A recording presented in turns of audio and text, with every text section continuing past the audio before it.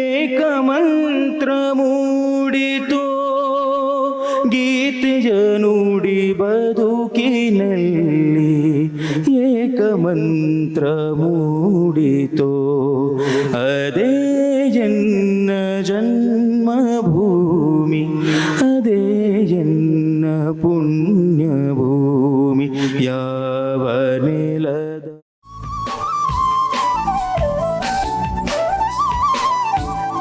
ಹಾಗೂ ಇನ್ನೊಂದು ಪುಸ್ತಕ ಚಿನ್ನದ ರಸ್ತೆ. ದೇಶದಲ್ಲಿ ಆಗಿರುವಂಥ ಒಂದು ರಸ್ತೆಯ ಹಾಗೂ ಮೋದಿಯವರು ಈಗಾಗಲೇ ಕೈಗೊಂಡಿರ್ತಕ್ಕಂಥ ಅನೇಕ ವಿದೇಶ ಯಾತ್ರೆಗಳ ಸಮಗ್ರ ಚಿತ್ರಣ. ಈ ಎರಡೂ ಪುಸ್ತಕಗಳು ಹೊರಗಡೆ ಕೌಂಟರ್ನಲ್ಲಿ ಲಭ್ಯ ಇರುತ್ತೆ. ಇದರ ಎರಡು ಪುಸ್ತಕ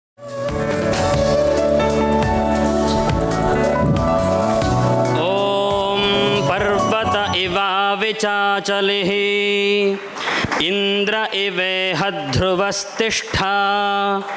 ಇಹ ರಾಷ್ಟ್ರಮುಧಾರಯ ಅಭಿತಿಷ್ಠ ಪೃತನ್ಯತಃ ಅಧರೆ ಸಂತು ಶತ್ರವಃ ಇಂದ್ರ ಇವ ವೃತ್ರಃ ತಿಷ್ಠ ಅಪಃ ಕ್ಷೇತ್ರಾಣಿ ಸಂಜಯನ್ ಇಂದ್ರ ಏಣ ಮದೀಧರತ್ ಧ್ರುವಂ ಧ್ರುವೇಣ ಹವಿಷಾ ತಸ್ಮೈ ದೇವಾ ಅಧಿಬ್ರುವನ್ ಅಯಂಚ ಬ್ರಹ್ಮಣಸ್ಪತಿಃ ಶತಮಾನಂ ಭವತಿ ಶತಾಯುಃ ಪುರುಷಃ ಶತೇಂದ್ರಿಯ ಆಯುಷ್ಯೇವೇಂದ್ರಿಯೇ ಪ್ರತಿಷ್ಠತಿ.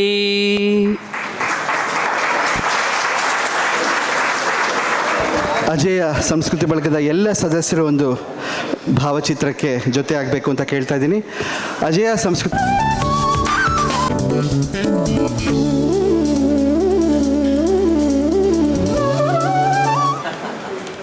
ಹೇಳಿದಂತೆ ಆನಂದಿಸುವ ಸಂಗತಿ ಯಾವುದೂ ಅಲ್ಲ, ಎಲ್ಲವೂ ಗಾಬರಿ ಹುಟ್ಟಿಸುವಂತ ಸಂಗತಿಗಳೇ. ನಮ್ಗೊಂದ್ ಕಡೆ ಅನ್ನಿಸ್ತಿದೆ ಭಾರತ ತುಂಬಾ ಚೆನ್ನಾಗಿ ಹೋಗ್ತಾ ಇದೆ ಅಂತ ಅನ್ನಿಸುವಾಗ ಇವೆಲ್ಲವೂ ಗಾಬರಿ ಹುಟ್ಟಿಸುವಂತ ಸಂಗತಿಗಳಿದೆಯಲ್ಲ ಅಂತ. ಇನ್ಯಾರೋ ಹೇಳಿದ್ರು ರೆಗ್ಯುಲರ್ ಭಾಷಣ ತರ ಇರ್ಲಿಲ್ಲ ಇದು ಅಂತ. ಅಫ್ಕೋರ್ಸ್ ರೆಗ್ಯುಲರ್ ಭಾಷಣ ಅಲ್ವೇ ಅಲ್ಲ. ಯಾಕೆಂದ್ರೆ ಇದ್ರಲ್ಲಿ ನಾವು ಇಸ್ಲಾಮಿಕ್ ಆಕ್ರಮಣ ಹಿಂಗಿತ್ತು, ಕ್ರಿಶ್ಚಿಯನ್ ಆಕ್ರಮಣ ಹಿಂಗಾಯ್ತು, ಅದಾಗೋಯ್ತು. ಎಟ್ ಪ್ರೆಸೆಂಟ್ ಆಕ್ರಮಣ ನಡೀತಿದ್ಯಲ್ಲ, ನಮ್ಮ ಕಣ್ಣಿಗೆ ಕಾಣದಂತೆ ಕದ್ದು ಮುಚ್ಚಿ ನಡೀತಾ ಇರುವಂತ ಈ ಆಕ್ರಮಣ, ಗೊತ್ತಿಲ್ಲದಂತೆ ನಾವು ಒಂದು ಪಾರ್ಟ್ ಆಗಿರುವಂತ ಈ ಆಕ್ರಮಣ ಹೇಗಿರುತ್ತೆ ಅಂತ ನಿಮ್ ಮುಂದೆ ಬಿಚ್ಚಿಡುವಂತ ಪ್ರಯತ್ನ ಆಗಿತ್ತು. ಇವತ್ತು ಇವೆರಡಕ್ಕಿಂತಲೂ ಭಿನ್ನವಾಗಿ ಇವತ್ತು ಅಕ್ಷರಶಃ ನಮೋ ಬ್ರಿಗೇಡೆ. ನರೇಂದ್ರ ಮೋದಿ ಇದಕ್ಕೆಲ್ಲ ಏನ್ ಮಾಡ್ತಿದ್ದಾರೆ ಅಂತ ಒಂದು ಕ್ವೆಶನ್ ಮಾರ್ಕ್ ಇದೆಲ್ಲ ಓದುವಾಗ ಕೇಳುವಾಗ ನಮ್ಗೆಲ್ರಿಗೂ ಇರುತ್ತೆ. 3ನೇ ಬಾರಿ ನರೇಂದ್ರ ಮೋದಿ ಪ್ರಧಾನಿ ಆಗಬೇಕು ಅಂತ ಎಲ್ರು ಹೇಳ್ತಾರೆ. ಆದ್ರೆ 3ನೇ ಬಾರಿ ಇವೆಲ್ಲವನ್ನು ಮುಂದಿಟ್ಕೊಂಡು ಕಣ್ಮುಂದೆ ಇಟ್ಕೊಂಡು ಮೋದಿ ಆಗ್ಲೇಬೇಕಾ, ಡಾಟ್ ಪಾರ್ಟಿಗಳು ಯಾಕೆ ಆಗಬಾರದು, ಈ ಪ್ರಶ್ನೆಯನ್ನ ನಮಗೆ ನಾವೇ ಕೇಳ್ಕೊಳ್ಬೇಕಾಗಿರೋದಿರೋದ್ರಿಂದ ಇವತ್ತು ನಾನು ನೇರವಾಗಿ ವಿಚಾರಕ್ಕೆ ಅದಕ್ಕೆ ಬರ್ತೀನಿ.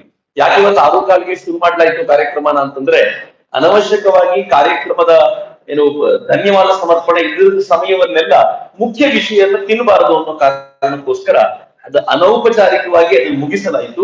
ಔಪಚಾರಿಕವಾದ ಏನಾದ್ರೂ ಇದ್ರೆ ಅದು ಇವತ್ತಿನ ಕಾರ್ಯಕ್ರಮ ಮಾತ್ರ ಅಂತ ಹೇಳುವಂತ ಪ್ರಯತ್ನ ಅಷ್ಟೇ. ನಾನು ನೇರವಾಗಿ ವಿಚಾರಕ್ಕೆ ಬರ್ತೀನಿ. ಇತ್ತೀಚೆಗೆ ಒಂದು ವಿಡಿಯೋ ನೋಡ್ತಿದ್ದೆ ನಾನು, ಪ್ರಾಬಬ್ಲಿ ಆಫ್ರಿಕನ್ ಪೊಲಿಟಿಷಿಯನ್ ಹೇಳಿರುವಂತದ್ದು.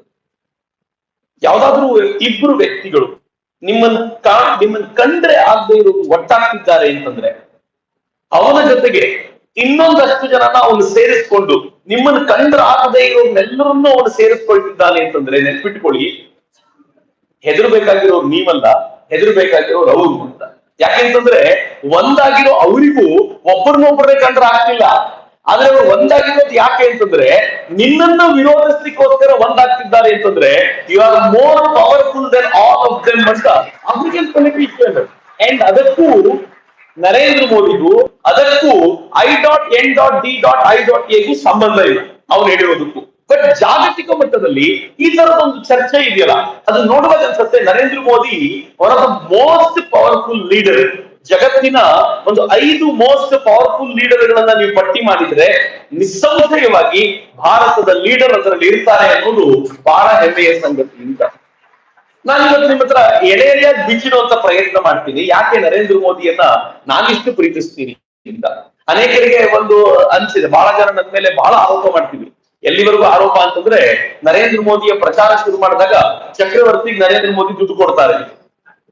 ಇಲ್ಲೇ ಪಕ್ಕದ ಭದ್ರಾವತಿ ಪ್ರೆಸ್ ಮೀಟ್ ನಲ್ಲಿ ಪತ್ರಕರ್ತರು ಕೇಳಿದ್ರು. ಒಬ್ಬ ಪತ್ರಕರ್ತ ಬಹುಶಃ ಕಾಲೆಳೆಯುವ ದೃಷ್ಟಿಯಿಂದ ಕೇಳಿದ್ನೋ ಹೆಂಗೋ ಗೊತ್ತಿಲ್ಲ. ಅವನು ಕೇಳಿದ, ನರೇಂದ್ರ ಮೋದಿ ನಿಮ್ಗೆ ಡೈರೆಕ್ಟ್ ಆಗಿ ದುಡ್ಡು ಕಳಿಸ್ತಾರೋ ಅಥವಾ ಅಕೌಂಟ್ ಟ್ರಾನ್ಸ್ಫರ್ ಮಾಡ್ತಾರೋ?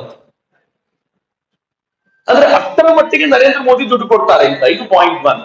ಎರಡನೇದವರಿಗೆ ಅನ್ನಿಸ್ತಿತ್ತು ಏನೋ ಲಾಭ ಇದೆ ಅಂತ. ಕಳೆದ 10 ವರ್ಷಗಳಿಂದ ರಾಜಕೀಯದ ವಿಚಾರಗಳಲ್ಲಿದ್ರೂ ಕೂಡ ರಾಜಕೀಯದ ಮೊಗಸಾಲೆಯಲ್ಲಿ ಒಂದೂ ಕಾಲಿಡದಂಥವರಲ್ಲಿ ನಾನೊಬ್ಬ ಇದ್ದೀನಿ ಅಂತ ನನಗೆ ಬಹಳ ಹೆಮ್ಮೆ ಇದೆ.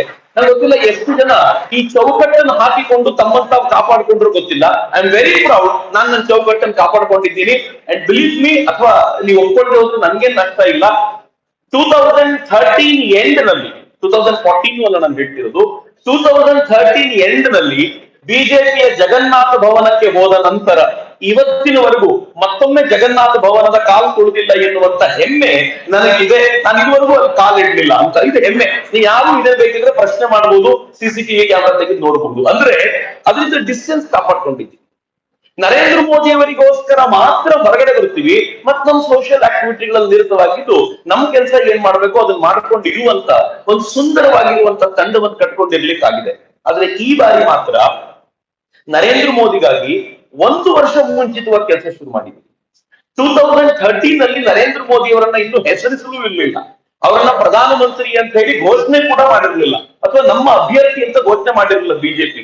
ಅವತ್ತೇ ನಮೋ ಬ್ರಿಗೇಡ್ ಅಂತ ಕಟ್ಟಿದ್ವಿ ನಾವು, ನರೇಂದ್ರ ಮೋದಿ ಬ್ರಿಗೇಡ್ ಅಂತ. ಯಾರೋ ಪತ್ರಕರ್ತರು ಕೇಳಿದ್ರು, ಇನ್ನು ಮೋದಿ ಪ್ರಧಾನಮಂತ್ರಿ ಅಭ್ಯರ್ಥಿ ಅಂತ ಘೋಷಣೆನೂ ಆಗಿಲ್ಲ, ನೀವು ಕಟ್ಟಿಬಿಟ್ಟಿದ್ದೀರಾ, ನಾಳೆ ಘೋಷಣೆ ಆಗ್ಲಿಲ್ಲ ಅಂದ್ರೆ ಏನ್ ಮಾಡ್ತೀರಾ? ನಾವು ಇದು ಪ್ರಧಾನಮಂತ್ರಿ ಮಾಡ್ಲಿಕ್ಕಲ್ಲ, ಅಭ್ಯರ್ಥಿ ಅಂತ ಘೋಷಣೆ ಮಾಡಿ ಒತ್ತಾಯ ಮಾಡ್ಲಿಕ್ಕೆ ಬ್ರಿಗೇಡ್ ಅಂತ ತಿಳ್ಕೊಳ್ಳಿ. ಅಂದ್ರೆ ಅಲ್ಲಿಂದ ಶುರು ನಾವು, ಅದರ ನಂತರ ಅಲ್ಲ, ಅಲ್ಲಿಂದ ಶುರು ಮಾಡಿದ್ದು. ಆ ಬಾರಿ 1 ವರ್ಷ ಮುಂಚೆ ಶುರು ಮಾಡಿದ ಕೆಲಸ ಕಳೆದ ಬಾರಿ ಟೀಮ್ ಮೋದಿ ಅಂತ ಕಟ್ಕೊಂಡು ನಾವು 6 ತಿಂಗಳ ಮುಂಚೆ ಕೆಲಸ ಮಾಡಿದ್ವಿ. ಕೆಲಸ ಯಾವಾಗ ಶುರು ಆಯ್ತು ಗೊತ್ತಾ? 5 ರಾಜ್ಯಗಳ ಚುನಾವಣೆಯಲ್ಲಿ ಬಿಜೆಪಿ ಸೋಲನ್ನ ಕಂಡಿದ್ದಾಗ, ಅದ್ರ 3-4 ರಾಜ್ಯಗಳಲ್ಲಿ ಸೋಲು ಕಂಡಿದ್ದಾಗ ನಾನು ಈ ಥಿಂಕ್ ಟ್ಯಾಂಕ್ಸ್ ಗ್ರೂಪ್ ನಲ್ಲಿ ಇದ್ದೀನಿ. ನ್ಯಾಷನಲ್ ಲೆವೆಲ್ ಥಿಂಕ್ ಟ್ಯಾಂಕ್ಸ್, ಎಲ್ಲಾ ದೊಡ್ಡ ಥಿಂಕ್ ಟ್ಯಾಂಕ್ಸ್ ಇದ್ದಾರೆ. ಅವರೆಲ್ಲರೂ ಬಿಜೆಪಿ ಬೈದ್ರು, ನರೇಂದ್ರ ಮೋದಿ ಬೈದ್ರು, ಈ ಬಾರಿ ಸೋಲೋದು ಗ್ಯಾರಂಟಿ ಅಂದ್ರು. ನಾನು ಆ ಗ್ರೂಪ್ ಇಂದ ಆಚೆ ಬಂದೆ. ಈ ಗ್ರೂಪ್ ಅಲ್ಲಿ ಇದ್ರೆ ನನಗೂ ನೆಗೆಟಿವಿಟಿ ಹತ್ತು ಬಿಡುತ್ತೆ, ಈ ಗ್ರೂಪ್ ಇಂದ ಆಚೆ ಬರಬೇಕು ಅಂತ ನಮ್ಮ ಹುಡುಗರನ್ನ ಕೂರ್ಕೊಂಡು ಅವತ್ತು ಡಿಸೈಡ್ ಮಾಡಿದ್ವಿ. ನರೇಂದ್ರ ಮೋದಿ ಅವರಿಗೋಸ್ಕರ ಕೆಲಸ ಮಾಡಬೇಕು. ದೇಶದಲ್ಲಿ ಏನಾಗುತ್ತೋ ಗೊತ್ತಿಲ್ಲ, ಕರ್ನಾಟಕದಲ್ಲಿ ಮಾತ್ರ ಮೋದಿಯ ವಿಚಾರ ಕ್ರಾಂತಿ ಆಗಬೇಕು ಅಂತ ಟೀಮ್ ಮೋದಿ ಕಟ್ಟಿದ್ವಿ. ಕಳೆದ ವರ್ಷ ಹೆಂಗೆ ಖಾಲಿ ಚಕ್ರ ಹಾಕೊಂಡು ತಿರುಗಾಡಿದ್ವಿ ಅಂತಂದ್ರೆ, ರಾಜ್ಯಕ್ಕೆ 25 ಸೀಟ್ ಬಂದಾಗ ನಾವು ಕ್ರೆಡಿಟ್ ತಗೊಳ್ಳಿಲ್ಲ, ಸಮಾಜ ಹೇಳ್ತು ನಿಮ್ಮ ಟೀಮ್ ಮೋದಿಯ ಪಾತ್ರ ಡೆಫಿನೆಟ್ಲಿ ಇದರಲ್ಲಿದೆ ಅಂತ. We were very proud, thank you ಅಂತ ಹೇಳುವಂತ ಮಟ್ಟಿಗೆ ನಮ್ಗೆ ಬಹಳ ಹೆಮ್ಮೆ ಇತ್ತು ಅದರಲ್ಲಿ. ಆದ್ರೆ ಈಗ ಒಂದು ಟೆನ್ಷನ್ ಶುರುವಾಯ್ತು. ಯಾಕೆ ಅಂತಂದ್ರೆ, ಸಮಾಜದಲ್ಲಿ ಫ್ರೀ ನ ಭರಾಟೆ ಶುರುವಾಗಿದೆ. ಉಚಿತವಾಗಿ ಬಸ್ ಟಿಕೆಟ್ ಕೊಡ್ತೀವಿ, ಉಚಿತವಾಗಿ ನಿಮ್ಗೆ ಇನ್ ಸ್ವಲ್ಪ ದಿನ ಹೋದ್ರೆ ಸಿಲಿಂಡರ್ ಕೊಡ್ತೀವಿ ಅಂತ ಹೇಳ್ಬೋದು, ಟ್ರೈನ್ ಅಲ್ಲಿ ಫ್ರೀ ಕೊಡ್ತೀವಿ ಅಂತ ಹೇಳ್ಬೋದು. ಹಂಗ್ ಫ್ರೀ ಕೊಡ್ತೀವಿ ಅಂದ್ರೆ ಜನ ಓಟ್ ಹಾಕ್ಬಿಡ್ತಾರ? ನಮ್ಮ ಕೈಯಲ್ಲಿರುವಂತ ಮಾಣಿಕ್ಯವನ್ನು ಬಿಟ್ಟು ನಾವು ಕಲ್ಲಿದ್ದಲಿಗೆ ಆಸೆ ಪಟ್ಟು ಬಿಡ್ತೀವ ಎನ್ನುವಂತ ಒಂದು ಭಯ ಕಾಡ್ತಲ್ಲ, ಆಗನ್ನಿಸ್ತು ಸಮಾಜಕ್ಕೆ ವಾಪಸ್ ಜಾಗೃತಿ ಮೂಡಿಸಬೇಕಾದಂತ ಅಗತ್ಯ ಇದೆ ಅಂತ 1 ವರ್ಷ ಮುಂಚೆ ನಮೋ ಬ್ರಿಗೇಡ್ ಅನ್ನೋದನ್ನ ಕಟ್ಕೊಂಡು ಓಡಾಟ ಶುರು ಮಾಡಿದ್ವಿ. ರಾಜ್ಯಾದ್ಯಂತ ಕನಿಷ್ಠ ಪಕ್ಷ 1-1.5 ಸಾವಿರ ಕಾರ್ಯಕರ್ತರು ಫುಲ್ ಟೈಮ್ ಕೊಡ್ಲಿಕ್ಕೆ ಸಿದ್ಧವಾಗಿದ್ದಾರೆ. ಇದು ಹೊಸ ಭಾರತದ ನಕ್ಷೆ ಅಂತ ನಾನು ನಿಮಗೆ ಹೇಳಲಿಕ್ಕೆ ಇಷ್ಟಪಡ್ತೀನಿ. Fine, let me get into the details. Slide 1. Modi ಕಂಡ್ರೆ ಯಾಕೆ ಕೋಪ ಅನ್ನೋ ಪ್ರಶ್ನೆ. ಬೋಫೋರ್ಸ್ನಿಂದ ಹಿಡಿದು ಆಗಸ್ಟಾ ವೆಸ್ಟ್ಲ್ಯಾಂಡ್ ವರೆಗೆ ಕಿಕ್ ಬ್ಯಾಕ್ ಪಡಿತಾ ಇರೋದು totally stop. Bofors Rajiv Gandhi ಕಾಲದಲ್ಲಿ ನಡೆದಿದ್ದು, ಆಗಸ್ಟಾ ವೆಸ್ಟ್ಲ್ಯಾಂಡ್ ಸೋನಿಯಾ ಗಾಂಧಿ ಕಾಲದಲ್ಲಿ ನಡೆದಿದ್ದು. ರಾಜೀವ್ ಗಾಂಧಿ ಕಾಲದಲ್ಲಿ ನಡೆದಂತ ಬೋಫೋರ್ಸ್ ಅದು ಗನ್, ಅದು ಅಲ್ಲಿ ಹೆಲಿಕಾಪ್ಟರ್ ತೋರಿಸಿದ್ದಾರೆ, ವಿಮಾನ ತೋರಿಸಿದ್ದಾರೆ, ಬಟ್ ಗನ್ ಅದು. ಆ ಬೋಫೋರ್ಸ್ ಗನ್ಗಳನ್ನ ಭಾರತಕ್ಕೆ ತರಿಸ್ಕೊಡೋದ್ರಲ್ಲಿ ಅಲ್ಲಿ ನಡೆದಿರುವಂತಹ ಹಗರಣದಿಂದ ಹಿಡಿದು ಸೋನಿಯಾ ಗಾಂಧಿ ಆಗಸ್ಟಾ ವೆಸ್ಟ್ಲ್ಯಾಂಡ್ ಹೆಲಿಕಾಪ್ಟರ್ ನವರೆಗೂ ಎಷ್ಟರ ಮಟ್ಟಿಗೆ ಭಾರತದಲ್ಲಿ ಅವ್ಯಾಹತವಾಗಿರುವಂತಹ ಒಂದು ಕಿಕ್ ಬ್ಯಾಕ್ ಗಳು ನಡೆದಿವೆ, ಭ್ರಷ್ಟಾಚಾರ ನಡೆದಿದೆ ಅಂತಂದ್ರೆ ನರೇಂದ್ರ ಮೋದಿ ಬಂದ ಮೇಲೆ ನೀವು ಧೈರ್ಯವಾಗಿ ಹೇಳ್ಬೋದು ಈ ಭ್ರಷ್ಟಾಚಾರದ ಕಿಕ್ ಬ್ಯಾಕ್ಗಳು 100% ಸ್ಟಾಪ್ ಆಗಿವೆ ಅಂತ. ಇದು ನರೇಂದ್ರ ಮೋದಿ ಮಾಡಿರುವಂತ ಅದ್ಭುತವಾದ ಕೆಲಸ. ಈ ಕೋಪ ಸೋನಿಯಾ ಗಾಂಧಿಗೋ ರಾಹುಲ್ ಗಾಂಧಿಗೋ ಇರೋದಷ್ಟೇ ಅಲ್ಲ, ಜಗತ್ತಿನಲ್ಲೊಂದು ಮಾಫಿಯಾ ಇದೆಯಲ್ಲ, ನಮ್ಮ ಶಸ್ತ್ರಾಸ್ತ್ರಗಳನ್ನ ಮಾರಾಟ ಮಾಡಬೇಕು ಅಂತ ಮಾಫಿಯಾ ಒಂದೇನು ಕಟ್ಕೊಂಡಿದ್ದಾರಲ್ಲ, ಆ ಮಾಫಿಯಾಗಳಿಗೆ ನರೇಂದ್ರ ಮೋದಿ ಮೇಲೆ ಎಷ್ಟು ಕೋಪ ಇದೆ ಅಂತಂದ್ರೆ ಹೇಗಾದ್ರೂ ಮಾಡಿ ಈ ಮನುಷ್ಯನನ್ನ ಕೆಳಗಿಳಿಸಬೇಕು ಅಂತ ಹಠ ಹಿಡಿದು ನಿಂತಿವೆ. ಹೀಗಾಗಿ ನರೇಂದ್ರ ಮೋದಿ ವಿರುದ್ಧ ಹೇಗಾದ್ರೂ ಮಾಡಿ ಒಂದು ಭ್ರಷ್ಟಾಚಾರದ ಪ್ರಕರಣವನ್ನ ತರಬೇಕು ಅಂತ ಕಳೆದ ಎಲೆಕ್ಷನ್ಗೆ ರಾಹುಲ್ ಗಾಂಧಿ ರಫೇಲ್ ಡೀಲ್ ನಲ್ಲಿ ಮೋಸ ಆಗಿದೆ ಅಂತ ಒಂದು ಸುದ್ದಿ ತಂದ್ರು. ಎಲೆಕ್ಷನ್ ಸಂದರ್ಭದಲ್ಲಿ ಭಾರಿ ದೊಡ್ಡ ಸುದ್ದಿ. ಎಲ್ಲಿವರೆಗೂ ಅಂತಂದ್ರೆ ಕೈಯಲ್ಲಿ ಪ್ರಚಾರದ ಹೊತ್ತಿನಲ್ಲಿ ಕೈಯಲ್ಲಿ ಒಂದು ರಫೇಲ್ ಪ್ರತಿಕೃತಿ ಹಿಡ್ಕೊಂಡು ತಿರುಗಾಡೋದು, ಅಂದ್ರೆ ಈ ವಿಮಾನದಲ್ಲಿ ಹಗರಣ ನಡೆದಿದೆ ಅಂತ. ಬಟ್ ನರೇಂದ್ರ ಮೋದಿ ಅವರ ಮೇಲೆ ಜನರಿಗೆ ಎಷ್ಟು ವಿಶ್ವಾಸ ಇದೆ ಅಂತಂದ್ರೆ ಒಂದು ಕ್ಷಣ ನಾವುಗಳು ಬೇಕಿದ್ರು ಭ್ರಷ್ಟಾಚಾರ ಮಾಡ್ತೀವೇನೋ, ಆದ್ರೆ ಮೋದಿ ಮಾಡೋದಿಲ್ಲ ಕಣ, ನೀನ್ ಹೇಳಿದ್ರೆ ನಾವು ನಂಬಲ್ಲ ಅಂತ ಹೇಳುವಷ್ಟರ ಮಟ್ಟಿಗೆ. ಅಂಡ್ ನಮ್ಮೆಲ್ಲರ ನಂಬಿಕೆಗೆ ಖುಷಿ ಆಗುವಂತೆ ಸ್ಲೈಡ್ ನಂಬರ್ 2 ಕೇಸ್ ಕೋರ್ಟಿಗೆ ಹೋಯ್ತು. ರಫೇಲ್ ಡೀಲ್ ಅಲ್ಲಿ ಸುಪ್ರೀಂ ಕೋರ್ಟ್ ಕ್ಲೀನ್ ಚಿಟ್ ಅನ್ನ ಮೋದಿ ಗವರ್ಮೆಂಟ್ ಗೆ 2ನೇ ಬಾರಿ ಕೊಟ್ಟು ಹೇಳ್ತು. ಆ ವರ್ಡಿಕ್ಟ್ ನಾನು ಓದಿದೀನಿ. ವರ್ಡಿಕ್ಟ್ ನ ಕೊನೆಗೆ ಏನ್ ಹೇಳ್ತಾರೆ ಅಂತಂದ್ರೆ, ಇದು ಎಷ್ಟು ಚೆನ್ನಾಗಿ ನಡೆದಿರುವಂತ ಡೀಲ್ ಅಂತಂದ್ರೆ ಸರ್ಕಾರ ನಮ್ಗೆ ಇದಕ್ಕೆ ಸಂಬಂಧಪಟ್ಟಂತ ಎಲ್ಲ ಡೀಟೇಲ್ಸ್ ಅನ್ನ ಕೊಟ್ಟಿದೆ, ಇದರ ಕುರಿತಂತೆ ಚರ್ಚೆ ಮಾಡುವ ಅಗತ್ಯ ಇಲ್ಲ ಅಂತ ನರೇಂದ್ರ ಮೋದಿ ಅವರಿಗೆ ರಫೇಲ್ ಡೀಲ್ ನಲ್ಲಿ ಕ್ಲೀನ್ ಚಿಟ್ ಕೊಟ್ಟರು. ಸುಪ್ರೀಂ ಕೋರ್ಟ್ ಕೊಟ್ಟಿದ್ದು ಶ್ರೀಮಾರಿ ಆರೋಪ ಮಾಡ್ಕೊಂಡು ತಿರುಗಾಡಿದ ರಾಹುಲ್ ಗಾಂಧಿ ಕ್ಷಮೆ ಕೇಳಬೇಕಾದ ಪರಿಸ್ಥಿತಿ ಬಂತು. ಆದ್ರೆ ದುರದೃಷ್ಟ ನಾವು ಮರೆತು ಹೋಗಿದ್ದೀವಿ ಅಷ್ಟೇ. ಅದರ ನೆನ್ಪಿಟ್ಕೊಳ್ಳಿ, ಈ ಎಲ್ಲ ರಕ್ಷಣೆಯ ಇಂಡಸ್ಟ್ರಿಗಳಿಗೆಲ್ಲ ಆ ಎಲ್ಲ ಇಂಡಸ್ಟ್ರಿಗಳು ಹೇಗಾದ್ರೂ ಮಾಡಿ ನರೇಂದ್ರ ಮೋದಿ ಕೆಳಗಿಳಿಸ್ಬೇಕು, ನಮ್ಮ ಒಂದು ಕಟ್ಪುಟ್ಟಿ ಅಥವಾ ನಾವು ಹೇಳಿದಂತೆ ಕೇಳುವ ಒಂದು ಗೊಂಬೆನಲ್ಲಿ ಕೂರಿಸ್ಕೊಳ್ಬೇಕು ಅಂತ ಒತ್ತಾಟ ಮಾಡ್ತಾ ಕೂತಿವೆ. ಅವರೆಲ್ಲರೂ ಸೇರಿ ಈ ಬಾರಿ ಎಲೆಕ್ಷನ್ಗೆ ಫಂಡ್ ಮಾಡ್ಲಿಕ್ಕಿದ್ದಾರೆ, ಆಲ್ರೆಡಿ ಶುರು ಮಾಡಿದ್ದಾರೆ. Next slide. ಮೋದಿ ಕಂಡ್ರೆ ಫಾರ್ಮಾ ಇಂಡಸ್ಟ್ರೀಸ್ ಆಗಲ್ಲ. ಫಾರ್ಮಾ ಇಂಡಸ್ಟ್ರೀಸ್ ರಕ್ಷಣೆ ಇಂಡಸ್ಟ್ರಿ ಅಷ್ಟೇ ದೊಡ್ಡ ಮಾಫಿಯಾ. ಕರೋನಾ ಬಂದಾಗ ನಾವೆಲ್ಲ ಕೇಳ್ತಿದ್ವಿ, ಕರೋನಾ ಅನ್ನೋದು ಸಾಮಾನ್ಯವಾಗಿರುವಂತ ಕಾಯಿಲೆ ಅಲ್ಲ, ಇಂಡ್ಯೂಸ್ಡ್ ಕಾಯಿಲೆ. ಈ ವೈರಸ್ ಅನ್ನ ಲ್ಯಾಬೋರೇಟರಿಗಳಲ್ಲಿ ತಯಾರು ಮಾಡಿ ಅದನ್ನ ಸ್ಪ್ರೆಡ್ ಮಾಡಿದ್ದು ಅಂತ ಹೇಳಿದ್ರು. ವರ್ಲ್ಡ್ ಹೆಲ್ತ್ ಆರ್ಗನೈಸೇಷನ್ ಕೂಡ ಈ ಕುರಿತಂತೆ ಗಂಭೀರವಾಗಿ ಮಾತನಾಡದೇ ಇರುವಂತ ಸ್ಥಿತಿ ಮಾಡ್ಕೊಂಡು ಸೈಲೆಂಟ್ ಆಗಿ ಉಳ್ಕೊಂಡು ಇವತ್ತಿಗೂ ಕೂಡ ಕರೋನಾ ಎಲ್ಲಿಂದ ಸ್ಪ್ರೆಡ್ ಆಯ್ತು, ಯಾಕೆ ಬಂತು, ಹೇಗೆ ಬಂತು ಅನ್ನೋದ್ರ ಕುರಿತಂತೆ ಚರ್ಚೆ ಮಾಡಲಿಲ್ಲ. ಆದ್ರೆ ನೆನ್ಪಿಟ್ಕೊಳ್ಳಿ, ಅಕಸ್ಮಾತ್ ಸುಮ್ಮನೆ ನಾನು ತುಂಬಾ ಹಳ್ಳಿಗಳಿಗೆ ಹೋದಾಗ ಅನೇಕ ಸಂಗತಿ ಅರ್ಥ ಆಗಲ್ಲ. ಅವ್ರಿಗೆ ಅಗಸ್ಟಾ ವೆಸ್ಟ್ಲ್ಯಾಂಡ್ ಅರ್ಥ ಆಗಲ್ಲ, ಅವ್ರಿಗೆ ಬೋಫೋರ್ಸ್ ಹಗರಣ ಅರ್ಥ ಆಗಲ್ಲ, ರಫೇಲ್ ಡೀಲ್ ಗೊತ್ತಾಗೋದಿಲ್ಲ, ಅವ್ರಿಗೆ ವ್ಯಾಕ್ಸಿನೇಷನ್ ನ ಡೀಟೇಲ್ಸ್ ಗೊತ್ತಾಗುತ್ತೋ ಇಲ್ವೋ ಅದು ನನಗೆ ಇವೆಲ್ಲ ಗೊತ್ತಾಗದೇ ಇರ್ಬೋದು. ಆದ್ರೆ ನಾನು ಸುಮ್ಮನೆ 5-6 ಜನ ಕೂಡಿದಾಗ ಅವ್ರು ಕೇಳ್ತೀನಿ, ಸುಮ್ಮನೆ ಇಮ್ಯಾಜಿನ್ ಮಾಡ್ಕೊಳ್ಳಿ, ಕರೋನಾ ಬಂದಾಗ ಮೋದಿ ಜಾಗದಲ್ಲಿ ರಾಹುಲ್ ಗಾಂಧಿ ಇದ್ದಿದ್ರೆ ಏನಾಗಿರ್ತಿತ್ತು ಅಂತ ಜನ ಒಂದ್ಸಲ ಅಯ್ಯೋ ಅಂತ ನಂಗೆ ಆಗ ಗೊತ್ತಾಗುತ್ತೆ ಜನಕ್ಕೆ ಮೋದಿ ಎಷ್ಟು ಬೇಕಾಗಿದ್ದಾರೆ ಅಂತ. ಇಮ್ಯಾಜಿನ್ ಮಾಡಿದ್ರೆ ಭಯ ಆಗುತ್ತೆ. ಆವತ್ತು ನರೇಂದ್ರ ಮೋದಿ ಇವರು ನನಗೆ ಆ ಫೋಟೋ ನೋಡಿದಾಗೆಲ್ಲ ವಿಶೇಷ ಅನ್ಸೋದೇನು ಅಂತಂದ್ರೆ, ನಾನು ಆ ಮನುಷ್ಯ ಅಷ್ಟು ಟೈರ್ಡ್ ಆಗಿರೋದನ್ನ ಯಾವತ್ತೂ ನೋಡ್ತೀನಿ. ನರೇಂದ್ರ ಮೋದಿ ಮುಖದಲ್ಲಿ ಎನರ್ಜಿ ಯಾವತ್ತೂ ಕಡಿಮೆ ಆಗೋದನ್ನ ನೋಡೋದೇ ಇಲ್ಲ ನೀವು. ಬಟ್ ಆ ಟೈರ್ಡ್ನೆಸ್ ಇತ್ತಲ್ಲ, ಯಾಕೆ ಟೈರ್ಡ್ನೆಸ್ ಗೊತ್ತಾ? ನನ್ನ ಪರಿವಾರದ ಜನ ಸಾಯ್ತಿದ್ದಾರಲ್ಲ, ನನಗೆ ತಕ್ಷಣಕ್ಕೇನು ಮಾಡ್ಲಿಕ್ಕೆ ಆಗ್ತಿಲ್ವಲ್ಲ ಅನ್ನುವಂತ ಟೈರ್ಡ್ನೆಸ್ ಅದು. ಈ ದೇಶದ ವಿಜ್ಞಾನಿಗಳನ್ನ ಕೇಳಿಕೊಂಡ್ರು ನಾವು ವ್ಯಾಕ್ಸಿನ್ ಪ್ರೊಡ್ಯೂಸ್ ಮಾಡಬೇಕು ಅಂತ. ಈ ದೇಶದಲ್ಲಿ ವ್ಯಾಕ್ಸಿನ್ ಅನ್ನ ಬೇರೆ ರಾಷ್ಟ್ರಗಳಿಂದ ತಗೊಂಡ್ ಬಂದು ಜನರಿಗೆ ತಲುಪಿಸೋದು ಸಾಹಸ ನಮ್ಮದು, ಅಥವಾ ಬೇರೆ ರಾಷ್ಟ್ರಗಳು ಹೇಳಿದ್ದನ್ನ ಇಲ್ಲಿ ಪ್ರೊಡ್ಯೂಸ್ ಮಾಡ್ಲಿಕ್ಕೆ ಇದ್ದಂತ ಕಂಟ್ರಿ ನಾವು.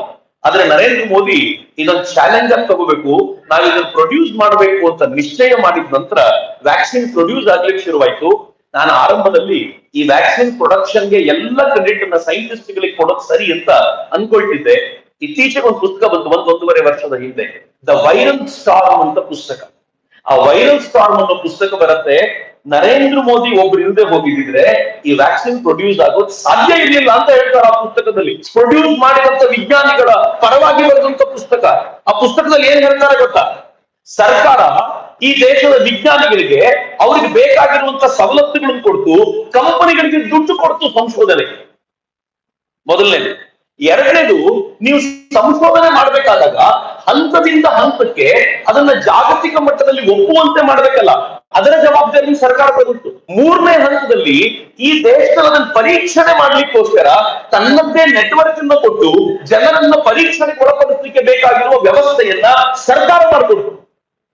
ನಾಲ್ಕನೇದು ಪ್ರೊಡಕ್ಷನ್ ಕೆಪಾಸಿಟಿ ಇನ್ಕ್ರೀಸ್ ಮಾಡಿ, ನೀವು ಯಾರದೇ ಕಂಪನಿಯ ಆರ್ಡರ್ಗೋಸ್ಕರ ಕಾಯ್ಬೇಡಿ, ಗವರ್ಮೆಂಟ್ ನೀವು ಪ್ರೊಡ್ಯೂಸ್ ಮಾಡಿದ್ದನ್ನ ಬೈ ಮಾಡುತ್ತೆ ಅಂತ ಮಾರ್ಕೆಟಿಂಗ್ ಖಾತ್ರಿ ಮಾಡಿಕೊಡ್ತು.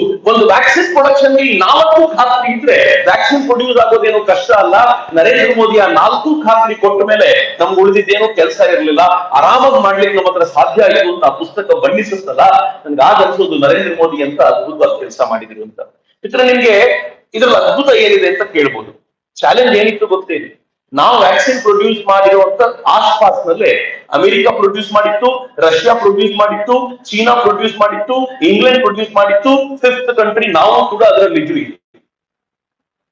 ನಮ್ಮ ವ್ಯಾಕ್ಸಿನ್ ನ ಕಾಸ್ಟ್ ಎಷ್ಟಿತ್ತು ಗೊತ್ತಾ? 250 ರೂಪಾಯಿ ಪರ್ ಡೋಸ್. ಅಮೆರಿಕ ಪ್ರೊಡ್ಯೂಸ್ ಮಾಡಿದ mRNA ಬೇಸ್ಡ್ ವ್ಯಾಕ್ಸಿನ್ಗಳು 3000 ರೂಪಾಯಿ ಪರ್ ಡೋಸ್. ನಾವು 100 ಕೋಟಿ ಜನಕ್ಕೆ 3000 ರೂಪಾಯಿ ಕೊಟ್ಟು ಆ ಡೋಸೇಜ್ ತರಿಸಬೇಕು ಅಂತ ಕೂತಿದ್ರೆ ಇದುವರೆಗೂ ವ್ಯಾಕ್ಸಿನೇಷನ್ ಕಂಪ್ಲೀಟ್ ಆಗಿರ್ತಿರ್ಲಿಲ್ಲ. ಆದ್ರೆ ನರೇಂದ್ರ ಮೋದಿ ಹಠ ಹಿಡಿದು ಕೋವ್ಯಾಕ್ಸಿನ್ ಅನ್ನ ಮತ್ತು ಕೋವಿಶೀಲ್ಡ್ ಅನ್ನ ತಯಾರು ಮಾಡಿಸಿದ್ರಿಂದಾಗಿ ಈ ದೇಶ ಬಚಾವಾಯಿತು. ಆದರೆ ಈ ಫಾರ್ಮಾ ಇಂಡಸ್ಟ್ರೀಸ್ ಲಾಬಿ ಹೇಗಿತ್ತು ಅಂದ್ರೆ, ನೆಕ್ಸ್ಟ್ ಸ್ಲೈಡ್, ನೀವು ಮರೆತು ಹೋಗಿದ್ದೀರಿ ಅನ್ನೋ ಕಾರಣಕ್ಕೋಸ್ಕರ ನೆನಪಿಸ್ತಾ ಇದ್ದೀನಿ. That man is Chidambaram. Chidambaram ಹೇಳ್ತಾರೆ, vaccine shortage is a fact, vaccine production is exaggerated, vaccine import is a mystery, vaccinating the entire adult population by December 2021 is an empty boast. Vaccine production ಸುಳ್ಳು ಇವ್ರು ಮಾಡ್ತಾ ಇರೋದು. ವ್ಯಾಕ್ಸಿನ್ ಭಾರತದಲ್ಲಿ ಕೊಡ್ತಾರೆ ಅಂತ ಹೇಳೋದು ನಂಬಲಿಕ್ಕೆ ಸಾಧ್ಯ ಇಲ್ಲ ಅಂತಂದ್ರೆ ಅರ್ಥ ನೀವು ಈ ವ್ಯಾಕ್ಸಿನ್ ನಂಬೇಡಿ, ಅಮೆರಿಕದ ವ್ಯಾಕ್ಸಿನ್ ತರಿಸ್ಕೊಳ್ಳಿ ಅಂದ್ರೆ ಭಾರತದ ಬೊಕ್ಕಸಕ್ಕೆ ಹೊರೆಯಾಗುವಂತೆ ಪಿ ಚಿದಂಬರಂ ಹೇಳ್ತಿರೋದು ಅಯೋಗ್ಯ. ನಾನು ಈ ಮಾತು ಎಚ್ಚರಿಕೆಯಿಂದ ಬಳಸ್ತಿದ್ದೀನಿ. ಯಾಕೆ ಅಂತಂದ್ರೆ ಈ ದೇಶದ ಬೊಕ್ಕಸಕ್ಕೆ ಹೊರೆ ಆಗಲಿ ಅಂತ, ಈ ದೇಶದ ಜನ ನಂಬಿಕೆ ಕಳ್ಕೊಳ್ಳಿ ಅಂತ. ಕಷ್ಟ ಬಂದಾಗ ದೇಶದ ಪರವಾಗಿ ನಿಲ್ಲಬೇಕು. ಪ್ರಧಾನಮಂತ್ರಿ ಯಾವುದೇ ಪಾರ್ಟಿ ಇರಲಿ, ನಿಮ್ ಜೊತೆ ನಾವು ಇದ್ದೀವಿ ಅಂತ ಹೇಳಬೇಕು. ಯಾಕಂದ್ರೆ ಸಾಯೋದು ಪ್ರಧಾನಿ ಇಲ್ಲ, ಈ ದೇಶದ ಜನ ಆಲೋಚನೆ ಇಲ್ಲ. ಆತ TRS ತೆಲಂಗಾಣದ ಚೀಫ್ ಮಿನಿಸ್ಟರ್, ಆತ ಹೇಳ್ತಾನೆ, centre blocked Pfizer covid vaccine entering India claims Telangana CM KCR. Centre block ಮಾಡ್ತು ಕೋವಿಡ್ ಇಲ್ಲಿಂದ ಬರುವಂತ ವ್ಯಾಕ್ಸಿನ್ ಗಳನ್ನ ಬ್ಲಾಕ್ ಮಾಡ್ತು ಅಂತಂದ್ರೆ ಫೈಸರ್ ವ್ಯಾಕ್ಸಿನ್ ತರಿಸ್ಕೋಬೇಕಿತ್ತು ಅಂತ. ಇಮ್ಯಾಜಿನ್ ಮಾಡಿ, ಫೈಸರ್ ಕಂಪನಿಯವ್ರು ಎಷ್ಟು ಕೊಟ್ಟಿರ್ಬೇಕು. ಯಾಕೆ ಈ ಆಲೋಚನೆಗಳನ್ನು ಮಾಡ್ತಾರೆ? ಯಾಕೆ ಇಂಡಿಯನ್ ವ್ಯಾಕ್ಸಿನ್ ಮೇಲೆ ವಿಶ್ವಾಸ ಇರಲಿಲ್ಲ? ಅಲ್ಲಿ ಅರವಿಂದ್ ಕೇಜ್ರಿವಾಲ್ ಆತ ಹೇಳ್ತಾನೆ, Arvind Kejriwal back for Pfizer even as the company wants protection from being sued if vaccine give adverse effects. ಇದೆಲ್ಲ ಪೇಪರ್ ಕಟ್ಟಿಂಗ್ಸ್, ಯಾರು ಇಲ್ಲ ಅನ್ನುವಂತಿಲ್ಲ. ಅದರ ಅರ್ಥ ಏನ್ ಗೊತ್ತೇನು? ಫೈಸರ್ ವ್ಯಾಕ್ಸಿನ್ ಇಲ್ಲಿ ಏನಾದ್ರು ನೆಗೆಟಿವ್ ಇಂಪ್ಯಾಕ್ಟ್ ಮಾಡಿದ್ರೆ ಅದಕ್ಕೆ ಕೋರ್ಟ್ ಅಲ್ಲಿ ಕೇಸ್ ಹಾಕುವಂತಿಲ್ಲ ಅಂತ ಫೈಸರ್ ಗಲಾಟೆ ಮಾಡ್ತು. ಇಂಡಿಯಾ ಹೇಳ್ತು ನಥಿಂಗ್ ಡೂಯಿಂಗ್, ನಿಂದ ನೆಗೆಟಿವ್ ಆಯ್ತು ಅಂತಂದ್ರೆ ನೀನೇ ಜವಾಬ್ದಾರ, ಹಂಗ ಒಪ್ಕೊಂಡ್ರೆ ಭಾರತದ ಬಾ ಅಂತ ಈ ದೇಶದ ಸರ್ಕಾರ ಹೇಳಿದ್ರ ಪರಿಫಲವಾಗಿ ಫೈಸರ್ ಬರಲ್ಲ ಅಂತ ಅರವಿಂದ್ ಕೇಜ್ರಿವಾಲ್ ಹೇಳ್ತಾರೆ, ಪರವಾಗಿಲ್ಲ, ಕೋರ್ಟಿಗೆ ಹೋಗದೆ ಹೋದ್ರು ಪರವಾಗಿಲ್ಲ, ಫೈಸರ್ ತರಿಸಿ ಅಂತ. ಇವ್ರೆಲ್ಲರದು ಯಾವ ಗ್ಯಾಂಗ್ ಅಂತ ಯೋಚನೆ ಮಾಡಿ ಅಂತ. ಇವರೆಲ್ಲರೂ ಯಾವ I.N.D.I.N ಯಾರ್ಯಾರಿದ್ದಾರೆ ಅಂತ ಗೊತ್ತಿರ್ಲಿ ಅನ್ನೋ ಕಾರಣಕ್ಕೋಸ್ಕರ ಹೇಳ್ತಿದ್ದೀನಿ. Ready to Delhi deputy chief minister Manish Sisodia, ready to pay cost. Delhi government urges centre to procure vaccine as Moderna Pfizer deny sales to states. ಏನ್ ಹೇಳ್ತಾನೆ ಗೊತ್ತಾ ಅವನು? ನಾವು ಡೆಲ್ಲಿನವರು ಈ ಸರ್ಕಾರದ ವ್ಯಾಕ್ಸಿನ್ಗೋಸ್ಕರ ಕಾಯಲ್ಲ, ನೀವು ಹೂ ಅಂತಂದ್ರೆ ಡೈರೆಕ್ಟ್ ಅಮೆರಿಕಾದಿಂದ ತರಿಸ್ಕೊಳ್ತೀವಿ ಹೂ ಅಂತ ಹೇಳಿ ಅಂತ. ಕೇಂದ್ರ ಸರ್ಕಾರ ಬಿಡ್ಲಿಲ್ಲ, ನನ್ನ ದೇಶದ ವ್ಯಾಕ್ಸಿನ್ ಇದೆ ಅದನ್ನೇ ಕೊಡಿಸುವಂತ ಹಠ ಹಿಡಿದು ಕೇಂದ್ರ ಸರ್ಕಾರ ನಿಂತ್ಕೊಳ್ತು. ನೆಕ್ಸ್ಟ್ ಈ ಕಡೆ ನೀವು ನೋಡಿ, ಚೇತನ್ ಭಗತ್ ಅನ್ನುವಂತ ಒಬ್ಬ ರೈಟರು, ಅವ್ನು ಎಲ್ಲಿವರೆಗೂ ಅದಕ್ಕೆ ಬ್ಯಾಟಿಂಗ್ ಮಾಡ್ದ ಅಂತಂದ್ರೆ ಇವರೆಲ್ಲರೂ ಸೇರ್ಕೊಟ್ರಲ್ಲ. ಒಂದ್ ಹಂತದಲ್ಲಿ ನಮಗೂ ಅನ್ನಿಸ್ಬಿಟ್ಟಿತ್ತು, ನಾವು ಫೈಸರ್ ಮಾಡರ್ನ್ ಹೋಗೋದು ಒಳ್ಳೇದಿತ್ತೇನೋ ಅಂತ. ಫಸ್ಟ್ ವೇವ್ ಮುಗಿದ ನಂತರ ಯಾರು ವ್ಯಾಕ್ಸಿನ್ ತಗೊಳ್ಳಿಕ್ಕೆ ಹೋಗ್ಲಿಲ್ಲ. ಯಾಕೆ ಗೊತ್ತಾ? ಈ ಅಯೋಗ್ಯರೆಲ್ಲ ಮಾಡಿದ ಕೆಲಸದ ಕಾರಣದಿಂದ. ಫಸ್ಟ್ ವೇವ್ ಮುಗಿದ ನಂತರ ನಾವೆಲ್ಲರೂ ಕರೆಕ್ಟ್ ಆಗಿ ವ್ಯಾಕ್ಸಿನ್ ತಗೊಂಡಿದ್ರೆ ಸೆಕೆಂಡ್ ವೇವ್ ಪ್ರಾಬ್ಲಮ್ ಇರಲಿಲ್ಲ. ಅದ್ರ ಮೋದಿಯನ್ನ ಆ ಕ್ಷಣಕ್ಕೆ ನಾವು ಅಂದ್ಕೊಂಡು ಇವರೆಲ್ಲ ಮಾತನ್ನ ನಂಬ್ಕೊಂಡ್ವಿ. ಇವರೆಲ್ಲರ ಮಾತನ್ನ ನಂಬಿದಾಗ ಏನಾಗತ್ತೆ ಅನ್ನೋದನ್ನ ಸೆಕೆಂಡ್ ವೇವ್ ನಮ್ಗೆ ತೋರಿಸ್ಬಿಟ್ಟು ಆ ಮನುಷ್ಯ ಒಬ್ಬರೇ ನಿಂತ್ಕೊಂಡು ಈ ದೇಶವನ್ನು ಉಳಿಸಿದ್ರು. ಈಗಿನ ಕಥೆ ಏನ್ ಗೊತ್ತೇ, ಮಾಡರ್ನ ಮತ್ತು ಫೈಸರ್ಗಳು ಯಾರ್ಯಾರು ಅಲ್ಲಿ ತಗೊಂಡಿದ್ದಾರೋ ಅಡ್ವಾನ್ಸ್ ಹೆಲ್ತ್ ಎಫೆಕ್ಟ್ ಆಗ್ತಾ ಇದೆ ಅಂತ ಅಮೆರಿಕಾದಿಂದ ಸುದ್ದಿ ಈಗ ಬರ್ಲಿಕ್ಕೆ ಶುರುವಾಗಿದೆ. ಅವತ್ತೇನಾದ್ರೂ ನರೇಂದ್ರ ಮೋದಿ ಸ್ವಲ್ಪ ಕೈ ಜಾರಿಸಿ ಬಿಟ್ಟಿದ್ರೆ ಇವತ್ತು ಭಾರತವಾಗಿರ್ತಿರ್ಲಿಲ್ಲ. ನಾವೆಲ್ಲರೂ ಗ್ರೇಟ್ಫುಲ್ ಆಗಿರ್ಬೇಕಾಗಿರುವಂತವ್ರು ಯಾರು ಅಂತಂದ್ರೆ ಈ ದೇಶದ ಪ್ರಧಾನಿ ನರೇಂದ್ರ ಮೋದಿಗೆ ಅಂತ. ಈಗ ಯೋಚನೆ ಮಾಡಿ, ಕೋಟ್ಯಂತರ ರೂಪಾಯಿ ಲೂಟಿ ಮಾಡುವಂತ ಅವಕಾಶ ಇದ್ದಂತ ಜಾಗದಲ್ಲಿ, ಕೋಟ್ಯಂತರ ಅಂದ್ರೆ 1-2 ಕೋಟಿ ಅಲ್ಲ, ಸಾವಿರಾರು ಕೋಟಿ ಲೂಟಿ ಮಾಡಬಹುದಾಗಿರುವಂತ ಅವಕಾಶ ಇರುವಂತ ಜಾಗದಲ್ಲಿ ನರೇಂದ್ರ ಮೋದಿ ಉಳಿಸಿ ಬಿಟ್ರಲ್ಲ. ಫಾರ್ಮಾ ಇಂಡಸ್ಟ್ರಿ ಸುಮ್ಮನೆ ಇರುತ್ತೆ ಅನ್ಕೊಂಡಿದ್ದೀರೇನು? ಈ ಎಲೆಕ್ಷನ್ ಯಾಕೆ ತಪ್ಪಿದೆ ಅಂತಂದ್ರೆ ಅವರು ಬೀದಿಗೆ ಬಂದಿಳಿತಾರೆ ಈಗ ಅಂತ. ಆದ್ರೆ ಇಲ್ಲಿಗೆ ಮುಗಿಲಿಲ್ಲ. Next slide. ಮೋದಿ ಕಂಡ್ರೆ ಡ್ರಗ್ಸ್ ಟಿವಿಗಾಗಲ್ಲ, ಆ ಮಾಫಿಯಾಗಲ್ಲ. ಈ ಡ್ರಗ್ಸ್ ಮಾಫಿಯಾ ಎಷ್ಟು ಜೋರಾಗಿದೆ ಅಂತಂದ್ರೆ ಇಡೀ ಪಂಜಾಬ್ ಅನ್ನ ಡ್ರಗ್ ಮಾಫಿಯಾ ನುಂಗಿ ಬಿಟ್ಟಿದೆ. ಅಮೆರಿಕದ ಯೂತ್ಸ್ ಗಳನ್ನ ನುಂಗಿ ಆಗಿದೆ. ಭಾರತದ ಯೂತ್ಸ್ ಮೇಲೆ ಕಣ್ಣಿದೆ. ನಾನು ಮೈಸೂರಿನಲ್ಲಿ, ಏನು ಭಾರತದಲ್ಲಿ ಕಡಿಮೆ ಆಗಿದೆ ಅಂತ ತಿಳ್ಕೊಳ್ಬೇಡಿ, ಮೈಸೂರಿನಲ್ಲಿ ಡ್ರಗ್ ಅಡಿಕ್ಷನ್ ನಿಂದ ಹೊರಗೆ ತರುವಂತ ಸೆಂಟರ್ಗಳು ಎಷ್ಟಾಗಿದೆ ಗೊತ್ತಾ? ಕಲ್ಚರಲ್ ಸೆಂಟರ್ ಅಂತ ನಾವು ಕರಿತೀವಿ, ಆದ್ರೆ ಆ ಕಲ್ಚರಲ್ ಸೆಂಟರ್ ನಲ್ಲೇ ಪ್ರತಿ ಈ ತರದ ಸೆಂಟರ್ಗಳಲ್ಲೂ 10-20 ಹುಡುಗಿರು ಇರ್ತಾರೆ. ಅವ್ರ ಅಪ್ಪ ಅಮ್ಮಂದ್ರೆ ಅವ್ರು ಕರ್ಕೊಂಡ್ ಬರ್ತಾರೆ, ಹೇಗಾದ್ರೂ ಮಾಡಿ ಬಿಡಿಸಿ ಅಂತ ಡಾಕ್ಟರ್ ಹತ್ರ ಗೋಗರಿತಾರೆ. ಡಾಕ್ಟರ್ 1 ತಿಂಗಳು 2 ತಿಂಗಳು ಅವ್ರನ್ನ ತಮ್ಮ ಹತ್ರ ಇಟ್ಕೊಳ್ತಾರೆ. ಅದಕ್ಕೆ ಲಕ್ಷಾಂತರ ರೂಪಾಯಿ ಖರ್ಚು ಮಾಡ್ತಾರೆ ತಂದೆ ತಾಯಿ. ಇನ್ನೇನು ಆಗ್ಲಿಲ್ಲ ಅಂತಂದಾಗ ಅವನನ್ನ ಬೀದಿಗೆ ಬಿಟ್ಬಿಡ್ತಾರೆ, ಹೋಗ್ಬಿಡ್ಲಿ. ಅಪ್ಪ ಅಮ್ಮ ಇರೋರು ದುಡ್ಡು ಕಿತ್ಕೊಂಡು ಡ್ರಗ್ಸ್ ತಗೊಳ್ಳೋನು ಆನಂತರ ಬೀದಿಯಲ್ಲಿ ಜೀವ ಛವವಾಗಿ ಸತ್ತಿರ್ತಾನೆ. ಈ ತರ ಇಡೀ ದೇಶವನ್ನು ನಾಶ ಮಾಡಬೇಕು ಕೂತಿರೋದು. ನಾನು ಹೇಳಿದ್ರೆ ನಿಮ್ಗೆ ಆಶ್ಚರ್ಯ ಅನ್ಸುತ್ತೆ. Next slide. ಕೊಚ್ಚಿ ಕೋರ್ಟ್ ನಲ್ಲಿ 25,000 ಕೋಟಿ ರೂಪಾಯಿನಷ್ಟು ಡ್ರಗ್ಸ್ ಸೀಸ್ ಮಾಡಲಾಯಿತು. 25,000 crores. ಕರ್ನಾಟಕದಲ್ಲಿ ಫ್ರೀ ಲೀಸ್ ಕೊಡ್ಲಿಕ್ಕೆ ಇವ್ರಿಗೆ ಬೇಕಾಗಿರೋ 50,000 crores. 25,000 ಕೋಟಿ ರೂಪಾಯಿಯ ಡ್ರಗ್ಸ್ ಕೇರಳದ ಕೊಚ್ಚಿಯಲ್ಲಿ ಸೀಸ್ ಮಾಡಲಾಯಿತು. 2,500 kg ಡ್ರಗ್ಸ್ ಸೀಸ್ ಮಾಡಲಾಯಿತು ಅಂತ ಕೇರಳ ಪೋಸ್ಟ್ ನಲ್ಲಿ ಹೇಳಿದ್ದಾರೆ. ದಿನ ಬೆಳಗಾದ್ರೆ ಡ್ರಗ್ಸ್ ಸೀಸ್ ಮಾಡುವಂತ ಒಂದು ದೊಡ್ಡ ಪ್ರಯತ್ನ ಈ ದೇಶದಲ್ಲಿ ಏನ್ ನಡೀತಾ ಇದೆಯಲ್ಲ, ಸಹಿಸಿಕೊಳ್ಳಲಿಕ್ಕೆ ಸಾಧ್ಯವಾಗ್ತಾ ಇಲ್ಲ ಇವರಿಗೆ. ಹೇಗಾದ್ರೂ ಮಾಡಿ ನರೇಂದ್ರ ಮೋದಿ ಇಳಿಸಿದ್ರೆ ಈ ದೇಶದ ತಾರುಣ್ಯವನ್ನ ನಾಶ ಮಾಡಬಹುದು ಅಂತ ಇವರೆಲ್ಲರೂ ನಿಶ್ಚಯ ಮಾಡಿ ಕೂತಿದ್ದಾರೆ. ಹಿಂಗಾಗಿ ಒಂದಾಗಿದ್ದಾರೆ. ನಮ್ಗೆ ಅರ್ಥ ಆಗೋದು ಸ್ವಲ್ಪ ಲೇಟ್ ಆಗತ್ತಷ್ಟೇ. Next slide. ಸಮಯಕ್ಕೆ ಸರಿಯಾಗಿ ಕಳ್ಳ ನೋಟನ್ನು ನಿಷೇಧಿಸಿ ಮೋದಿ ಅಂಗಡಿ ಮುಚ್ಚಾಕ್ತಾರೆ. ಎಂಥ ಟೈಮು ನಮ್ಮಲ್ಲಿ ಅನೇಕರಿಗೆ ಗೊತ್ತೂ ಆಗ್ಲಿಲ್ಲ. ಎಷ್ಟು ಖೋಟಾ ನೋಟುಗಳನ್ನ ಪ್ರಿಂಟ್ ಮಾಡಿಕೊಂಡು ಭಾರತದ ಎಕಾನಮಿಯನ್ನ ಹಳ್ಳ ಇಳಿಸಬೇಕು ಅಂತ ಕೂತಿದ್ರಲ್ಲ, ಆ ಫೈಲ್ ರಿಪೋರ್ಟ್ ಬಂದ ತಕ್ಷಣ ಇತ್ತೀಚೆಗೆ ಕೆಲವು ವೆಬ್ ಸೀರೀಸ್ಗಳು ಇದರ ಮೇಲೆ ಬಂದಿವೆ ಹೇಗಾಯ್ತು ಅಂತ. ಮತ್ತೆ ಬಹಳ ಸಂತೋಷ ಏನು ಅಂತಂದ್ರೆ, ಈ ತರ ದೊಡ್ಡ ಮೊತ್ತದ ಕಳ್ಳ ನೋಟು ಬಂದಿದೆ, ಅದನ್ನ ಹಂಚಿ ಭಾರತದ ಎಕಾನಮಿಯನ್ನ ಹಾಳು ಮಾಡ್ಲಿಕ್ಕೆ ಹೊರಟಿದ್ದಾರೆ ಅಂತ ಭಾರತ ಸರ್ಕಾರಕ್ಕೆ ಗೊತ್ತಾಗುವಂತೆ ರಿಪೋರ್ಟ್ ಕೊಟ್ಟವರು ಯಾರೋ ಉತ್ತರ ಭಾರತದವರು, ಯಾರೋ ಡೆಲ್ಲಿನವರು ಅಲ್ಲ, ಕರ್ನಾಟಕದ್ದೇ ಒಬ್ಬ IRS ಆಫೀಸರು.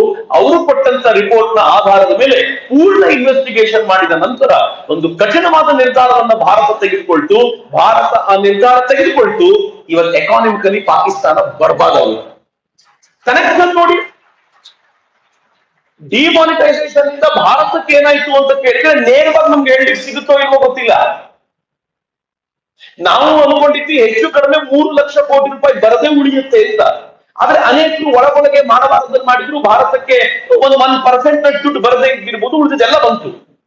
ಆದ್ರೆ ಈ ಖೋಟಾ ನೋಟಿನ ಮೇಲೆ ಬದುಕಿದ್ದಂತ, ಭಾರತದ ಎಕಾನಮಿಯನ್ನು ಉದ್ವಸ್ತಗೊಳಿಸಲಿಕ್ಕೆ ಸಿದ್ಧವಾಗಿದ್ದಂತ ಪಾಕಿಸ್ತಾನ ಮಾತ್ರ ಪೂರ್ಣ ಬರ್ಬಾದಾಗೋಯ್ತು. ಇವತ್ತು ಪಾಕಿಸ್ತಾನದ ಕಥೆ ಹೆಂಗಿದೆ ಗೊತ್ತಾ? ಪಾಕಿಸ್ತಾನದ ಇವತ್ತಿನ foreign exchange reserve not more than $5 billion. $5 billion ಅಂದ್ರೆ ಎಷ್ಟು ಚಿಕ್ಕ ಅಮೌಂಟ್ ಅಂತಂದ್ರೆ ಭಾರತದ ಕೆಲವು ಶ್ರೀಮಂತರು ಅದಕ್ಕಿಂತ ಹೆಚ್ಚು ದುಡ್ಡು ಇಟ್ಕೊಂಡಿದ್ದಾರೆ. ಪಾಕಿಸ್ತಾನದ ಹತ್ರ ಫಾರಿನ್ ಎಕ್ಸ್ಚೇಂಜ್ ಇಲ್ಲ. ಪಾಕಿಸ್ತಾನ ಜಗತ್ತಿನ ಮೂಲೆ ಹೋಗಿ ಭಿಕ್ಷೆ ಕೊಡಿ ಅಂತ ಕೇಳುತ್ತೆ, ಕೊಡ್ಲಿಕ್ಕೆ ಸಿದ್ಧರಿಲ್ಲ ಯಾರು.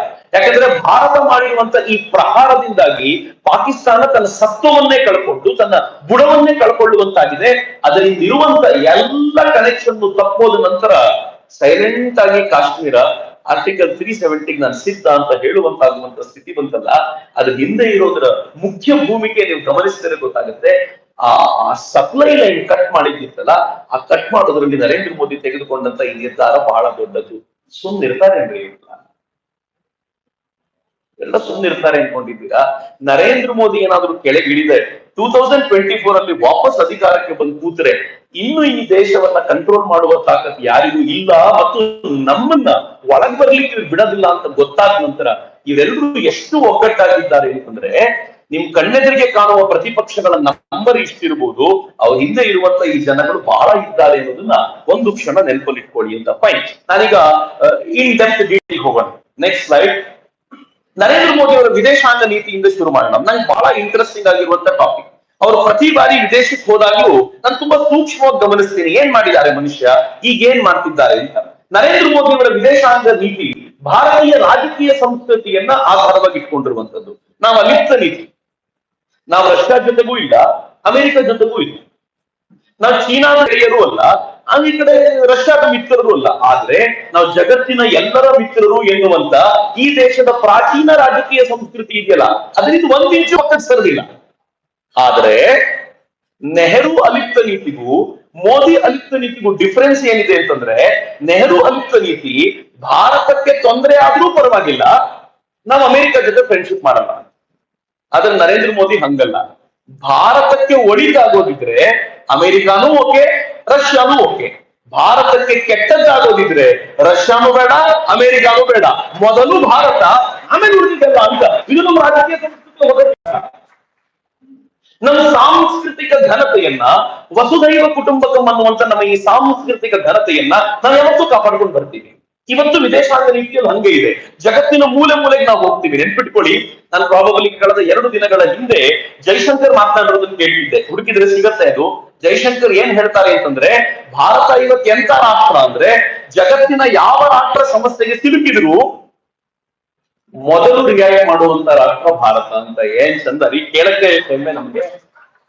ನಮ್ಮ ರಾಷ್ಟ್ರೀಯ ಸಮಸ್ಯೆ ಆದ್ರಲ್ಲ, ಜಗತ್ತಿನ ಯಾವ ಮೂಲೆಯಲ್ಲಿ ಸಮಸ್ಯೆ ಆದ್ರೂ ಫಸ್ಟ್ ರಿಯಾಕ್ಷನ್ ಭಾರತದ ಕಡೆಯಿಂದ ಬರುತ್ತೆ ಅನ್ನೋದು ಬಹಳ ವಿಶೇಷ ಅಂತ. ನಮ್ಮ ಗುರಿ ಏನು? ನಿಸ್ಸಂಶಯವಾಗಿ ಭಾರತ ವಿಶ್ವಗುರು ಆಗ್ಬೇಕು ಅಂತ. ನರೇಂದ್ರ ಮೋದಿ ಅವರ ಮೂವ್ಮೆಂಟ್ ಹಂಗಿದೆ ಅಂತ. ಅವ್ರು ಹೋಗ್ತಿದ್ರೆ ಇಡೀ ಭಾರತ ಹೋಗ್ತಿದೆ ಅಂತ. ಇತ್ತೀಚೆಗೆ ಅಮೆರಿಕಕ್ಕೆ ನರೇಂದ್ರ ಮೋದಿ ಹೋದ್ರಲ್ಲ, that is called state visit. State visit ordinary visit ಬೇರೆ. ಸ್ಟೇಟ್ ವಿಸಿಟ್ ನಲ್ಲಿ ಅಮೆರಿಕಾನೇ ಇನ್ವೈಟ್ ಮಾಡುತ್ತೆ. ನಾನು ನಿಮ್ ಮುಂದೆ ಹೇಳ್ಬೇಕು ಅಂತಂದ್ರೆ, ಪ್ರಾಬಬಲಿ ಇನ್ನು ಕೆಲವು ದಿನಗಳಲ್ಲಿ ಸೌದಿ ಅರೇಬಿಯಾದಿಂದ ಅಲ್ಲಿನ ಪ್ರಿನ್ಸ್ ಬರ್ತಾರೆ ಭಾರತಕ್ಕೆ. That is state visit. Narendra Modi ಅವರ ಅಥವಾ ಭಾರತ ಸರ್ಕಾರದ ವಿಶೇಷ ಆಹ್ವಾನದ ಮೇರೆಗೆ ಅವ್ರು ಬರ್ತಿದ್ದಾರೆ. ರೆಡ್ ಕಾರ್ಪೆಟ್ ವೆಲ್ಕಮ್ ಇರುತ್ತೆ ಅವ್ರಿಗೆ ಸ್ಟೇಟ್ ವಿಸಿಟ್ ನಲ್ಲಿ. ಹಾಗೆ ಅಮೆರಿಕ ಸ್ಟೇಟ್ ವಿಸಿಟ್ ಗೆ ನರೇಂದ್ರ ಮೋದಿ ಅವರನ್ನ ಆಹ್ವಾನಿಸಿತು. ಸ್ಟೇಟ್ ವಿಸಿಟ್ ಅಂದ್ರೆ ಏನ್ ಗೊತ್ತೇನು? Red carpet welcome. ಸ್ವತಃ ಸ್ವಾಗತಕ್ಕೆ ಅಧ್ಯಕ್ಷರು ಬಂದಿರ್ತಾರೆ. ಅವ್ರ ಮನೆಯಲ್ಲಿ ಒಂದು ವಿಶೇಷವಾದ ಪಾರ್ಟಿ ಕೊಡ್ಲಾಗುತ್ತೆ ಅವರಿಗೆ. ಆ ಪಾರ್ಟಿ ಏನ್ ಸುಂದರವಾಗಿರುತ್ತೆ. ಅವ್ರನ್ನ ಅವ್ರ ಅಧ್ಯಕ್ಷರ ಗೆಸ್ಟ್ ಹೌಸ್ ನಲ್ಲಿ ಉಳ್ಕೊಳ್ಳಿಕ್ಕೆ ಕೇಳ್ಕೊಳ್ಳಾಗುತ್ತೆ. ಆ 5 ದಿನಗಳ ಕಾಲ, ಅವ್ರು 4 ದಿನ ಅಲ್ಲಿರ್ತಾರೆ ಪ್ಲಸ್ 1 ಡೇ. 5 ದಿನಗಳ ಕಾಲ ಪೆನ್ಸಿಲ್ವೇನಿಯಾ ಸ್ಟ್ರೀಟ್ ನಲ್ಲಿ ಭಾರತದ ಧ್ವಜಗಳು ಹಾರಾಡುತ್ತೆ. ಇದರ ಎಂಡ್ ಪೋರ್ಷನ್ ಜಂಟಿ ಸದನವನ್ನು ಉದ್ದೇಶಿಸಿ ಮಾತನಾಡುವುದು. ಅದು ಎಲ್ರಿಗೂ ಅವಕಾಶ ಕೊಡಬೇಕು ಅಂತಿಲ್ಲ ಸ್ಟೇಟ್ ವಿಸಿಟ್ ನಲ್ಲೂ. ಆದ್ರೆ ನರೇಂದ್ರ ಮೋದಿಗೆ 2ನೇ ಬಾರಿಗೆ ಜಂಟಿ ಸದನವನ್ನ ಉದ್ದೇಶಿಸಿ ಮಾತನಾಡುವ ಅವಕಾಶ ಕೊಡ್ಲಾಯ್ತು. ನಾನು ಅನ್ಕೊಂಡೆ 2ನೇ ಬಾರಿಗೆ ಆದ ಜನ ಆಗಿರುತ್ತೆ ಅಂತ. ಆದ್ರೆ 2ನೇ ಬಾರಿ ನರೇಂದ್ರ ಮೋದಿ ಭಾಷಣಕ್ಕೆ ಸಿಕ್ಕ ಗೌರವ ಎಂತದ್ದು ಅಂದ್ರೆ, ಮೊದಲನೇ ಬಾರಿಗೆ ಎಷ್ಟು ಬಾರಿ ಚಪ್ಪಾಳೆ ಬಂದಿತ್ತು ಅದರ ಡಬಲ್ ಟೈಮ್. ಮೊದಲನೇ ಬಾರಿಗೆ ಎಷ್ಟು ಸ್ಟ್ಯಾಂಡಿಂಗ್ ಓವೇಷನ್ ಸಿಕ್ಕಿತ್ತು ಅದಕ್ಕಿಂತಲೂ ಹೆಚ್ಚು ಸ್ಟ್ಯಾಂಡಿಂಗ್ ಓವೇಷನ್ ನರೇಂದ್ರ ಮೋದಿಗೆ ಅಮೆರಿಕಾದಲ್ಲಿ ಸಿಕ್ಕಿದೆ ಅಂತಂದ್ರೆ ಮೋಸ್ಟ್ ಫೇವರ್ಡ್ ಮ್ಯಾನ್. ಆದ್ರೆ ಒಂದೇ ಒಂದು ಸಲ ಈ ಗೌರವ ಪಡ್ಕೊಳ್ಳಿಕ್ಕೆ ಅವರು ಭಾರತವನ್ನು ಬೈದಿರೋದನ್ನು ಕೇಳಿದ್ದೀರಿ? ನೆವರ್. ನರೇಂದ್ರ ಮೋದಿ ನಿಂತು ಮಾತನಾಡ್ತಿದ್ರೆ ಇಡೀ ಭಾರತ ಮಾತನಾಡ್ತಿದೆ ಎನಿಸುವಂತೆ ಜಗತ್ತಿನ ಮೂಲೆ ಮೂಲೆಗಳಲ್ಲಿ ಮಾತನಾಡ್ತಾರಲ್ಲ. ಹಿಂಗಾಗಿ we get connected to him. ಅದನ್ನ ಯಾವತ್ತೂ ಬಿಟ್ಕೊಡ್ಲಿಲ್ಲ. ನಮ್ಮ ಒತ್ತಡಗಳಿಲ್ವೇನೋ? ಚೀನಾ ನಮ್ಗೆ ಒತ್ತಡ, ಪಾಕಿಸ್ತಾನ ಇವತ್ತೇನು ಒತ್ತಡ ಅಲ್ಲ, ನಾವು ಅದನ್ನ ತೆಗೆದು ಬಿಸಾಕಾಗಿದೆ. ನಮ್ಗೆ ಚೀನಾ ಭಾರಿ ದೊಡ್ಡ ಒತ್ತಡ. ಆ ಒತ್ತಡವನ್ನು ಎದುರಿಸ್ತೀವಿ ನಾವು. ಆದ್ರೆ ಭವಿಷ್ಯದ ರಾಜಕೀಯ ಗುರಿ ಏನ್ ನಮ್ದು ಅಂತಂದ್ರೆ, ಏಷ್ಯಾದಲ್ಲಿ ಚೀನಾ ಮೀರಿಸಿ ಜಯಂಟ್ ಕಂಟ್ರಿ ಆಗಬೇಕು ಅನ್ನೋದು ಭಾರತ ತನ್ನ ಗುರಿಯಾಗಿ ಇಟ್ಕೊಂಡಿದೆ. ಮೂಲೆ ಮೂಲೆ ಹೋದಾಗ ಅದನ್ನು ಸಾಧಿಸುತ್ತೆ. ಇದು ವಿದೇಶಾಂಗ ನೀತಿಯ ಮೋದಿಯವರ ಚಿಂತನೆ ಅಂತ ನನಗನ್ನಿಸೋದು. ಇದು ಹಿಂಗೆ ಇರಬೇಕು ಅಂತಿಲ್ಲ. ನಾನು ಅವ್ರನ್ನ ರೀಡ್ ಮಾಡಿದಾಗ ಹಿಂಗ ಅನ್ಸುತ್ತೆ. So let us get into it. ಹೆಂಗಿದೆ ನೋಡೋಣ. Next slide. ಮೊದಲ 5 ವರ್ಷ ನರೇಂದ್ರ ಮೋದಿ ಅವರ 5 ವರ್ಷ, ಮನಮೋಹನ್ ಸಿಂಗ್ 5 ವರ್ಷವನ್ನ ಕಂಪೇರ್ ಮಾಡಿದ್ವಿ. ಮೊದಲ 5 ವರ್ಷದಲ್ಲಿ ಮನಮೋಹನ್ ಸಿಂಗ್ 92 ಪ್ರವಾಸ ಮಾಡಿದ್ರು, 50 ಪ್ರವಾಸ ಮಾಡಿದ್ರು, 1350 ಕೋಟಿ ಖರ್ಚು ಮಾಡಿದ್ರು. ನರೇಂದ್ರ ಮೋದಿ 92 ಪ್ರವಾಸ ಮಾಡಿದ್ರು, 2021 ಕೋಟಿ ರೂಪಾಯಿ ಖರ್ಚು ಮಾಡಿದ್ರು. ಪ್ರತಿ ಪ್ರವಾಸಕ್ಕೆ ಅವರು 27 ಕೋಟಿ ಖರ್ಚು ಮಾಡಿ 40 ಒಪ್ಪಂದ ಮಾಡಿಕೊಂಡ್ರೆ, ನರೇಂದ್ರ ಮೋದಿ ಪ್ರತಿ ಪ್ರವಾಸಕ್ಕೆ 22 ಕೋಟಿ ಖರ್ಚು ಮಾಡಿ 129 ಒಪ್ಪಂದಗಳನ್ನ ಮಾಡ್ಕೊಂಡು ಬಂದ್ರು. ಕಡಿಮೆ ಖರ್ಚು, ಕೆಲಸ ಜಾಸ್ತಿ. ಹೆಂಗಪ್ಪ? ಇಂಟ್ರೆಸ್ಟಿಂಗ್ ಅನ್ಸಲ್ವಾ? ನರೇಂದ್ರ ಮೋದಿ ಸಿಕ್ಕಾಪಟ್ಟೆ ತಿರುಗಾಡ್ತಾರೆ. 92 ಪ್ರವಾಸ ಮಾಡಿದ್ದಾರೆ ನೋಡಿ. ಅವ್ರ 50 ಪ್ರವಾಸ. ನರೇಂದ್ರ ಮೋದಿ ಎಷ್ಟೆಲ್ಲ ಓಡಾಡ್ತಾರೆ. ವಿದೇಶಕ್ಕೆ ಓಡಾಡೋದು ಖಯಾಲಿ. ಅದರ ಪುಣ್ಯಾತ್ಮ ಈ ಮನುಷ್ಯ ಹೋದ 10 ವರ್ಷಗಳ ನಂತರ ಅವ್ರು ಓಡಾಡ್ತಿದ್ದಾರೆ. ಇನ್ಫ್ಲೇಷನ್ ಎಲ್ಲ ಕಡೆ ಜಾಸ್ತಿ ಆಗಿರ್ಬೇಕು, ಖರ್ಚು ಜಾಸ್ತಿ ಆಗ್ಬೇಕು. ಅವ್ರಿಗಿಂತ ಕಡಿಮೆ ಖರ್ಚಿನಲ್ಲಿ ಹೆಂಗ್ ಕಂಪ್ಲೀಟ್ ಮಾಡ್ತಾರೆ? ಕ್ಯೂರಿಯಾಸಿಟಿ, ನನಗೂ ಬಹಳ ಕ್ಯೂರಿಯಾಸಿಟಿ ಇತ್ತು. ನೆಕ್ಸ್ಟ್, ನಾನು ಯಾವ್ದನ್ನು ಸುಮ್ಮನೆ ಹಾಕ್ತಿಲ್ಲ, ಎಲ್ಲದಕ್ಕೂ ರಿಪೋರ್ಟ್ ಸಮೇತ ಕೋಟ್ ಮಾಡ್ತಿದ್ದೀನಿ. More foreign trips than Manmohan Singh, yet lesser bill for PM Modi thanks to multiple destinations aircraft choice. Narendra Modi ಯಾವತ್ತು ಅಪರೂಪಕ್ಕೆ ಒಂದೇ ರಾಷ್ಟ್ರಕ್ಕೆ ಹೋಗ್ಬಲ್ಲ. ಒಂದ್ ರಾಷ್ಟ್ರಕ್ಕೆ ಹೋಗ್ತೀವಿ ಅಂತಂದಾಗ ಅದ್ರ ಜೊತೆಗೆ ಇನ್ನೊಂದ್ 2-3 ರಾಷ್ಟ್ರವನ್ನು ಜೋಡಿಸ್ಕೊಂಡು ಮುಗಿಸ್ಕೊಂಡೇ ವಾಪಸ್ ಬಂದ್ಬಿಡ್ತಾರೆ. ಅದು ನರೇಂದ್ರ ಮೋದಿಯ ಬೆಸ್ಟ್ ಪ್ಲಾನ್. ನಿಮ್ಗೆ ರೀಸೆಂಟ್ ಆಗಿ ನೆನಪಿರ್ಬೇಕು ಅಂತಂದ್ರೆ, ಬ್ರಿಕ್ಸ್ ಮೀಟಿಂಗ್ ಹೋದ್ರು ಸೌತ್ ಆಫ್ರಿಕಾಕ್ಕೆ. ವಾಪಸ್ ಬರ್ಬೇಕಾದ್ರೆ absolutely right, he went to Greece. Greece ನಿಂದ ನೇರವಾಗಿ ಭಾರತಕ್ಕೆ ಬಂದ್ರು. ಇಸ್ರೋಗೆ ಬಂದು ಎಲ್ರಿಗೂ ಒಂದು ನಮಸ್ಕಾರ ಹೇಳಿದ್ರು. ಆದ್ರೆ ನೇರವಾಗಿ ಸೌತ್ ಆಫ್ರಿಕಾದಿಂದ ತಗೋದಿತ್ತಲ್ಲ. ಗ್ರೀಸನ್ ಯಾಕೆ ಜೋಡಿಸ್ಕೊಂಡ್ರು ಅಂತಂದ್ರೆ, ನಮ್ಗೆ ತುಂಬಾ ಅಗತ್ಯ ಇದೆ ಗ್ರೀಸ್. ಮುಂದಿನ ದಿನಗಳಲ್ಲಿ ರಕ್ಷಣಾ ಒಪ್ಪಂದ ಅದ್ರ ಜೊತೆ ಬಹಳ ದೊಡ್ಡ ಪ್ರಮಾಣದಲ್ಲಿ ಆಗೋದಿದೆ. ಹೀಗಾಗಿ ಅದನ್ನು ಬಹಳ ಪ್ರೀತಿಯಿಂದ ನೋಡ್ಕೊಳ್ಳೋದು ಅಗತ್ಯ ಇದೆ. ತನ್ನ ಟ್ರಿಪ್ ನಲ್ಲಿ ಒಂದ್ಸಲ ಒಂದು ಗ್ರೀಸಿಗೆ ಭೇಟಿ ಕೊಟ್ಕೊಂಡು ತಾನು ಮಾಡಬೇಕಾಗಿರೋ ಚಟುವಟಿಕೆ ಮುಗಿಸ್ಕೊಂಡು ನರೇಂದ್ರ ಮೋದಿ ಬಂದ್ಬಿಟ್ರು ಅಂತ. ಹೆಂಗಿದ್ರು ಹೋಗಿದ್ದೀನಿ, ಹೋದಾಗ ಒಂದು ರೌಂಡ್ ಮುಗಿಸ್ಕೊಂಡು ಬರೋಣ ಅಂತ. Brilliant idea. ಖರ್ಚು ಕಡಿಮೆ ಆಗ್ತಿರೋದು ಆ ಕಾರಣಕ್ಕೋಸ್ಕರ ಅಂತ. ನಾನು ಸುಮ್ಮನೆ ಎಕ್ಸಾಂಪಲ್ ಕೊಡ್ತೀನಿ. Next slide. 2014ರಲ್ಲಿ ಮಯನ್ಮಾರ್, ಸುಮ್ಮನೆ ಒಂದೊಂದೇ ಎಕ್ಸಾಂಪಲ್, ಅವ್ರ ಪ್ರತಿ ಪ್ರವಾಸವೂ ಹಿಂಗೆ. Myanmar, Fiji, Australia. 2015ರಲ್ಲಿ Seychelles, Mauritius, Sri Lanka, France, Germany, Canada 1 trip. China, Mongolia, South Korea, Uzbekistan, Tajikistan, Russia 2nd trip. 2016ರಲ್ಲಿ Afghanistan, Qatar, Switzerland, America, Mexico 5 ರಾಷ್ಟ್ರಗಳಿಗೆ ಅಟ್ ಎ ಟೈಮ್. ಖರ್ಚು ಮಿನಿಮಮ್. ಇನ್ನೊಂದು ಚಂದ ನೋಡಿ, ರಾತ್ರಿಗಳಿಂದ ವಿಮಾನದಲ್ಲಿ ಕಳೀತಾರೆ. 2016ರಲ್ಲಿ ಬೆಲ್ಜಿಯಂ, ಅಮೆರಿಕ, ಸೌದಿ 3 ರಾತ್ರಿ ವಿಮಾನದಲ್ಲಿ, 2 ರಾತ್ರಿ ಹೋಟೆಲ್ ಅಂತ ಕಳೆದ್ರು. ಸಾಮಾನ್ಯರಿಗೆ ಈ ಅವಧಿ 6 ದಿನ ಹಿಡಿಯುತ್ತೆ. ಮೋದಿ 4 ದಿನದಲ್ಲಿ ಪ್ರವಾಸ ಮುಗಿಸ್ಕೊಂಡು ಬಂದ್ರು. ಹೋಟೆಲ್ ನಲ್ಲಿ ಕಳೆಯೋದಕ್ಕೂ ಫ್ಲೈಟ್ ನಲ್ಲಿ ಕಳೆಯೋದಕ್ಕೂ ಡಿಫ್ರೆನ್ಸ್ ಏನ್ ಗೊತ್ತಾ? ಮೋದಿ ಫ್ಲೈಟ್ ನಲ್ಲಿ ಮಲ್ಕೊಂಡಿದ್ದಾರೆ ಅಂತಂದ್ರೆ ಅವ್ರ ಜೊತೆಗಿರೋರು ಫ್ಲೈಟ್ ನಲ್ಲಿ ನಿದ್ದೆ ಮಾಡ್ತಾರೆ. ಮೋದಿ ಹೋಟೆಲ್ಗೆ ಹೋಗ್ತಾರೆ ಅಂತಂದ್ರೆ ಮೋದಿಯ ಜೊತೆಗೆ ಬಂದಿರುವಂತ ಅಧಿಕಾರಿ ವರ್ಗ ಇವರೆಲ್ಲರೂ ಕೂಡ ಒಂದು ಹೋಟೆಲ್ ಉಳಿಬೇಕು. ಇಡೀ ಹೋಟೆಲ್ ನ ನಾವು ಸೆಪರೇಟ್ ಆಗಿ ತಗೋಬೇಕು. ಅಲ್ಲಿ ಬೇಕಾಗಿರುವಂತ ಪ್ರೊಟೆಕ್ಷನ್ ಕೊಡ್ಕೋಬೇಕು. ಅಂಡ್ ಮೋದಿ ಇವರೆಲ್ಲರಿಗಿಂತ ಹೆಚ್ಚು ಪ್ರೊಟೆಕ್ಷನ್ ಬೇಕಾಗಿರುವಂತ ವ್ಯಕ್ತಿ ಇವತ್ತು. ಆ ಪ್ರೊಟೆಕ್ಷನ್ ಗೆ ನಮ್ಮ ಸರ್ಕಾರ ಪೇ ಮಾಡಬೇಕು. ಅದೆಲ್ಲವನ್ನು ಅವಾಯ್ಡ್ ಮಾಡ್ತಾರೆ. ಏರ್ಪೋರ್ಟ್ ಗೆ ಹೆಂಗಿದ್ರು ನಿಮ್ ಸೆಕ್ಯೂರಿಟಿ ಇರುತ್ತೆ, ಅಲ್ಲೇ ಮಲಗಿಬಿಡ್ತಾರೆ. ಗ್ರೇಟ್ ಮನುಷ್ಯ. ಸುಮ್ಮನೆ ಮೋದಿ ಮೋದಿ ಮೋದಿ ಅಂತ ಹುಚ್ಚಿಗೆ ಬೀಳಲ್ಲ ಜನ. ಹಿಂಗಾಗಿ ಬೇರೆಯವರು 6 ದಿನ ಮಿನಿಮಮ್ ಬೇಕಾಗಿರೋದನ್ನ 4 ದಿನದಲ್ಲಿ ಮುಗಿಸ್ತಾರೆ. ಮುಗಿಸೋದು ಹೆಂಗೆ ಗೊತ್ತಾ? ಆ ಪುಣ್ಯಾತ್ಮ ಸಾಮಾನ್ಯವಾಗಿರುವಂತ ಮನುಷ್ಯ ಅಲ್ಲ. ಕ್ವಿಕ್ ಆದ ಮೀಟಿಂಗು. ಬೇರೆಯವರೆಲ್ಲ ಇಡೀ ದಿನದಲ್ಲಿ 2 ಮೀಟಿಂಗ್ ಮಾಡಿದ್ರೆ, ಮೋದಿ 8 ರಿಂದ 10 ಮೀಟಿಂಗ್ಗಳನ್ನು ಮಾಡ್ತಾರೆ. ಮತ್ತು ಮೀಟಿಂಗ್ ಪ್ರೊಡಕ್ಟಿವ್ ಮೀಟಿಂಗ್ಗಳನ್ನ ಮಾಡ್ತಾರೆ. ಇನ್ನೊಂದು ನಾನು ನಿಮಗೆ ಪತ್ರಕರ್ತ ಶ್ರೀವಾಸ್ತವ್ ಹೇಳಿದ್ದೇನೆ ಹೇಳಬೇಕು. ಅಲ್ಲಿ ಇರೋದನ್ನು ಓದುವಂತ ಅಗತ್ಯ ನಿಮ್ಗೆ ಆರಾಮಾಗುತ್ತೆ. ಮನಮೋಹನ್ ಸಿಂಗ್ ಏನ್ ಮಾಡ್ತಿದ್ರು, ಹೋಗ್ಬೇಕಾದ್ರೆ ತಮ್ಮ ಜೊತೆ ಅಧಿಕಾರಿಗಳಂದ್ರೆ ಪತ್ರಕರ್ತರನ್ನು ಕರ್ಕೊಂಡು ಹೋಗ್ತಾರೆ. ಬರ್ಕಾದತ್ತು, ರಾಜೀವ್ ಸರ್ದೇಸಾಯಿ ಇವರೆಲ್ಲರೂ ಜೊತೆ ಕರ್ಕೊಂಡು ಹೋಗ್ತಿದ್ರು. ಈ ಜೊತೆಯಲ್ಲಿ ಹೋಗಬೇಕಾದ್ರೆ ಅವರಿಗೆ ಹೈ ರೇಂಜ್ ಟ್ರೀಟ್ಮೆಂಟ್ ಇರುತ್ತೆ. ಎಲ್ಲಿ ಪ್ರಧಾನಮಂತ್ರಿಗಳು ಉಳ್ಕೊಳ್ತಾರೋ ಅದೇ ಹೋಟೆಲ್ ನಲ್ಲಿ ಇವರಿಗೆ ದಾರಿಯುದ್ದಕ್ಕೂ ಮತ್ತು ಅವ್ರು ಎಲ್ಲಿ ಉಳ್ಕೊಳ್ತಾರೋ ಅಲ್ಲಿ ವೆನ್ಯೂನಲ್ಲಿ ಅವ್ರಿಗೆ ಡಿನ್ನರ್ ಮಾಡಿಸಿದ್ರೆ ವಿಲಾಯತಿ ಡ್ರಿಂಕ್ ಕುಡಿಸಲಾಗ್ತಿತ್ತು. ಅವ್ರ ಕೋಣೆಗಳಿಗೆ ಡ್ರಿಂಕ್ ಅನ್ನ ನೀವು ಕಟ್ಟಿದ್ದ ಟ್ಯಾಕ್ಸ್ ಖರ್ಚನ್ನ ತಲುಪಿಸಲಾಗ್ತಿತ್ತು. ಶ್ರೀವಾಸ್ತವ್ ಹೇಳ್ತಾರೆ, ಅವ್ರ ವಿಡಿಯೋ ಇದೆ, ಅದು ಇಂಟರ್ನೆಟ್ ಅಲ್ಲಿ ಸಿಗುತ್ತೆ. ಶ್ರೀವಾಸ್ತವ್ ಏನ್ ಹೇಳ್ತಾರೆ ಅಂತಂದ್ರೆ, ಆ ವಾಪಸ್ ಬಂದಾಗ ವಿಮಾನದಿಂದ ಇಳಿದಾಗ ಆ ವಿದೇಶಿ ಡ್ರಿಂಕ್ ಒಂದು ಬಾಟಲ್ ನ, ಒಂದೋ ಎರಡೋ ಬಾಟಲ್ ನ ಅವ್ರಿಗೆ ಇಳಿದ ಮೇಲೆ ಒಂದು ಗಿಫ್ಟ್ ಕೊಡ್ತಿದ್ರು. ಮೋದಿ ಪತ್ರಕರ್ತರನ್ನು ಕರ್ಕೊಂಡೇ ಹೋಗಲ್ಲ, ಎರಡೇ ಪತ್ರಕರ್ತರು ಕರ್ಕೊಂಡು ಹೋಗೋದು, Doordarshan, air India, all India radio ಬಿಟ್ರೆ ಇನ್ಯಾರನ್ನೂ ಇಲ್ಲ.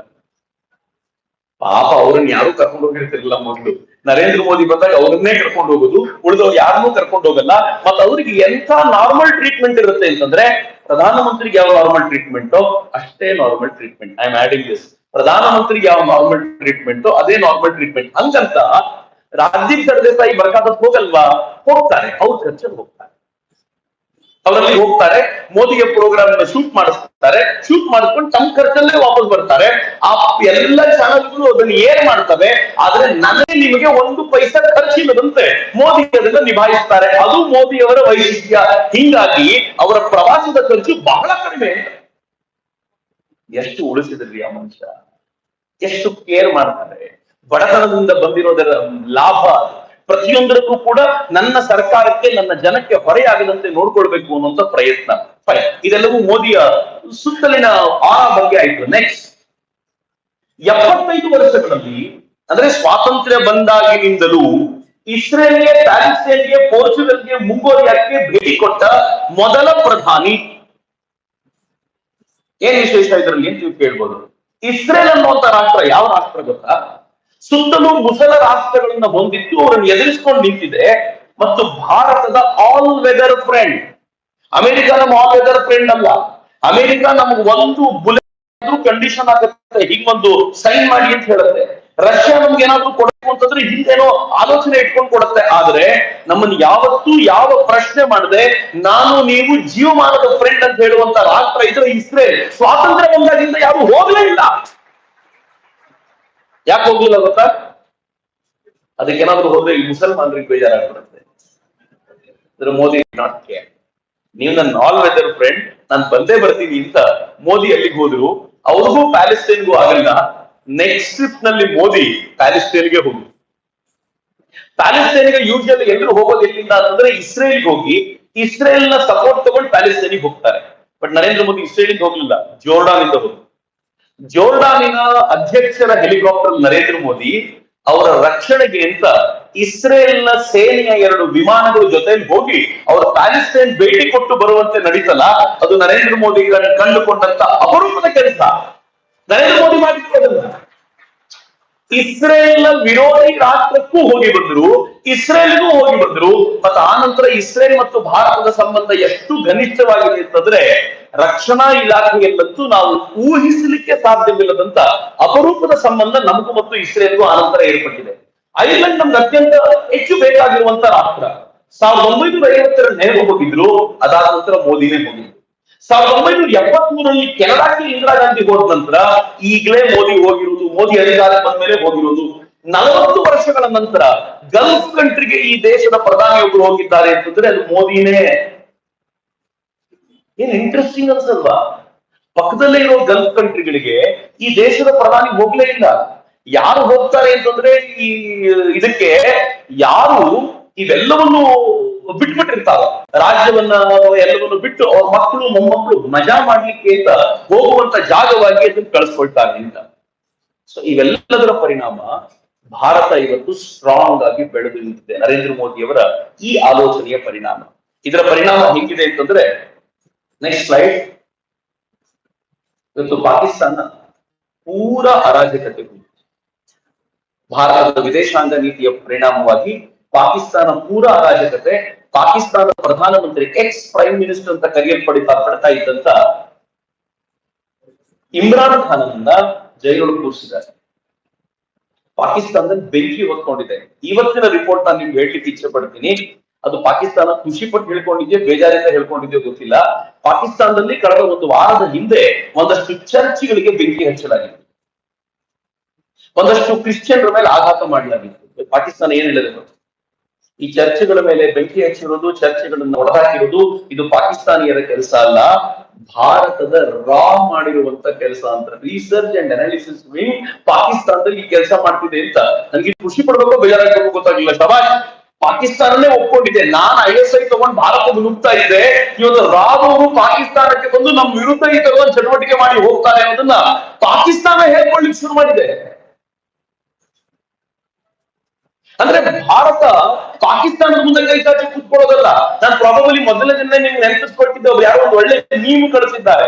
ಮೊದಲೆಲ್ಲ ನರೇಂದ್ರ ಮೋದಿ ಬರೋಕ್ಕಿಂತ ಮುಂಚೆ ಕಾಶ್ಮೀರಕ್ಕೆ ಹೋಗ್ಲಿಕ್ಕೆ ಭಾರತೀಯರು ಹೆದರ್ತಾ ಇದ್ರು.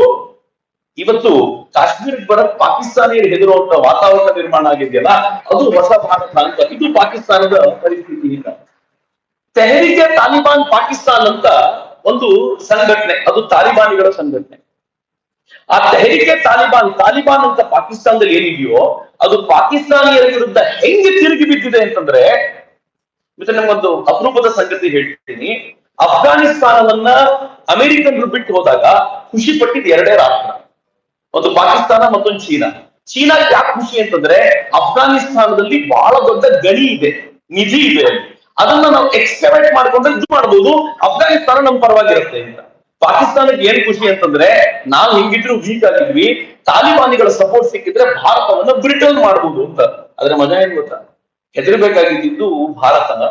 ಅಜಿತ್ ದೋವಲ್ ಮತ್ತು ಭಾರತದ NSA ಟೀಮು ಎಷ್ಟು ಕ್ವಿಕ್ ಆಗಿ ಕೆಲಸ ಮಾಡ್ತು ಅಂತಂದ್ರೆ, ಚೀನಾ ಮತ್ತು ಪಾಕಿಸ್ತಾನ ಇಂಟರ್ವ್ಯೂನ್ ಮಾಡೋಕ್ಕಿಂತ ಮುಂಚೆ ಅಫ್ಘಾನಿಸ್ತಾನ ಭಾರತ ಒಲಿಸಿಕೊಂಡಿದ್ದರ ಪರಿಣಾಮವಾಗಿ ಇವತ್ತು ಅಫ್ಘಾನಿಸ್ತಾನ ಚೀನಾ ಪರವಾಗೂ ಇಲ್ಲ, ಪಾಕಿಸ್ತಾನದ ಪರವಾಗೂ ಇಲ್ಲ, ಭಾರತದ ಪರವಾಗಿ ಕೆಲಸ ಮಾಡ್ತಿದೆ ಮತ್ತು ಪಾಕಿಸ್ತಾನಕ್ಕೆ ಎಚ್ಚರಿಕೆ ಕೊಡುವ ಮಟ್ಟದಲ್ಲಿದೆ.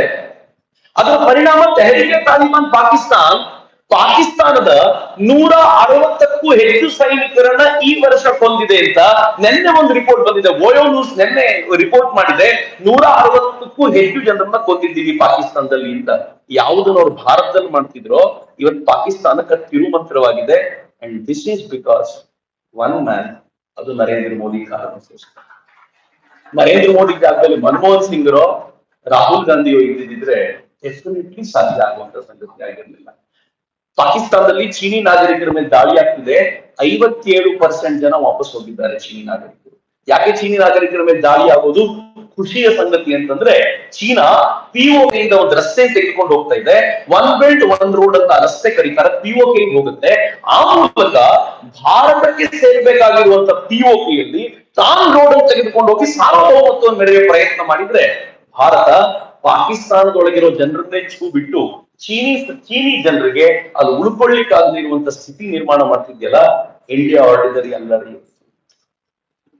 ಸಿಂಧ್ ಬಲೂಚ್ POK ಪ್ರತ್ಯೇಕವಾಗಬೇಕು ಅಂತ ಗಲಾಟೆ ಶುರು ಮಾಡಿದ್ದಾರೆ. POK ಅಂತೂ ಪ್ರತ್ಯೇಕತೆ ಅಲ್ಲ, ನಮ್ಮನ್ನು ಭಾರತದೊಂದಿಗೆ ಸೇರಿಸ್ಬಿಡಿ ಅಂತ ಗಲಾಟೆ ಶುರು ಮಾಡಿ ದೊಡ್ಡ ದೊಡ್ಡ ರ್ಯಾಲಿ ತೆಗಿತಾ ಇದ್ದಾರೆ. ಕಾಶ್ಮೀರದಲ್ಲಿ 371 ತೆಗೆದು ನೋಡಿ ನೋಡೋಣ ಅಂತ ಹೇಳ್ತಿದ್ರು, ತೆಗೆದು ಹಾಕ್ಬಿಟ್ಟು ಇನ್ನೇನಿಲ್ಲ. ಈಗ ಹೆಂಗಿದೆ ಅಂತಂದ್ರೆ, ಆಗಸ್ಟ್ 15 ಬಂದಾಗ ಮೊನ್ನೆ ನೋಡ್ಬೇಕಿತ್ತು ನೀವು ಲಾಲ್ ಚೌಕ್ ಮೇಲೆ ಧ್ವಜ ಹಾರಿಸೋದಲ್ಲ, ಕಾಶ್ಮೀರದ ಜನ ತಮ್ಮ ಕೈಯಲ್ಲಿ ತಿರಂಗ ಹಿಡ್ಕೊಂಡು ತಿರಂಗ ಹಾರಿಸ್ಲಿಕ್ಕೋಸ್ಕರ ಬೀದಿಯಲ್ಲಿ ಕಾಯ್ಕೊಂಡು ನಿಲ್ಲೋದು. ಮತ್ತು ಒಬ್ಬ ಟೆರರಿಸ್ಟ್ ನ ಸಹೋದರ, ಹೆಸರು ಮರ್ತೆ ನಾನು, ಆತ ತನ್ನ ಮನೆ ಹೊರಗಡೆ ತಿರಂಗ, ನರೇಂದ್ರ ಮೋದಿ ಘೋಷಣೆ ಕೊಟ್ಟಿದ್ರಲ್ಲ ಘರ್ ಘರ್ ತಿರಂಗ ಅಂತ, ತನ್ನ ಮನೆ ಹೊರಗಡೆ ತಿರಂಗ ಹಾರಿಸಿದ್ದಾನೆ. ಪತ್ರಕರ್ತರು ಕೇಳಿದ್ದಾರೆ, ಒತ್ತಡಕ್ಕೆ ಹಾರಿಸಿದ್ದೆ ಅಂದ್ರೆ ಒತ್ತಡ ಏನಿಲ್ಲ, ಈಗ ನನ್ನ ಕಾಶ್ಮೀರ ಎಷ್ಟು ಚೆನ್ನಾಗಿದೆ ಅಂದ್ರೆ ಇದೇ ಕನಸನ್ನು ಕಾಣ್ತಿದ್ವಿ, ನನ್ನ ತಮ್ಮ ಭಯೋತ್ಪಾದಕನಾಗ ಅಲ್ಲೆಲ್ಲೋ ಒದ್ದಾಡ್ತಾ ಇದ್ದಾನೆ, ಅವನಿಗೂ ನಾನು ಇನ್ವೈಟ್ ಮಾಡ್ತೀನಿ, ಇದೆಲ್ಲ ಸಾಕು ಮಾಡು, ಭಾರತ ಚೆನ್ನಾಗಿದೆ, ಇಲ್ಲಿ ಬಂದು ಸೇರ್ಕೊಂಡ್ಬಿಡು ಅಂತ ಅವನಿಗೂ ಇನ್ವೈಟ್ ಮಾಡ್ತೀನಿ ಅಂತ ಹೇಳುವಂತ ಸ್ಥಿತಿ ಇದೆಯಲ್ಲ, ಇದು ಹೊಸ ಕಾಶ್ಮೀರ. G20 ಸಭೆಯನ್ನ ಬಹಳ ಹೆಮ್ಮೆ ಪಡಬೇಕು ನಾವು ವಿಚಾರಕ್ಕೆ. G20 ಒಂದು ಸಭೆಯನ್ನ ಕಾಶ್ಮೀರದಲ್ಲಿ ಮಾಡಿ ದಲ್ ಲೇಕ್ ನಲ್ಲಿ ಕುಳಿತುಕೊಂಡು ವಿಹಾರ ನಡೆಸ್ತಾರೆ ಜಗತ್ತಿನ ಮೂಲೆ ಮೂಲೆಯಿಂದ ಬಂದವರು. ಒಂದು ಕಾಲ ಇತ್ತು ಜಗತ್ತಿನ ಮೂಲೆ ಮೂಲೆಯವರು ಬಿಡಿ, ಭಾರತದ ನಾವು ದಲ್ ಲೇಕ್ ನಲ್ಲಿ ನೆಮ್ಮದಿಯಿಂದ ತಿರುಗಾಡ್ತೀವಿ ಅನ್ನುವಂತ ವಾತಾವರಣ ಇರಲಿಲ್ಲ. ಇವತ್ತು ಜಗತ್ತಿನ ಮೂಲೆ ಮೂಲೆಯ ಜನ ಬಂದು ತಿರುಗಾಡುವಂತ ವಾತಾವರಣ ನಿರ್ಮಾಣ ಆಯ್ತಲ್ಲ. Who is responsible? ನಿಸ್ಸಂಶಯವಾಗಿ ನರೇಂದ್ರ ಮೋದಿಯೇ ರೆಸ್ಪಾನ್ಸಿಬಲ್ ಅದಕ್ಕೆ ಹೇಳ್ತಾರೆ. ಇವತ್ತು ಗಡಿ ಎಷ್ಟು ಸುಭದ್ರವಾಗಿದೆ ಅಂತಂದ್ರೆ, ಜಮ್ಮು ಕಾಶ್ಮೀರದ ಅನೇಕ ಜಿಲ್ಲೆಗಳನ್ನ ಇವತ್ತು ನಾವು ಭಯೋತ್ಪಾದನಾ ಮುಕ್ತ ಅಂತ ಘೋಷಿಸಲಿಕ್ಕೆ ಸಾಧ್ಯವಾಗಿದೆ. ಹುಡುಕಿ ಭಯೋತ್ಪಾದಕರನ್ನ ಕೊಲ್ಲಲಿಕ್ಕೆ ಭಾರತ ಸಕ್ಷಮವಾಗಿದೆ. ಬಿ ಪ್ರೌಡ್, ನನ್ನ ಭಾರತ ಇವತ್ತು ಸ್ಟ್ರಾಂಗ್ ಆಗಿದೆ ಅಂತ. Next slide. ಈಗ ಅದಕ್ಕೆ ಸಂಬಂಧಪಟ್ಟಂತ ನ್ಯೂಸ್ ಅಂತೆ ಪಾಕಿಸ್ತಾನದ ಸೂಸೈಡ್ ಬಾಂಬಿಂಗ್ ಹೇಗಾಗ್ತಿದೆ, PTP ಮಿಲಿಟೆಂಟ್ಸ್ ಹೆಂಗ್ ಕಿಲ್ ಮಾಡ್ತಿದ್ದಾರೆ ಅಂತ. Next slide. ಬಹಳ ಇಂಪಾರ್ಟೆಂಟ್ ಆಗಿರುವಂತ ಸಂಗತಿ ನಿಮ್ ಜೊತೆ ಹಂಚ್ಕೋತೀನಿ ನಾನು. ಇದು ಚೀನಾ ಭಾರತದ ಸುತ್ತಲೂ ಹೆಣೆದಿದ್ದಂತ ಸ್ಟ್ರಿಂಗ್ ಆಫ್ ಪರ್ಲ್ಸ್ ಅಂತ ಬಹಳ ಇಂಪಾರ್ಟೆಂಟ್ ಆಗಿರುವಂತ ಸಂಗತಿ ರಕ್ಷಣೆಯ ದೃಷ್ಟಿಯಿಂದ. ಮುತ್ತಿನ ಹಾರ ಅಂತ ಭಾರತದ ಸುತ್ತಲೂ ಚೀನಾ ಮುತ್ತಿನ ಹಾರ ಹಾಕಿತ್ತು. ನಾನು ಇಲ್ಲಿರುವಂತ ಪಾಯಿಂಟ್ ಗಳನ್ನೇ ಆಧಾರವಾಗಿ ಇಟ್ಕೊಂಡು ಹೇಳೋದಾದ್ರೆ, ಪಾಕಿಸ್ತಾನದಲ್ಲಿ ಗ್ವಾದಾರ್ ಏರ್ಪೋರ್ಟ್, ಗ್ವಾದಾರ್ ಪೋರ್ಟ್ ಅನ್ನ ಚೀನಾ ನಿರ್ಮಾಣ ಮಾಡ್ಕೊಳ್ತು. ನೀವಲ್ಲಿ ಪಾಕಿಸ್ತಾನದಲ್ಲಿರುವಂತ ರೆಡ್ ಡಾಟ್ ನೋಡಿದ್ರೆ ಗೊತ್ತಾಗುತ್ತೆ, ಅದು ಗ್ವಾದಾರ್ ಪೋರ್ಟ್. ಪಾಕಿಸ್ತಾನದಲ್ಲಿ ಒಂದು ಪೋರ್ಟ್ ಅನ್ನು ನಿರ್ಮಾಣ ಮಾಡ್ಕೊಂಡ್ರು. ಆ ಪೋರ್ಟ್ ಅನ್ನ ನೇರವಾಗಿ one belt one road initiative ಮೂಲಕ ಚೀನಾಗೆ ಕನೆಕ್ಟ್ ಮಾಡ್ಕೊಂಡ್ರು. ಅಂದ್ರೆ ಭಾರತದ ಪಕ್ಕದಲ್ಲೇ ತನ್ನೊಂದು ನೇವಲ್ ಬೇಸ್ ನಿರ್ಮಾಣ ಮಾಡ್ಕೊಳ್ಳಿಕ್ಕೆ, ನೌಕಾ ಸೇನೆಯಿಂದ ನಿಲ್ಲಿಸಿಕೊಳ್ಳಿಕ್ಕೆ ಬೇಕಾಗಿರುವಂತ ವ್ಯವಸ್ಥೆ ಪಾಕಿಸ್ತಾನ ಮಾಡ್ಕೊಳ್ತು, ಚೀನಾ ಮಾಡ್ಕೊಳ್ತು. ಈ ಕಡೆ ಮಾಲ್ಡೀವ್ಸ್ ದ್ವೀಪಗಳಲ್ಲಿ ತನ್ನ ನೌಕೆ ನಿಲ್ಲಿಸಲಿಕ್ಕೆ ಬೇಕಾಗಿರುವಂತ ಒಪ್ಪಂದಗಳನ್ನ ಅವ್ರ ಜೊತೆ ಮಾಡ್ಕೊಳ್ತು. ಶ್ರೀಲಂಕಾದಲ್ಲಿ 2 ಪೋರ್ಟ್ಗಳನ್ನ, ಒಂದು ಕೊಲಂಬೋ ಪೋರ್ಟ್ ನ ಮತ್ತೊಂದು ಹಂಬನ್ತೋಟ ಪೋರ್ಟ್ ಅನ್ನ ಅವರು ತಮ್ಮ ತೆಕ್ಕೆಗೆ ತೆಗೆದುಕೊಂಡು ಡೆವಲಪ್ ಮಾಡ್ತೀವಿ ಅಂತ ಹೇಳಿ ಅಲ್ಲಿ ತಗೊಂಡೋಗಿ ನೌಕಾ ಸೇನೆ ನಿಲ್ಲಿಸ್ಕೊಳ್ತೀವಿ ಅಂತ ಹೇಳ್ಕೊಂಡ್ರು. ಒಂದು ಕಡೆ ಪಾಕಿಸ್ತಾನದ ಆ ಪೋರ್ಟ್ ನಲ್ಲಿ, ಮಾಲ್ಡೀವ್ಸ್ ದ್ವೀಪದಲ್ಲಿ, ಶ್ರೀಲಂಕಾದಲ್ಲಿ ಇಷ್ಟು ಸಾಲದು ಅಂತ ನಮ್ಮ ಪಕ್ಕದಲ್ಲಿರುವಂತ ಬಾಂಗ್ಲಾದೇಶದ ಚಿತ್ತಗಾಂಗ್ ಪೋರ್ಟ್ ಅನ್ನು ಡೆವಲಪ್ ಮಾಡಿ ಅಲ್ಲಿ ತಮ್ಮ ವ್ಯವಸ್ಥೆಯನ್ನು ಬಳಸ್ಕೊಂಡ್ರು. ಮಯನ್ಮಾರ್ನಿಂದ ತಮ್ಮ ದೇಶಕ್ಕೆ ಚೀನಾಕ್ಕೆ ಅನ್ನೋದ್ರೆ ಲೈನ್ ಕಾಣ್ತಿದೆಯಲ್ಲ, ಅವರೊಂದು ಪೈಪ್ ಲೈನ್ ಹಾಕಿದೆ. ನಾವು ಇಲ್ಲಿಂದ ಬರುವಂತ ಆಯಿಲ್ ಅನ್ನ ನೇರವಾಗಿ ಚೀನಾಕ್ಕೆ ಸಾಗಿಸ್ತೀವಿ ಅಂತ. ಅಂದ್ರೆ ಮಯನ್ಮಾರ್ ಮತ್ತು ಚೀನಾ ಘನಿಷ್ಠವಾಗಿರುವಂತ ಸಂಬಂಧ ಆಯ್ತು. ನಮ್ಮ ಪಕ್ಕದಲ್ಲಿರುವಂತ ರಾಷ್ಟ್ರ, ನಮಗೆ ಕನೆಕ್ಟೆಡ್ ಇರುವಂತ ರಾಷ್ಟ್ರ. ಅಲ್ಲಿನ ಪೋರ್ಟ್ ಡೆವಲಪ್ ಮಾಡಿಕೊಂಡು ಈ ಮಲಕ್ಕ, ಈ ಕೆಳಗೆ ಕಾಣುವಂತ ಸಿಂಗಾಪುರ್ನ ದಾಟಿ ಹೋಗುವಂತ ಆ ಮಲಕ್ಕ ಕೊಲ್ಲಿ ಏನಿದೆ ಅದ್ರ ಮೇಲೆ ಪೂರ್ತಿ ತಮ್ಮ ಕಂಟ್ರೋಲ್ ಇಟ್ಕೊಂಡ್ರು. ಹಾಗೆ ನೋಡಿದ್ರೆ ನಮ್ಮ ಸುತ್ತಲೂ ಒಂದು ಸ್ಟ್ರಿಂಗ್ ಆಫ್ ಪರ್ಲ್ಸ್ ಅಂತ ಕರೀತಾರೆ. ಸ್ಟ್ರಿಂಗ್ ಆಫ್ ಪರ್ಲ್ ಆಗಿರ್ಲಿಲ್ಲ, ಅದು ಭಾರತದ ಸುತ್ತಲೂ ಗುರುಳು ಹಾಕ್ಬಿಟ್ಟಿತ್ತು. ಎಂಥ ಡೇಂಜರ್ ಗೊತ್ತೇನಿದು. ನರೇಂದ್ರ ಮೋದಿಗೆ ದೇಶವನ್ನು ಕೊಡುವಾಗ ಹಿಂಗ್ ಕೊಟ್ಟಿದ್ವಿ ನಾವು. ನೀವು ಅಲಗಾಡಿದ್ರೆ ಶ್ರೀಲಂಕಾದಿಂದ ಅಟ್ಯಾಕ್, ನೀವು ಅಲಗಾಡಿದ್ರೆ ಆ ಕಡೆ ಬಾಂಗ್ಲಾದೇಶ ಕಿರಿಕಿರಿ ಮಾಡುತ್ತೆ, ಪಾಕಿಸ್ತಾನದಿಂದ ಕಿರಿಕಿರಿ ಮಾಡೋ ವ್ಯವಸ್ಥೆ, ಸಿಂಗಾಪುರ ಆ ಭಾಗದಿಂದ, ಮಲಕ್ಕಾ ಸ್ಟ್ರೇಟ್ ಇಂದ ಅಲ್ಲಿಂದ ವ್ಯವಸ್ಥೆ. ಅಂದ್ರೆ ಒಟ್ಟಾರೆ ಭಾರತದ ಟೋಟಲ್ ಪಾಯಿಂಟ್ಗಳನ್ನು, ಚೋಕ್ ಪಾಯಿಂಟ್ಗಳನ್ನು ಗುರುತಿಸಿಕೊಂಡು ಭಾರತ ಮಿಸುಕಾಡದಂತೆ ಕತ್ತು ಹಿಸುಕಿ ಕೂತು ನನಗೆ ಉರುಳು ಅಂತ ಕರೀತಿ. ಈ ತರ ಮೋದಿ ಬಂದ್ರು, ಎಲ್ಲ ಚೇಂಜ್ ಆಯ್ತು. ನೆಕ್ಸ್ಟ್ ಟೈಮ್ ಮೋದಿ ಸ್ವಲ್ಪ ಆಟ ಆಡ್ಲಿಕ್ಕೆ ಶುರು ಮಾಡಿದ್ರು. ನೆಕ್ಲೆಸ್ ಆಫ್ ಡೈಮಂಡ್ಸ್ ಅಂತ ಕರೆದ್ರು. ನೀವು ಸ್ಟ್ರಿಂಗ್ ಆಫ್ ಪರ್ಲ್ ಮಾಡಿ, ನಾವು ನೆಕ್ಲೆಸ್ ಆಫ್ ಡೈಮಂಡ್ ಹಾಕ್ತೀವಿ ನಿಮಗೆ ಅಂತ. ಹೆಂಗ್ ಹಾಕಿದ್ರು ಅಂತಂದ್ರೆ, ಅಫ್ಕೋರ್ಸ್ ವಾಜಪೇಯಿ ಕಾಲದಲ್ಲೇ ಈ ಕಲ್ಪನೆಗಳು ಶುರು ಆಗಿದ್ವು. ಆದ್ರೆ ಆಮೇಲೆ ಎಲ್ಲ ಹಳ್ಳ ಹಿಡಿದಿತ್ತು. ನರೇಂದ್ರ ಮೋದಿ ಅದಕ್ಕೊಂದು ಬ್ಯೂಟಿಫುಲ್ ಆಗಿರುವಂತ ರೂಪವನ್ನು ಕೊಟ್ಟರು. ಫಾರ್ ಎಕ್ಸಾಂಪಲ್, ವಾಜಪೇಯಿ ಇರಾನ್ ನಲ್ಲಿರುವಂತ, ಪಾಕಿಸ್ತಾನಕ್ಕೆ ಹೊಂದಿಕೊಂಡಿರುವಂತ ಆ ಇರಾನಿನ ಚಾಬಹಾರ್ನಲ್ಲಿ ಪೋರ್ಟ್ ಡೆವಲಪ್ ಮಾಡ್ತೀವಿ ಅಂತ ಕೇಳ್ಕೊಂಡ್ರು. ಆದ್ರೆ ಇರಾನ್ ಮೇಲೆ ಅಮೆರಿಕ ನಿಷೇಧ ಹೇಳಿದ ನಂತರ ಅದು ನಿಂತು ಹೋಗಿತ್ತು. ನರೇಂದ್ರ ಮೋದಿ ಬಂದ್ರು, ಪ್ರಾಬಬ್ಲಿ 2015-16 ಡೆವಲಪ್ ಮಾಡ್ತೀವಿ ಅಂತ ಹೇಳಿದ್ರು. 2018 ವೇಳೆಗೆ ಅದರ ಪೂರ್ತಿ ಕಂಟ್ರೋಲ್ ಅನ್ನ ನಮ್ಮ ಕೈಯಲ್ಲಿ ತೆಗೆದುಕೊಳ್ಳಿಕ್ಕೆ ಸಾಧ್ಯ ಆಯಿತು. ಚೀನಾದ ಎದುರಿಗೆ, ಅವರ ಗ್ವಾದಾರ್ ಪೋರ್ಟ್ ನ ಎದುರಿಗೆ ನಮ್ದೊಂದು ಚಾಬಹಾರ್ ಪೋರ್ಟ್ ನಿರ್ಮಾಣ ಆಯ್ತು. ನೀವು ಮಾಡಿ, ನಿಮ್ ಎದುರಿಗೆ ನಾವು ಏನ್ ಮಾಡಬೇಕು ಅಂತ ನಾವು ನೋಡ್ತೀವಿ ಅಂತ. ಈ ಸೇವ್ಡ್ ದಟ್ ಪಾಯಿಂಟ್. ನೆಕ್ಸ್ಟ್, ಅಲ್ಲಿ ಸಾಲ್ದು ಅಂತ ನರೇಂದ್ರ ಮೋದಿ ಒಮನ್ನ ದುಗ್ಗುಮ ಏರ್ಪೋರ್ಟ್ ಪೋರ್ಟ್ ಅನ್ನ, it's not airport, it's naval port, ಆ ಪೋರ್ಟ್ ಮೇಲೆ ನಮ್ಮ ಹಿಡಿತವನ್ನು ಸ್ಥಾಪಿಸಿಕೊಂಡ್ರು.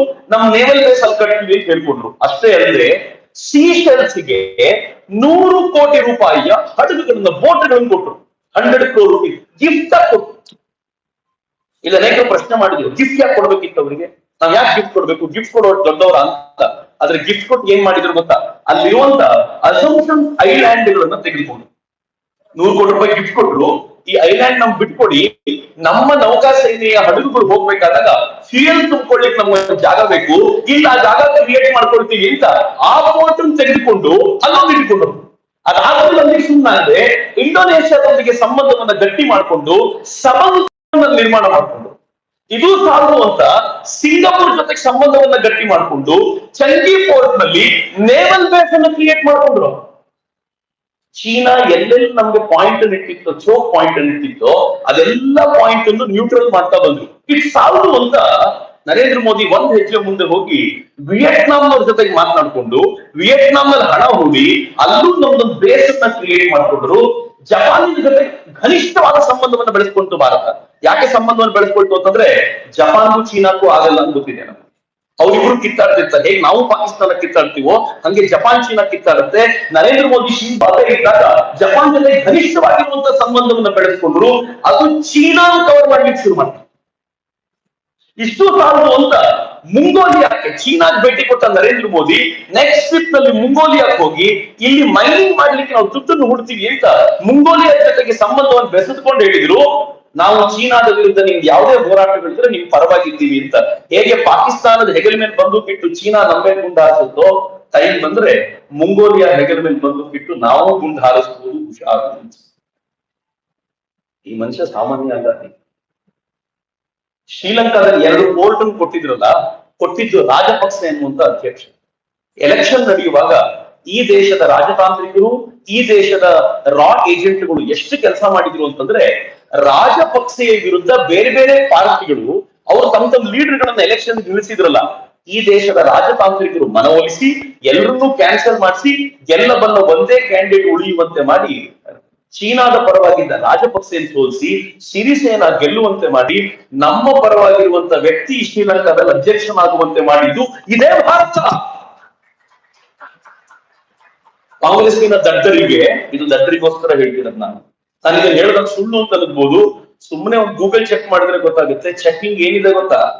ಇದನ್ನ ಹೇಳಬೇಕಾಗಿರೋದು ಭಾರತ ಅಲ್ಲ, ಶ್ರೀಲಂಕಾನೇ ಬಾಯ್ ಬಡ್ಕೊಳ್ತು. ನನ್ನ ದೇಶದ ರಾಜತಾಂತ್ರಿಕ ವ್ಯವಸ್ಥೆಯಲ್ಲಿ ಹಸ್ತಕ್ಷೇಪ ಮಾಡಿದೆ ಭಾರತ, ಹಸ್ತಕ್ಷೇಪ ಮಾಡಿ ಸಿರಿಸೇನಾ ಗೆಲ್ಲಿಸ್ಕೊಂಡಿದೆ ಅಂತ. ಇಂಟ್ರೆಸ್ಟಿಂಗ್ ಪಾರ್ಟ್ ಏನ್ ಗೊತ್ತಾ? ಸಿರಿಸೇನಾ ಗೆದ್ದಾಗ ಭಾರತದ ರಾಜತಾಂತ್ರಿಕರು ಇಮಿಡಿಯೇಟ್ ಆಗಿ ಹೋಗಿ ಸಿರಿಸೇನಾನ ಅಭಿನಂದಿಸಿದ್ರು. ಶ್ರೀಲಂಕಾದ ರಾಜತಾಂತ್ರಿಕರಿಗೆ ಅಭಿನಂದನೆ ಕೊಡ್ಲಿಕ್ಕೆ 6 ದಿನಗಳು ಕಾಯಬೇಕಾಯ್ತು. ದಿಸ್ ವಾಸ್ ಇಂಡಿಯಾಸ್ ಗೋಲ್. ಅಂದ್ರೆ ಇಂಡಿಯಾ 2004 ಇಂಡಿಯಾ ಅಲ್ಲ, 2013 ಇಂಡಿಯಾ ಅಲ್ಲ, 2023 ಇಂಡಿಯಾ ಒಂದು ಬೇರೆನೇ ಇಂಡಿಯಾ ಅನ್ನೋದನ್ನ ಇವತ್ತು ನಾವು ಅರ್ಥ ಮಾಡ್ಕೊಳ್ಬೇಕಾಗಿರುವಂತ ಸ್ಥಿತಿ ಅಂತ. ಅದಾದ ನಂತರ ನಿಧಾನವಾಗಿ ಚೀನಾದ ಪ್ರಭಾವವನ್ನು ಶ್ರೀಲಂಕಾದಲ್ಲಿ ಕುಗ್ಗಿಸಿದ್ದಲ್ಲದೆ ನರೇಂದ್ರ ಮೋದಿ ಏನ್ ಮಾಡಿದ್ರು ಗೊತ್ತಾ? ಪಕ್ಕದ ಬಾಂಗ್ಲಾದೇಶದಲ್ಲಿ ಇವ್ರ ಪ್ರಭಾವ ಜಾಸ್ತಿ ಇದೆ ಚೀನಾದ್ದು ಅಂತ ಹೇಳಿ ಆ ಬಾಂಗ್ಲಾದೇಶದೊಂದಿಗೆ ಕೊಡು ಗಲಾಟೆ ಇತ್ತು. ಒಂದಷ್ಟು ವಿಲೇಜಸ್ ನಿಮ್ದು, ಒಂದಷ್ಟು ವಿಲೇಜಸ್ ನಮ್ದು ಅಂತ. ಈ ಹಳ್ಳಿಗಳಿಗೋಸ್ಕರ ಗಲಾಟೆ ಮಾಡೋದು ಯಾಕೆ ಅಂತಂತ ಒಂದು ಐತಿಹಾಸಿಕ ಒಪ್ಪಂದವನ್ನು ಮಾಡ್ಕೊಂಡು ಬಾಂಗ್ಲಾದೇಶ ಜೊತೆ ಘನಿಷ್ಠ ಒಪ್ಪಂದ ಮಾಡ್ಕೊಂಡ್ರು, ಘನಿಷ್ಠ ಸಂಬಂಧವನ್ನು ಬೆಳೆಸ್ಕೊಂಡ್ರು. ಪರಿಣಾಮ ಶೇಖ್ ಹಸೀನಾ ಒಂದಿನ ಹೇಳಿದ್ರು, ಚಿತ್ತಗಾಂಗ್ ಏರ್ ಪೋರ್ಟ್ ಅನ್ನ, ನೇವಲ್ ಪೋರ್ಟ್ ಅನ್ನ ಡೆವಲಪ್ ಮಾಡೋ ಜವಾಬ್ದಾರಿ ಚೀನಾಕ್ಕೆ ಏನ್ ಕೊಡ್ತೀವಿ ಅದನ್ನ ನಿಮ್ಗೆ ಕೊಡ್ತೀವಿ, ಇಂಡಿಯಾ ಡೆವಲಪ್ ಮಾಡಿ ಅಂತ ಚೀನಾ ವಾಪಸ್ ಕಳಿಸಿ. ಮಯನ್ಮಾರ್ ಅಲ್ಲಿ ಚೀನಾದ ಪ್ರಭಾವ ಜಾಸ್ತಿ ಇತ್ತಲ್ಲ. What it it was India, Myanmar, Thailand, ಚೀನಾಕ್ಕೆ ಹತ್ತಿರ ಆಗಬಲ್ಲಂತ ಆ ಜಾಗಗಳಲ್ಲಿ ಹೈವೇ ನಿರ್ಮಾಣ ಮಾಡೋಣ, 3 ರಾಷ್ಟ್ರಗಳನ್ನು ಕನೆಕ್ಟ್ ಮಾಡೋಣ ಅಂತ ಮಯನ್ಮಾರ್ ಜೊತೆಗೆ ಸಂಬಂಧವನ್ನ ಗಟ್ಟಿ ಮಾಡ್ಕೊಂಡಿದ್ದರ ಪರಿಣಾಮವಾಗಿ ಇವತ್ತು ಚೀನಾದ ಶಕ್ತಿಯನ್ನ ನ್ಯೂಟ್ರಲ್ ಮಾಡಿದ್ದೀವಲ್ಲದೆ ಸುತ್ತಲೂ ನಾವೊಂದು ನೆಕ್ಲೆಸ್ ಅನ್ನ ಚೀನಾಗೆ ಹಾಕ್ಲಿಕ್ಕೆ ಸಾಧ್ಯವಾಗಿದ್ದಿಲ್ಲ. ಹೆಂಗ್ರಿ ಮೋದಿನ ಪಕ್ಕಕ್ಕೆ ಇಡ್ಲಿಕ್ಕೆ ಸಾಧ್ಯ? ಅಕಸ್ಮಾತ್ ನಾವೇನಾದ್ರೂ ಮೋದಿ ಪಕ್ಕಕ್ಕೆ ಇಟ್ಬಿಟ್ರೆ ನಮ್ಮಂತ ಕೃತಜ್ಞರು ಜಗತ್ತಲ್ಲಿ ಮತ್ತೊಬ್ರು ಇರ್ಲಿಕ್ಕೆ ಸಾಧ್ಯ ಇಲ್ಲ. ನಂಗೆ ಯಾರೋ ಇತ್ತೀಚೆಗೆ ಹೇಳ್ತಿದ್ರು, ಮೋದಿ ಅರ್ಜೆಂಟಿಗೆ ಹೋಗ್ಬಿಟ್ರೆ ಪಾಕಿಸ್ತಾನದಲ್ಲೂ ಅಧ್ಯಕ್ಷರಾಗ್ಬಿಡ್ತಾರೆ. ಪಾಕಿಸ್ತಾನದಲ್ಲಿ ಅಷ್ಟು ಕ್ರೇಜ್ ಇದೆ ಮೋದಿ ಬಗ್ಗೆ. ಪಾಕಿಸ್ತಾನದಲ್ಲಿ ಯಾವ ಪರಿ ಇಮೇಜ್ ಇದೆ ಮೋದಿದು ಅಂತಂದ್ರೆ, ನಾವಿವತ್ತು ಹಿಂಗ ಆಗ್ಲಿಕ್ಕೆ ಕಾರಣನೇ ಮೋದಿ. ನಮ್ಮದು ಮೋದಿ ತರದ ಒಬ್ಬ ಸಿಕ್ಬಿಟ್ರೆ ಜಗತ್ತಲ್ಲಿ ಆಟ ಆಡ್ಬೋದಲ್ಲಪ್ಪ ಅಂತ ಅವ್ರು ಕಾಯ್ತಿದ್ದಾರೆ. ಅಮೆರಿಕನ್ರು ಮೋದಿನ ಹೊಗಳ್ತಾರೆ, ಯುರೋಪಿಯನ್ರು ಮೋದಿನ ಹೊಗಳ್ತಾರೆ. ನಮಗೆ ಮೋದಿ ಬಗ್ಗೆ ಕನ್ವಿನ್ಸ್ ಮಾಡಬೇಕಾಗಿರುವಂತ ಸ್ಥಿತಿ ಇರೋದು ದುರದೃಷ್ಟಕರ ಸಂಗತಿ. Fine, next.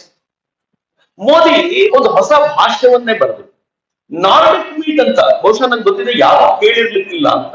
ನಾರ್ಡಿಕ್ ಕಂಟ್ರೀಸ್ ಅಂತ 5 ರಾಷ್ಟ್ರಗಳನ್ನು ಹೇಳ್ತಾರೆ. Sweden, Norway, Denmark, Finland, Ireland. ಈ 5 ಸೇರಿಸಿ ನಾರ್ಡಿಕ್ ಕಂಟ್ರೀಸ್ ಅಂತ ಕರೀತಾರೆ. ಈ ನಾರ್ಡಿಕ್ ಕಂಟ್ರೀಸ್ ಗಳನ್ನ ಒಂದ್ಸಲ ಸೇರಿಸಿ ಮೀಟಿಂಗ್ ಮಾಡಿದ ಮೊದಲನೇ ವ್ಯಕ್ತಿ ಬರಾಕ್ ಒಬಾಮಾ. ಅದಕ್ಕಿಂತ ಮುಂಚೆ ಯಾರು ಮಾಡಿರಲಿಲ್ಲ. ಒಂದೇ ಒಂದ್ಸಲ ಮೀಟಿಂಗ್ ನಡೆದಿತ್ತು. ನರೇಂದ್ರ ಮೋದಿ ಸ್ವೀಡನ್ಗೆ ಹೋಗೋರಿದ್ರು. ಹೆಂಗೆ ರಾಷ್ಟ್ರಗಳ ಜೊತೆ ಒಪ್ಪಂದ ಆಗುತ್ತೆ, ಖರ್ಚು ಕಡಿಮೆ ಆಗುತ್ತೆ ಅಂದ್ರೆ ನರೇಂದ್ರ ಮೋದಿ ಪ್ರೆಸಿಡೆನ್ಸ್ ನೋಡಿದ್ರು ಹಿಂದೆ ಹಿಂಗಾಗಿದೆ ಅಂತ ಸ್ವೀಡನ್ನಿನ ಪ್ರಧಾನಿ ಅಧ್ಯಕ್ಷ ಲೋವೆನ್ ಜೊತೆಗೆ ಮಾತಾಡಿ ಕೇಳಿದ್ರು, ನೀವು ಉಳಿದ 4 ಜನರನ್ನ ಇನ್ವೈಟ್ ಮಾಡ್ಬೋದಾ, ನಿಮ್ ದೇಶಕ್ಕೆ ಕರೆದ್ರೆ ಪ್ರಾಬ್ಲಮ್ ಆಗಿ. ವಂಡರ್ಫುಲ್, ನಾನಿರುವಾಗಂತೂ ಇದು ಯಾವತ್ತೂ ನಡೆದಿಲ್ಲ. ನಾನು ಖಂಡಿತವಾಗಿ ಕರಿತೀನಿ, ಬಟ್ ನೀವು ಇನ್ವೈಟ್ ಮಾಡಿ ಎಲ್ರನ್ನ ಅಂತ. Narendra Modi Norway, Denmark, Finland, Iceland ಅನ್ನ ಸ್ವೀಡನ್ ಬರ್ಲಿಕ್ಕೆ ಕೇಳ್ಕೊಂಡ್ರು. ಸ್ವೀಡನ್ ಅವರೆಲ್ಲರೂ ಬರ್ಲಿಕ್ಕೆ ಒಪ್ಕೊಂಡ್ರು. ಬಹಳ ಖುಷಿಯಾಗಿ ಸುಮ್ನೆ ಒಪ್ಕೊಳ್ಳಿಲ್ಲ. ಈ 5 ರಾಷ್ಟ್ರಗಳ ಇನ್ವೆಸ್ಟ್ಮೆಂಟ್ ಭಾರತದಲ್ಲಿ ಜೋರಾಗಿತ್ತು. ಭಾರತದ ಇನ್ವೆಸ್ಟ್ಮೆಂಟ್ ಆ ರಾಷ್ಟ್ರಗಳಲ್ಲಿ ಜೋರಾಗಿತ್ತು. ಇಬ್ಬರ ವ್ಯಾಪಾರ ಸಂಬಂಧಕ್ಕೆ ಒಳ್ಳೇದಾಗುತ್ತಿದ್ದು ಅಂತ ಗುಜರಾತಿ ವ್ಯಾಪಾರಿ ಬಿಡ್ತಾನೆ ಅನ್ಕೊಂಡಿದ್ದೆ. ಅದ್ರಿಗೆ ಯಾರು ಹೆಂಗ್ ಯಾವ ಕಾರಣ ಯಾರನ್ನ ಪ್ಲೇ ಮಾಡ್ಬೇಕು ಅಂತ ಗೊತ್ತಿರಿ ಅವ್ರಿಗೆ. ಅವ್ರು ಪ್ಲೇ ಮಾಡಿದ್ರ ಪರಿಣಾಮ ಬರಾಕ್ ಒಬಾಮಾ ನಂತರದ 2ನೇ ನಾರ್ಡಿಕ್ ಮೀಟ್ ಮಾಡಿದ ಯಾವ್ದಾದ್ರು ರಾಷ್ಟ್ರ ಇದ್ರದು India. Can you imagine? 2022 second Nordic meet ಮಾಡಿದ್ರು ನರೇಂದ್ರ ಮೋದಿ. ಈಗ ಅವ್ರು ರೂಢಿಯಾಗಿದೆ, ಎಲ್ಲಾ ರಾಷ್ಟ್ರಕ್ಕೂ ಹೋಗ್ಬೇಕು ಅಂತಿಲ್ಲ, ಯಾವ್ದೋ ಒಂದು ರಾಷ್ಟ್ರಕ್ಕೆ ಹೋಗಿ ಎಲ್ಲರೂ ಕರ್ಸ್ಕೊಳ್ಳಿ ಅಂತ. ಅಂದ್ರೆ ಮೊದಲಾದ್ರೆ ಹೋದಾಗ್ಲೇ ಒಂದೇ ಟ್ರಿಪ್ ಅಲ್ಲಿ 2 ರಾಷ್ಟ್ರಕ್ಕೆ ಹೋಗೋದು. ಈಗ ಹಂಗಿಲ್ಲ, ಒಂದೇ ರಾಷ್ಟ್ರಕ್ಕೆ ಹೋಗಿ ಎಲ್ಲರೂ ಕರೆಸ್ಕೊಳ್ಳೋದು. ಗೊತ್ತಿಲ್ಲ ಮುಂದೆ ಏನ್ ಮಾಡ್ತಾರೋ ಅಂತ. ಅಂದ್ರೆ ಆ ಮನುಷ್ಯನ ಆಲೋಚನಾ ಶೈಲಿ ಹಿಂಗಿದೆ ಅಂತ. ನರೇಂದ್ರ ಮೋದಿ ಕ್ವಾಡ್ ಟೀಮ್ ಅನ್ನು ಕಟ್ಟಿದ್ರು. ನನ್ ಕೇಂದ್ರ ಬಹಳ ಜನ ಗಲಾಟೆ ಮಾಡ್ಬೋದು, ಕ್ವಾಡ್ ಟೀಮ್ ಕಟ್ಟಿದ್ ನರೇಂದ್ರ ಮೋದಿ ಅಲ್ಲ ಅಂತ. ಇಟ್ ವಾಸ್ ಇನ್ 2007, ಪ್ಲಾನ್ ಇನ್ 2007. ಆಗ ಜಪಾನ್ ಲೀಡ್ ತಗೊಳ್ತು. ಚೈನಾ ಕಂಟ್ರೋಲ್ ಮಾಡಬೇಕು ಅಂತಂದ್ರೆ ಇಂಡಿಯಾ, ಅಮೆರಿಕ, ಜಪಾನ್ ಮತ್ತು ಆಸ್ಟ್ರೇಲಿಯಾ ಒಂದಾಗ್ಬೇಕು. ಆ ಇಂಡೋ ಪೆಸಿಫಿಕ್ ಸಿ ನಲ್ಲಿ ನಾವು ಚೈನಾ ಅಡ್ಡ ಹಾಕ್ಬೇಕು ಅಂತ.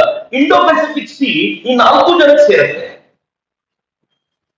ಚೈನಾ ತನ್ನ ಪ್ರಭುತ್ವವನ್ನು ಸ್ಥಾಪಿಸ್ಲಿಕ್ಕೋಸ್ಕರ ಪದೇ ಪದೇ ಕಾಲ್ ಕೆರ್ಕೊಂಡು ಬರುತ್ತೆ. ನಾವು 4 ಜನ ಸೇರೋಣ ಅಂತ. ಮನಮೋಹನ್ ಸಿಂಗರಿಗೆ ಇಷ್ಟು ಗಟ್ಟಿ ಕಾಣೋದು ಅನ್ಕೊಂಡಿದ್ರೆ ಪಾಪ, ನನಗೆ ಅವ್ರ ಬಗ್ಗೆ ಅನುಕಂಪ ಇದೆ. ಅವರನ್ನ ಹಿಡ್ಕೊಂಡು ಬಂದು ಕೂರಿಸ್ಲಾಗ್ತಿತ್ತು, ಹಿಡ್ಕೊಂಡು ಬಂದು ಎಬ್ಬಿಸ್ಕೊಂಡು ಹೋಗ್ಲಾಗ್ತಿತ್ತು. ಈಗಲೂ ಹಂಗೆ ಮಾಡ್ತಾರೆ. ಮೊನ್ನೆ ವೋಟ್ ಮಾಡಬೇಕು ಅನ್ನೋ ಕಾರಣಕ್ಕೋಸ್ಕರ ಕರ್ಕೊಂಡ್ಬಂದಿದ್ದಾರೆ. ಪಾಪ ಆ ಮನುಷ್ಯನಿಗೆ ಮಾತಾಡಿದ್ದು ಕೇಳಿಸ್ತಾ ಇತ್ತೋ ಇಲ್ವೋ ಏನೂ ಇಲ್ಲ. ಬಾ ಅಂದ್ರೆ ಬರ್ಬೇಕು, ಹೋಗು ಅಂದ್ರೆ ಹೋಗ್ಬೇಕು. ಅವತ್ತು ಹೆಂಗಾಗಿತ್ತು ಅಂತಂದ್ರೆ ಕಾಂಗ್ರೆಸ್ಗೆ ನಯಾ ಪೈಸೆ ಇಚ್ಛೆ ಇರ್ಲಿಲ್ಲ ಇದರಲ್ಲಿ. ಪರಿಣಾಮ ಇಂಡಿಯಾ ಇಂಟ್ರೆಸ್ಟ್ ಜಾಸ್ತಿ ತೋರಿಸ್ತಿಲ್ಲ ಅಂತ 2007 ನಲ್ಲಿ ಕ್ವಾಡ್ ಪ್ಲಾನ್ ಆಯ್ತು, ಮುಂದಕ್ಕೆ ಹೋಗ್ಲೇ ಇಲ್ಲ. ಒಂದ್ ಹಂತದಲ್ಲಿ ಆಸ್ಟ್ರೇಲಿಯಾ ತಲೆ ಕೆಡಿಸ್ಕೊಂಡು ನಮಗೆ ಸಾಹಸನೆ ಬೇಡ ಆಚೆ ಬಂತು. ಯಾಕಂದ್ರೆ ನಾನೊಬ್ಬನೇ ಚೀನಾ ವಿರೋಧ ಕಟ್ಕೊಂಡು ಏನ್ ಮಾಡ್ಬೇಕು, ವಿರೋಧ ಬಲವಾಗಿರುವಂತ ಇಂಡಿಯಾನೇ ಬಾಯಿ ಮುಚ್ಕೊಂಡಿರುವಾಗ ನನಗೇನಾಗ್ಬೇಕು ಅಂತ ನರೇಂದ್ರ ಮೋದಿ ಬಂದ್ರು. ಹಳೆ ಫೈಲ್ ಓಪನ್ ಮಾಡಿದ್ರು. ಕ್ವಾಡ್ ಯಾಕೆ ಮತ್ತೆ ಶುರು ಮಾಡಬಾರ್ದು ಅಂತ ಅನ್ಕೊಂಡು 2018 ನಲ್ಲಿ ಕ್ವಾಡ್ಗೆ ಬೇಸ್ ಹಾಕಿದ್ರು. 2022 ನಲ್ಲಿ ಮೊದಲನೇ ಭೇಟಿ ಆಯ್ತು. ಕ್ವಾಡ್ ಆಗಿದ ತಕ್ಷಣ ಚೀನಾ ಹೆಂಗ್ ಒದ್ದಾಡ್ಬಿಡ್ತು ಅಂತಂದ್ರೆ ನನ್ನ ವಿರುದ್ಧ 4 ರಾಷ್ಟ್ರಗಳು ಒಂದಾಗ್ಬಿಟ್ವಲ್ಲ ಅನ್ನೋ ಹೆದರಿಕೆಯೇ ಚೀನಾಕ್ಕೆ ಕಾಡಿದ್ರ ಪರಿಣಾಮ ಚೀನಾ ಮೊದಲನೇ ಬಾರಿಗೆ ರಿಯಾಕ್ಷನ್ ಕೊಡ್ತು. ಕ್ವಾಡ್ ಅನ್ನೋದೊಂದು paper tiger, I don't care. ಯಾವಾಗ ಹಿಂಗ್ ಹೇಳ್ತಾರೋ ಯು ಆರ್ ಕೇರಿಂಗ್ ಅಂತ. When you are reacting you are caring ಅಂತ. ನಿಮ್ಗೊಂದು ಟೆನ್ಷನ್ ಶುರುವಾಗಿದೆ ಅಂತ. ನರೇಂದ್ರ ಮೋದಿಯ ದಾಳ ಹೆಂಗಿತ್ತು ಗೊತ್ತೇವೆ. ಅಲ್ಲಿವರೆಗೂ ಪೆಸಿಫಿಕ್ ಓಷನ್ ಅಂತ ಕರ್ಕೊಂಡು ಅಮೆರಿಕ ತನ್ನದೊಂದು ಸೈನಿಕ ತುಕಡಿಗೆ, ನೇವಲ್ ಪಡೆಗೆ ಪೆಸಿಫಿಕ್ ಪಡೆ ಅಂತ ಕರಿತಿತ್ತು. ನರೇಂದ್ರ ಮೋದಿ ಹೇಳಿದ್ರು ಬರೀ ಪೆಸಿಫಿಕ್ ಪಡೆ ಅಂತ ಕರೆದರಾಗಲ್ಲ, ಇಂಡೋ ಪೆಸಿಫಿಕ್ ಓಷನ್ ಅಂತ ನೀವು ಅದನ್ನ ಘೋಷಿಸಬೇಕು ಅಂತ ಹೇಳಿ ಇಂಡೋ ಪೆಸಿಫಿಕ್ ಪಡೆ ಅಂತ ಹೇಳೋದ್ರ ಮೂಲಕ ಇಂಡಿಯಾಕ್ಕೊಂದು ಮೇಜರ್ ಸ್ಥಾನವನ್ನ ಕೊಡುವಂತ ಮಾಡ್ಬಿಟ್ರಲ್ಲ. ಅಂದ್ರೆ ಈ ಸೀನಲ್ಲಿ ಮೇಜರ್ ಸ್ಟೇಕ್ ಇರೋದು ಇಂಡಿಯಾದು ಅಂತ ಹೇಳಿದ ನಂತರ ಚೀನಾಕ್ಕೆ ಗಾಬರಿ ಹುಟ್ಟಿಸುವಂತೆ ಮಾಡಿದ್ದು ದಟ್ ವಾಸ್ ಥ್ರೂ ಕ್ವಾಡ್. ಈಗ ಕ್ವಾಡ್ ಬರೀ ಇವರೇ ಅಷ್ಟೇ ಅಲ್ಲ, ಇನ್ನೂ ಕೆಲವು ರಾಷ್ಟ್ರಗಳನ್ನ ಸೇರಿಸಿಕೊಂಡು ಕ್ವಾಡ್ ಪ್ಲಸ್ ಮಾಡ್ಲಿಕ್ಕೆ ಹೊರಟಿದ್ದಾರೆ. ಚೀನಾದ ವಿರುದ್ಧ ಒಂದು ವಾತಾವರಣವನ್ನ ಕ್ರಿಯೇಟ್ ಮಾಡುವಂತ ಪ್ರಯತ್ನವನ್ನು ನರೇಂದ್ರ ಮೋದಿ ಮಾಡ್ತಿದ್ದಾರೆ. ಇಷ್ಟಕ್ಕೆ ನಿಲ್ಲಲ್ಲ ಅವರು. I2U2 ಅಂತ ಒಂದು ಟೀಮ್ ಕಟ್ಟಿದ್ದಾರೆ. ಇಂಡಿಯಾ, ಇಸ್ರೇಲ್, US, UAE ಈ ರಾಷ್ಟ್ರಗಳನ್ನು ಕೂಡಿಸಿಕೊಂಡು ಒಂದು ಟೀಮ್ ಅನ್ನು ಕಟ್ಕೊಂಡಿದ್ದಾರೆ. ಯಾಕೆ ಚೆನ್ನಾಗಿದೆ ನೋಡಿ. ಇಸ್ರೇಲ್ಗೂ UAEಗೂ ಮುಸ್ಲಿಂ ಕಂಟ್ರಿಗೂ ಆಗಬಾರದು. ಆದ್ರೆ ಈ ಟೀಮ್ ಅನ್ನು ಎಷ್ಟು ಚೆನ್ನಾಗಿ ಜೋಡಿಸಿದ್ದಾರೆ ಅಂತಂದ್ರೆ ವ್ಯಾಪಾರ ವಹಿವಾಟಿಗೆ ಮತ್ತು ಏಷ್ಯಾದಲ್ಲಿ ಸಮರ್ಥವಾಗಿರುವಂತ ಒಂದು ಟೀಮ್ ಅನ್ನ ಕಟ್ಟಲಿಕ್ಕೋಸ್ಕರ ನರೇಂದ್ರ ಮೋದಿ ಎಲ್ಲರನ್ನೂ ಜೋಡಿಸ್ಕೊಳ್ತಿದ್ದಾರಲ್ಲ, ಇದು ಅವರ ವೈಶಿಷ್ಟ್ಯ ಅಂತ. ನಾವಿಲ್ಲಿ ಕೂತ್ಕೋತೀವಿ, ಟೊಮೆಟೊ 150 ರೂಪಾಯಿ ಆಗೋಯ್ತು. ನರೇಂದ್ರ ಮೋದಿ ಏನ್ ಮಾಡಿದ್ರು? ಏನ್ ಮಾಡ್ಬೇಕು ಆ ಮನುಷ್ಯ? ಟೊಮೆಟೊ 150 ರೂಪಾಯಿ ಆದ್ರೂ ಸುಮ್ಮನಿರ್ಲಿಲ್ಲ ಅವರು. ಆ ಟೊಮೆಟೊ ರೇಟ್ ಅನ್ನು ಕರ್ಟೈಲ್ ಮಾಡ್ಲಿಕ್ಕೆ, ಕಂಟ್ರೋಲ್ ಮಾಡ್ಲಿಕ್ಕೆ ಏನ್ ಮಾಡ್ಬೇಕು ಅದನ್ನ ಮಾಡಿ ಟೊಮೆಟೊ ಬಂದಿದೆ. ಎಷ್ಟು ತಿಂತಿರೋ ತಿನ್ನಿ, ನಮ್ ಟೊಮೆಟೊ ರೇಟ್ ಜಾಸ್ತಿ ಆಗುತ್ತೆ. ಸಿಲಿಂಡರ್ ರೇಟ್ ಜಾಸ್ತಿ ಆಗ್ಬಿಡ್ತು, ಓಟ್ ಹಾಕಲ್ಲ. ವಿಚಿತ್ರ. ಸಿಲಿಂಡರ್ ರೇಟ್ ಜಾಸ್ತಿ ಆಗಿದೆ, ನರೇಂದ್ರ ಮೋದಿ ಓಟ್ ಹಾಕಲ್ಲ, ರಾಹುಲ್ ಗಾಂಧಿ ಓಟ್ ಹಾಕಿ. ಸಿಲಿಂಡರ್ 600 ರೂಪಾಯಿ ಸಿಗ್ಬೋದೇನೋ ನಿಮ್ಗೆ, 600 ರೂಪಾಯಿ ನಿಮ್ ಸೇವಿಂದಲೇ ಕದಿಯೋದು. ಕೆಂಪು ಬಸ್ಸಿನ ಟಿಕೆಟ್ ನ ಫ್ರೀ ಕೊಟ್ಟಲ್ಲ ಹೆಣ್ಮಕ್ಳಿಗೆ, ಗಂಡನ ಜೇಬಿಂದ ಕದ್ರು ಹೆಂಡತಿ ಫ್ರೀ ಕೊಟ್ಟರು. ಏನಿದಮ್ಮ ಈ ಸರ್ಕಾರ ಎಕ್ಸ್ಪೆಕ್ಟ್ ಮಾಡ್ತೀವಿ ಏನು? ಅಥವಾ ಇದಕ್ಕೆ ವರ್ತೆ ಅಲ್ವಾ? ನರೇಂದ್ರ ಮೋದಿ ತರದ ಪ್ರಧಾನಿಯನ್ನ ಹೊಂದಿಕೊಳ್ಳಿಕ್ಕೆ ವರ್ತೆ ಅಲ್ಲ ಅಂತ ಕೆಲವೊಂದ್ಸಲ ಅನ್ಸ್ದಾಗ ಬಹಳ ಸಂಕಟ ಅನ್ಸ್ಬಿಡುತ್ತೆ. ಫೈನ್, ಇದ್ರ ಬಗ್ಗೆ ತುಂಬಾ ಮಾತಾಡ್ಲಿಕ್ಕಾಗಲ್ಲ. Next slide. Narendra Modi vaccine Maitri ಮಾಡಿದ್ರು. ಅವ್ರ ವಿದೇಶಿ ನೀತಿಯಲ್ಲಿ ಇದೊಂದು ಬರುತ್ತೆ. 100ಕ್ಕೂ ಹೆಚ್ಚು ರಾಷ್ಟ್ರಗಳಿಗೆ 30 ಕೋಟಿಗೂ ಹೆಚ್ಚು ವ್ಯಾಕ್ಸಿನ್ ಅನ್ನ ನಾವು ಕೊಡ್ಲಿಕ್ಕಾಯ್ತು. 100ಕ್ಕೂ ಹೆಚ್ಚು ರಾಷ್ಟ್ರಗಳಿಗೆ. ಅದರ ಕನಿಷ್ಠ ಪಕ್ಷ 22 ರಾಷ್ಟ್ರಗಳಿಗೆ ಫ್ರೀ ವ್ಯಾಕ್ಸಿನ್ ಕೊಟ್ಟಿದ್ದೀವಿ. ಇಂಡಿಯಾ ಕೊಡುವ ರಾಷ್ಟ್ರವಾಗಿದೆ, ಬೇಡುವ ರಾಷ್ಟ್ರವಲ್ಲ. ನಾವು ಕೊಡುವ ಹಂತದಲ್ಲಿದ್ದೀವಿ ಅಂತ 150ಕ್ಕೂ ಹೆಚ್ಚು ರಾಷ್ಟ್ರಗಳಿಗೆ ಕರೋನಾ ಸಂಬಂಧಿತ ಔಷಧಿಯನ್ನ ಕೊಡ್ಲಿಕ್ಕೆ ನಮ್ಮ ಹತ್ರ ಸಾಧ್ಯ ಆಗಿದೆ. ಇದೊಂದು ಟ್ವೀಟ್ ನಿಮ್ಗೆ ಎಲ್ಲರಿಗೂ ನೆನಪಿರಬೇಕು. ಬಾಲ್ಸನಾರೋ ಅಂತ ಬ್ರೆಜಿಲ್ ನ ಅಧ್ಯಕ್ಷರು ಅವರು ಟ್ವೀಟ್ ಮಾಡಿದ್ರು. ಕೆಳಗಡೆ ನಾನು ತೋರಿಸ್ತಾ ಇರುವಂತ ಟ್ವೀಟ್. ಆ ಟ್ವೀಟ್ ಅಲ್ಲಿ ಧನ್ಯವಾದ ಭಾರತ್ ಅಂತ ಬರೆದ್ರು. ಭಾರತದಿಂದ ಆಂಜನೇಯ ಹೊರಟಿದ್ದಾನೆ ಬ್ರೆಜಿಲ್ ಕಡೆಗೆ. ಕೈಯಲ್ಲಿ ಅವನು ಪರ್ವತ ಹಿಡ್ಕೊಂಡಿದ್ದಾನೆ. ಅದ್ರ ಮೇಲೆ ಒಂದು ಸಿರೀಸ್ ಇದೆ. ಏನ್ ಬರದ ಅಂತಂದ್ರೆ, ಅವತ್ತೂ ಕೂಡ ನಿಮ್ಮಿಂದ ಸಂಜೀವಿನಿ ಹೋಗಿತ್ತು, ಇವತ್ ಬ್ರೆಜಿಲ್ಗೆ ಮತ್ತೊಮ್ಮೆ ಆಂಜನೇಯ ಸಂಜೀವಿನಿ ತಗೊಂಡ್ ಬರ್ತಿದ್ದಾನೆ. I can never forget India ಅಂತ ಬ್ರೆಜಿಲ್ ನ ಪ್ರಧಾನಿ ಬರೆದಿದ್ದು. ನನ್ನ ಭಾರತವನ್ನು ಮರೀಲಿಕ್ಕಾಗಲ್ಲ. ಹಿಂದಿಯಲ್ಲಿ ಬರದ ಅಥವಾ ದೇವನಾಗರಿಯಲ್ಲಿ ಬರದ ಧನ್ಯವಾದ ಭಾರತ್ ಅಂತ ಭಾರತವನ್ನ ಗೌರವಿಸುವಂತ ಟ್ವೀಟ್ ಮಾಡ್ಲಿಕ್ಕೆ ಸಾಧ್ಯ ಆಯ್ತಲ್ಲ. ಇದು ಯಾಕೆ ಸಾಧ್ಯ ಆಯ್ತು ಅಂತಂದ್ರೆ ನರೇಂದ್ರ ಮೋದಿ ಅವರ ವ್ಯಾಕ್ಸಿನ್ ಮೈತ್ರಿಯ ಕಾರಣಕ್ಕೋಸ್ಕರ. ನರೇಂದ್ರ ಮೋದಿ ಅವರ ಈ ವ್ಯಾಕ್ಸಿನ್ ಮೈತ್ರಿಯ ಪರಿಣಾಮ ಯುನೈಟೆಡ್ ನೇಷನ್ಸ್ ನ ಸಭೆ, ಪ್ರಾಬಬ್ಲಿ ಜನರಲ್ ಅಸೆಂಬ್ಲಿ ಕಳೆದ ಬಾರಿ ನಡೆದಾಗ 12 ರಾಷ್ಟ್ರಗಳು ತಮ್ಮ ಭಾಷಣದಲ್ಲಿ ಭಾರತದ ಉಲ್ಲೇಖ ಮಾಡಿವೆ. 2 ರಾಷ್ಟ್ರಗಳು ಯಾವತ್ತೂ ಉಲ್ಲೇಖ ಮಾಡ್ತಾರೆ, ಒಂದು ಪಾಕಿಸ್ತಾನ, ಒಂದು ಟರ್ಕಿ. ಅವ್ರು ಉಲ್ಲೇಖ ಮಾಡಿದ್ರೆ ಭಾರತವನ್ನು ಬೈತಿರ್ತಾರೆ. ಆದ್ರೆ ಉಳಿದ 10 ರಾಷ್ಟ್ರಗಳು ಏನ್ ಹೇಳಿದ್ವು ಗೊತ್ತಾ? ನಾವು ಭಾರತಕ್ಕೆ ಚಿರಋಣಿಗಳು. ಯಾಕೆ ಅಂತಂದ್ರೆ ಅವ್ರು ನಮಗೆ ವ್ಯಾಕ್ಸಿನ್ ಅನ್ನ ಫ್ರೀ ಆಗಿ ಕೊಡದೆ ಹೋಗಿದ್ರೆ ಇವತ್ತು ಈ ಸ್ಥಿತಿಯಲ್ಲಿ ನಾವ್ ಇರ್ತಿರ್ಲಿಲ್ಲ. ಭಾರತವನ್ನ ನಾವು ಈ ಕಾರಣಕ್ಕೆ ಗೌರವಿಸ್ತೀವಿ ಅಂತ ಜನರಲ್ ಅಸೆಂಬ್ಲಿಯಲ್ಲಿ ಭಾರತವನ್ನು ಗೌರವಿಸೋದು, ಇದು ಭಾರತಕ್ಕೆ ಇವತ್ತಿರುವಂತ ಗೌರವ.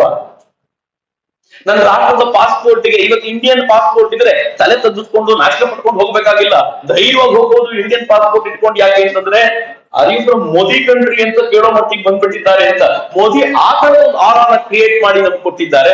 ಅಪರೂಪದ ಕೆಲಸ ಅಂತ. ಇದರ ಪ್ರಭಾವ ಹೆಂಗಾಯ್ತು ಅಂತಂದ್ರೆ, ನೆಕ್ಸ್ಟ್ ಸ್ಲೈಡ್. ಯಮನ್ ನಲ್ಲಿ ಕದನ ನಡೆಯುವಾಗ ಆಪರೇಷನ್ ರಾಹತ್ ಆಯ್ತು. ನಾನಿವೆಲ್ಲ ಯಾಕೆ ನೆನಪಿಸ್ಕೊಡ್ತಿದ್ದೀನಿ ಗೊತ್ತಾ? ಮರ್ತ ಹೋಗ್ಬಿಟ್ಟಿದ್ದೀನಿ ಅಂತ ಗೊತ್ತಿರೋದ್ರಿಂದ ನೆನಪಿಸ್ಕೊಡ್ತಿದ್ದೀನಿ. ಯಮನ್ ನಲ್ಲಿ ಕದನ ನಡೀತಿತ್ತು. ಸೌದಿ ಅರೇಬಿಯನ್ಸ್ ಬಾಂಬ್ ಹಾಕ್ತಾ ಇತ್ತು. ಈ ದೇಶದ 3,000ಕ್ಕೂ ಹೆಚ್ಚು ಜನ, if I am not wrong, ಸಿಕ್ಕಾಕೊಂಡ್ಬಿಟ್ಟಿದ್ರು. ಅವ್ರನ್ನ ಬಿಡಿಸ್ಕೊಂಡು ಬರ್ಬೇಕು. ನರೇಂದ್ರ ಮೋದಿಗೂ ಸೌದಿ ಅರೇಬಿಯಾ ಕಿಂಗ್ಗೂ ಬಹಳ ಒಳ್ಳೆ ರ್ಯಾಪೋರ್ಟ್, ಬಹಳ ಚೆನ್ನಾಗಿದ್ದಾರೆ ಇಬ್ರು. ಗೊತ್ತಿಲ್ಲ ಅದು ಏನು ಇಬ್ಬರ ನಡುವೆ ಕೆಮಿಸ್ಟ್ರಿ ಇದೆಯೋ ನನಗೂ ಗೊತ್ತಿಲ್ಲ. ಅದು ಬಹಳ ಒಳ್ಳೆ ರ್ಯಾಪೋರ್ಟ್ ಇದೆ. ಸದ್ಯಕ್ಕೆ ಬರ್ತಾರೆ, ನಾನು ಹೇಳಿದ್ದನ್ನು ಮನಸ್ಸಲ್ಲಿ ಇಟ್ಕೊಳ್ಳಿ. ಅವರಿಬ್ಬರ ಬಿಹೇವಿಯರ್ ಅನ್ನ, ಅವರಿಬ್ರು ಜೊತೆಲಿ ಇರೋದನ್ನ ಗಮನಿಸಿ. ಎಲ್ಲ ಒಳ್ಳೆ ರ್ಯಾಪೋರ್ಟ್ ಇಟ್ಕೊಂಡಿದ್ದಾರೆ ಇಬ್ರು. ನರೇಂದ್ರ ಮೋದಿ ಸೌದಿ ಅರೇಬಿಯಾ ಕೇಳ್ಕೊಂಡ್ರು, ರೆಗ್ಯುಲರ್ ಬಾಂಬ್ ಬ್ಲಾಸ್ಟ್ ಮಾಡ್ತಿದ್ದೀರಾ, ಬಂಬಾರ್ಡ್ಮೆಂಟ್ ಮಾಡ್ತಿದ್ದೀರಾ, ಒಂದು ವಾರ ಬಿಟ್ಬಿಡಿ, ನಮ್ ಜನರನ್ನ ಹೇಳ್ಕೊಂಡ್ಬಿಡ್ತೀವಿ. ಒಂದ್ ವಾರ ಬಿಟ್ಬಿಡ್ಲಿಕ್ಕೆ ಆಗಲ್ಲ. Every day 2 to 3 hours gap, 7 to 9 7 to 10 ಈ ತರ ಟೈಮ್ ಕೊಟ್ಬಿಡ್ತೀನಿ. ಆ ಟೈಮಲ್ಲಿ ಬಂಬಾರ್ಡಿಂಗ್ ಇರಲ್ಲ, ಐ ವಿಲ್ ಸ್ಟಾಪ್. ಆ ಟೈಮಲ್ಲಿ ನಿಮ್ ಜನರನ್ನೆಲ್ಲ ಒಂದು ಪೋರ್ಟ್ ಕರ್ಸ್ಕೊಂಡು ಕರ್ಕೊಂಡ್ಬಿಡಿ ಅಂತ, ಅಷ್ಟಾದ್ರೂ ಮಾಡಿ ಅಂತ. ಅವರು ಆ ಪೋರ್ಟ್ಗೆ ಕರೆಸ್ಕೊಂಡು ಜನರನ್ನ ಆ ಟೈಮಲ್ಲಿ ತಮ್ಮ ಹಡಗದಲ್ಲಿ ನಿಲ್ಲಿಸ್ಕೊಂಡು ಅದನ್ನ ಪಾಸ್ ಮಾಡ್ಕೊಂಡು ಕರ್ಕೊಂಡ್ ಬಂದ್ಬಿಡ್ತಿದ್ರು. ಈ ಕರ್ಕೊಂಡ್ ಬರೋ ವ್ಯವಸ್ಥೆ ಶುರುವಾದಾಗ ಅಮೆರಿಕಾದಂತ ದೊಡ್ಡ ದೊಡ್ಡ ರಾಷ್ಟ್ರಗಳು ಏನ್ ಹೇಳಿದ್ರು ಗೊತ್ತಾ? ನಮ್ದು ಸ್ವಲ್ಪ ಜನ ಇಲ್ಲಿದ್ದಾರೆ, ದಯವಿಟ್ಟು ಕರ್ಕೊಂಡ್ ಬಂದ್ಬಿಡಿ. ಇಂಡಿಯಾ ಯಾವತ್ತೂ ಇಲ್ಲ ಅನ್ಲಿಲ್ಲ. ಜಗತ್ತಿನಲ್ಲಿ ಯಾರ್ಯಾರು ರಿಕ್ವೆಸ್ಟ್ ಮಾಡ್ಕೊಂಡಿದ್ರೋ ಅವರೆಲ್ಲ ನಾಗರಿಕರನ್ನ ಕರ್ಕೊಂಡ್ ಬಂದಿದ್ದು ಭಾರತ. ಅದು ಜಗತ್ತಿಗೆ ಗೌರವ ಇದೆ ಅಂತ. ನರೇಂದ್ರ ಮೋದಿ ಕೋವಿಡ್ ಕಾಲದಲ್ಲಿ ಆಪರೇಷನ್ ವಂದೇ ಭಾರತ್ ನಡೀತು. ಎಷ್ಟು ಸಾವಿರ ಜನರನ್ನ ಯಾವ್ಯಾವ ಮೂಲೆಯಿಂದ ಭಾರತಕ್ಕೆ ಕರ್ಕೊಂಡು ಬಂದ್ರೂ ಗೊತ್ತಿಲ್ಲ. ಆದ್ರೆ ಭಾರತದಲ್ಲಿ ಏನ್ ಮಾಡ್ಲಾಯ್ತು? ಕೂಲಿ ಕಾರ್ಮಿಕರನ್ನ ಬೇಕಂತ ರಾಜ್ಯಗಳು ಓಡಿಸಿದ್ವಲ್ರಿ. ಯಾಕೆ ಅಂದ್ರೆ ಮೋದಿ ಕೆಟ್ಟ ಹೆಸರು ಬರ್ಲಿ. ಅವ್ರು ಜಗತ್ತಿನ ಯಾವುದೋ ಮೂಲೆಯಲ್ಲಿರೋ ವ್ಯಕ್ತಿನ ಕರ್ಕೊಂಡು ಬಂದ್ರು. ನನ್ನ ದೇಶದಲ್ಲಿರೋ ಕೂಲಿ ಕಾರ್ಮಿಕರನ್ನ ಬೇಕಂತ ಒಂದು ರಾಜ್ಯದಿಂದ ನರೇಂದ್ರ ಮೋದಿನ ಕಂಡು ರಾಗದ ರಾಜ್ಯಗಳು ಓಡಿಸುವುದು, ಅವ್ರನ್ನೆಲ್ಲ ಉತ್ತರ ಪ್ರದೇಶಕ್ಕೆ ಒಂದೇ ಸಲ ತುಂಬಿ ಉತ್ತರ ಪ್ರದೇಶದಲ್ಲಿ ಸಾವು ಜಾಸ್ತಿ ಆಗುವುದನ್ನು ನೋಡ್ಬೇಕು. ಏನ್ ಕೆಟ್ಟ ಮನಸ್ಥಿತಿಯ ಜನ. ಪ್ರತಿಯೊಂದರಲ್ಲೂ ರಾಜಕೀಯ ಮಾಡುವಂತ ಅಸಹ್ಯ ವ್ಯಕ್ತಿಗಳನ್ನ ಸೇರಿ ತಾವೊಂದು ಪಾರ್ಟಿ ಕಟ್ಕೊಂಡು ಅದಕ್ಕೆ ಇಂಡಿಯಾ ಅಂತ ಹೆಸರು ಕೊಡ್ತಾರಲ್ಲ. ಈ ಅಯೋಗ್ಯರಿಗೆ ತಮ್ಮ ಮುಖ ಕನ್ನಡಿಯಲ್ಲಿ ನೋಡ್ಕೊಂಡ್ರೆ ಆ ಮುಖನೂ ಉಗಿಯುತ್ತೆ ಅಂತ ಅನ್ಸುತ್ತೆ ನನಗೆ. ನಿನ್ನ ನಾಯಕ ನೀನು ಅಂತ ಉಗಿಯುತ್ತೆ ಅಂತ ನನಗೆ. ಇಷ್ಟು ಅಸಹ್ಯಕರ ಜನ ಅಂತ ನನಗೆ ಯಾವಾಗ್ಲೂ ಅನ್ಸೋದು. I am sorry. Russia Ukraine ಯುದ್ಧ ನಡೀತು. ಇದಂತೂ ನೀವೆಲ್ಲ ಗೊತ್ತಿರ್ಬೋದಾಗಿರುವಂತ ಸಂಗತಿ. ರಷ್ಯಾ ಜೊತೆಗೂ ಮಾತನಾಡ್ಲಾಯ್ತು, ಉಕ್ರೇನ್ ಜೊತೆಗೂ ಮಾತನಾಡ್ಲಾಯ್ತು. ನಮ್ ಜನರನ್ನ ಇವೆರಡನ್ನು ಬಿಟ್ಟು ಬೇರೆ ಒಂದು ರಾಷ್ಟ್ರಕ್ಕೆ ಕರ್ಕೊಂಡು ಹೋಗಿ ಗಡಿ ದಾಟಿಸಿ ಕರ್ಕೊಂಡು ಹೋಗ್ತೀವಿ ಅಂತ. ಹಂಗ್ ಗಡಿ ದಾಟುವಾಗ ಗಡಿ ದಾಟೋ ಜಾಗದಲ್ಲಿ ಇಂಡಿಯನ್ ಫ್ಲಾಗ್ ಯಾರು ಹಿಡ್ಕೊಂಡಿದ್ದಾರೋ ಅವ್ರನ್ನೆಲ್ಲ ಏನೂ ಪ್ರಶ್ನೆ ಕೇಳದೆ ದಾಟಿಸ್ಬಿಡ್ಲಾಗ್ತಿತ್ತು. ಪಾಕಿಸ್ತಾನಿ ಫ್ಲಾಗ್ ಅವರಿಗೆ ತಲೆ ಹೊಡೆದು ವಾಪಸ್ ಕಳಿಸ್ತಾರೆ. ಅದಕ್ಕೆ ಪಾಕಿಸ್ತಾನದವರು ಕೂಡ ಇಂಡಿಯನ್ ಫ್ಲಾಗ್ ಹಿಡ್ಕೊಂಡು ಗಡಿ ದಾಟ್ಕೊಂಡು ಬಂದ ಘಟನೆ ನಿಮ್ಗೆಲ್ರಿಗೂ ನೆನಪಿರುವಂತ ಸಂಗತಿಯೇ. ಅಂದ್ರೆ ಇಂಡಿಯಾ ಪಾಕಿಸ್ತಾನಕ್ಕೆ ಇಂಡೈರೆಕ್ಟ್ಲಿ ಹೇಳ್ತು, ಬೇಟಾ ಬಾಪ್ ಬಾಪ್ ಹಿ ಹೋತಾ ಹೈ ಅಂತ. ಅಪ್ಪಂದೇ ಫ್ಲಾಗ್ ಬೇಕು ನಿನಗೆ, ನೀನು ಸ್ವಂತ ಫ್ಲಾಗ್ ಇಟ್ಕೊಂಡು ಎಷ್ಟೇ ತಿರುಗಾಡು, ಆದ್ರೆ ಅಪ್ಪನ್ ಫ್ಲಾಗ್ ಹಿಡ್ಕೊಂಡ್ರೆ ಫೈನಲಿ ಬರ್ಬೇಕು ನೀನು ಅಂತ ಪಾಕಿಸ್ತಾನಕ್ಕೊಂದು ಸಂದೇಶ ಕೊಟ್ಟಿದ್ದಿತ್ತಲ್ಲ. ಬಟ್ ಅವತ್ತು ಕೂಡ ಎಷ್ಟು ಸಾವಿರ ಜನರನ್ನ ಭಾರತ ಕರ್ಕೊಂಡ್ ಬಂದು ಇಲ್ಲಿ ಉಳಿಸ್ಲಿಕ್ಕೆ ಸಾಧ್ಯ ಆಯ್ತಲ್ಲ, ಇದು ಭಾರತದ ವಿಷಯ ಅಂತ ನಾನು ಸುಮ್ಮನೆ ನಿಮ್ಗೊಂದು ಝಲಕ್ ಕೊಟ್ಟಿದ್ದಷ್ಟೇ. ನೀವು ನರೇಂದ್ರ ಮೋದಿಯ ಫಾರಿನ್ ಪಾಲಿಸಿ ಬಗ್ಗೆ ಮಾತನಾಡಿ ಅಂತ ನೀವೇನಾದ್ರೂ ಹೇಳಿದ್ರೆ ನಾನೊಂದು ಶಿವರಾತ್ರಿ ಜಾಗರಣೆ ಮಾಡಿಸ್ತೀನಿ. ಅಷ್ಟು ವಿಚಾರಗಳಿವೆ ನಾನೊಂದು ಪುಸ್ತಕವನ್ನೇ ನರೇಂದ್ರ ಮೋದಿಯವರ ಫಾರಿನ್ ಟ್ರಿಪ್ ಮೇಲೆ ಬರೆದೆ. ಫಾರಿನ್ ಟ್ರಿಪ್ ಹೆಂಗಿದೆ ನರೇಂದ್ರ ಮೋದಿದು ಅಂತ. ಇವತ್ತು ಹೋಗ್ಬೇಕಾದ್ರೆ ಸುಮ್ಮನೆ ತಗೊಂಡು ಹೋಗಿ ಒಂದು ಚಿಕ್ಕ ಪುಸ್ತಕ, ಸಾಧ್ಯವಾದ್ರೆ ಅದನ್ನ ನೋಡಿ ಅಂತ. Next slide. ಈಗ ಸ್ವಲ್ಪ ಇಂಡಿಯನ್ ವಿಚಾರಕ್ಕೆ ಬರೋಣ. ರೋಡ್ಗಳ ಬಗ್ಗೆ ಚಿನ್ನದ ರಸ್ತೆ ಅಂತ ಬಹಳ ಜನ ಹಂಗಿಸ್ತಾ ಇದ್ರು. ಒಂದು ಪುಸ್ತಕ ನಾನು ಬರೆದಿದ್ದೀನಿ, ಚಿನ್ನದ ರಸ್ತೆ ಅಂತಾನೆ ಟೈಟಲ್. ಹೇಗೆ ನರೇಂದ್ರ ಮೋದಿ ಚಿನ್ನದ ರಸ್ತೆ ಕ್ರಿಯೇಟ್ ಮಾಡಿದ? ನರೇಂದ್ರ ಮೋದಿ ಅಷ್ಟೇ ಅಲ್ಲ, ಅಟಲ್ ಬಿಹಾರಿ ವಾಜಪೇಯಿ ಅವರ ಕಾಲಕ್ಕೆ ಇದೊಂದು ಕೋರ್ಟಿನ ಮುಂದೆ UPA ಕನ್ಫೆಸ್ ಮಾಡ್ಕೊಳ್ತು. ಕಳೆದ 30 ವರ್ಷಗಳಲ್ಲಿ 2004 ಅಲ್ಲಿ ಕನ್ಫೆಷನ್, ಪ್ರಾಬಬ್ಲಿ 4 or 6 ಅಲ್ಲಿ ಆಗುವಂತ ಕನ್ಫೆಷನ್ ಇದು. 2013 ಕನ್ಫೆಷನ್ ಮಾಡ್ಕೊಂಡಿದ್ದಾರೆ ಅವರು. ಕಳೆದ 30 ವರ್ಷಗಳಲ್ಲಿ ಭಾರತದಲ್ಲಿ ಎಷ್ಟು ರೋಡ್ ಕ್ರಿಯೇಟ್ ಆಗಿದೆಯೋ, 30 ವರ್ಷಗಳಲ್ಲಿ ರೋಡ್ ಎಷ್ಟು ಕ್ರಿಯೇಟ್ ಆಗಿದೆಯೋ ಅದರ 50% NDAನೇ ಕ್ರಿಯೇಟ್ ಮಾಡಿದೆ. ಅಂದ್ರೆ ಒಬ್ಬ ಅಟಲ್ ಬಿಹಾರಿ ವಾಜಪೇಯಿ 30 ವರ್ಷಗಳಲ್ಲಿ ಕಾಂಗ್ರೆಸ್ನವರು ಎಲ್ಲರೂ ಸೇರ್ಕೊಂಡು ಏನ್ ಕ್ರಿಯೇಟ್ ಮಾಡಿದ್ದಾರೋ ಅದನ್ನ 5 ವರ್ಷದಲ್ಲಿ ಅದರ ಅರ್ಧದಷ್ಟನ್ನು ಕ್ರಿಯೇಟ್ ಮಾಡಿದ್ದ. ಅಂದ್ರೆ ಕಾಂಗ್ರೆಸ್ ಯಾವತ್ತೂ ರಸ್ತೆಗಳ ಕಡೆ ಗಮನನೇ ಕೊಡ್ಲಿಲ್ಲ. ಮತ್ತು ಕಾಂಗ್ರೆಸ್ ಎಲ್ಲಿ ಗಮನ ಕೊಡ್ತಿತ್ತು? ಒಂದು ಸ್ಲೈಡ್ ತೋರಿಸ್ತೀನಿ, ನಿಮ್ಮ ಗಾಬರಿ ಆಗ್ಬಿಡ್ತೀರಾ ನೀವು ನಂಬಲ್ಲ. ಆ ಸ್ಲೈಡ್ ತೋರಿಸಿದ್ರೆ ಫಸ್ಟ್ ಟೈಮ್ ಈ ವಿಚಾರ ನಾನು ಕೇಳಿದಾಗ ನಾನು ಪದೇ ಗೂಗಲ್ ಮ್ಯಾಪ್ ತೆಗೆದು ನೋಡಿದೆ, ಹೌದಾ ನಿಜಾನಾ ಇದು ಫೇಕ್ ನ್ಯೂಸ್ ಅಂತ. ಆದ್ರೆ it is true. Next slide. ಕಲಬುರಗಿಯ ಹಾಸ್ಪಿಟಲ್, ESI ಹಾಸ್ಪಿಟಲ್. ನೀವು ಮನೆಗೆ ಹೋಗಿ ಗೂಗಲ್ ಮ್ಯಾಪ್ ಅನ್ನು ತೆಗೆದು ನೋಡಿ, ಮೇಲಿಂದ ನೋಡಿದ್ರೆ ಕರ್ಗೆ ಅಂತ ಕಾಣುತ್ತೆ.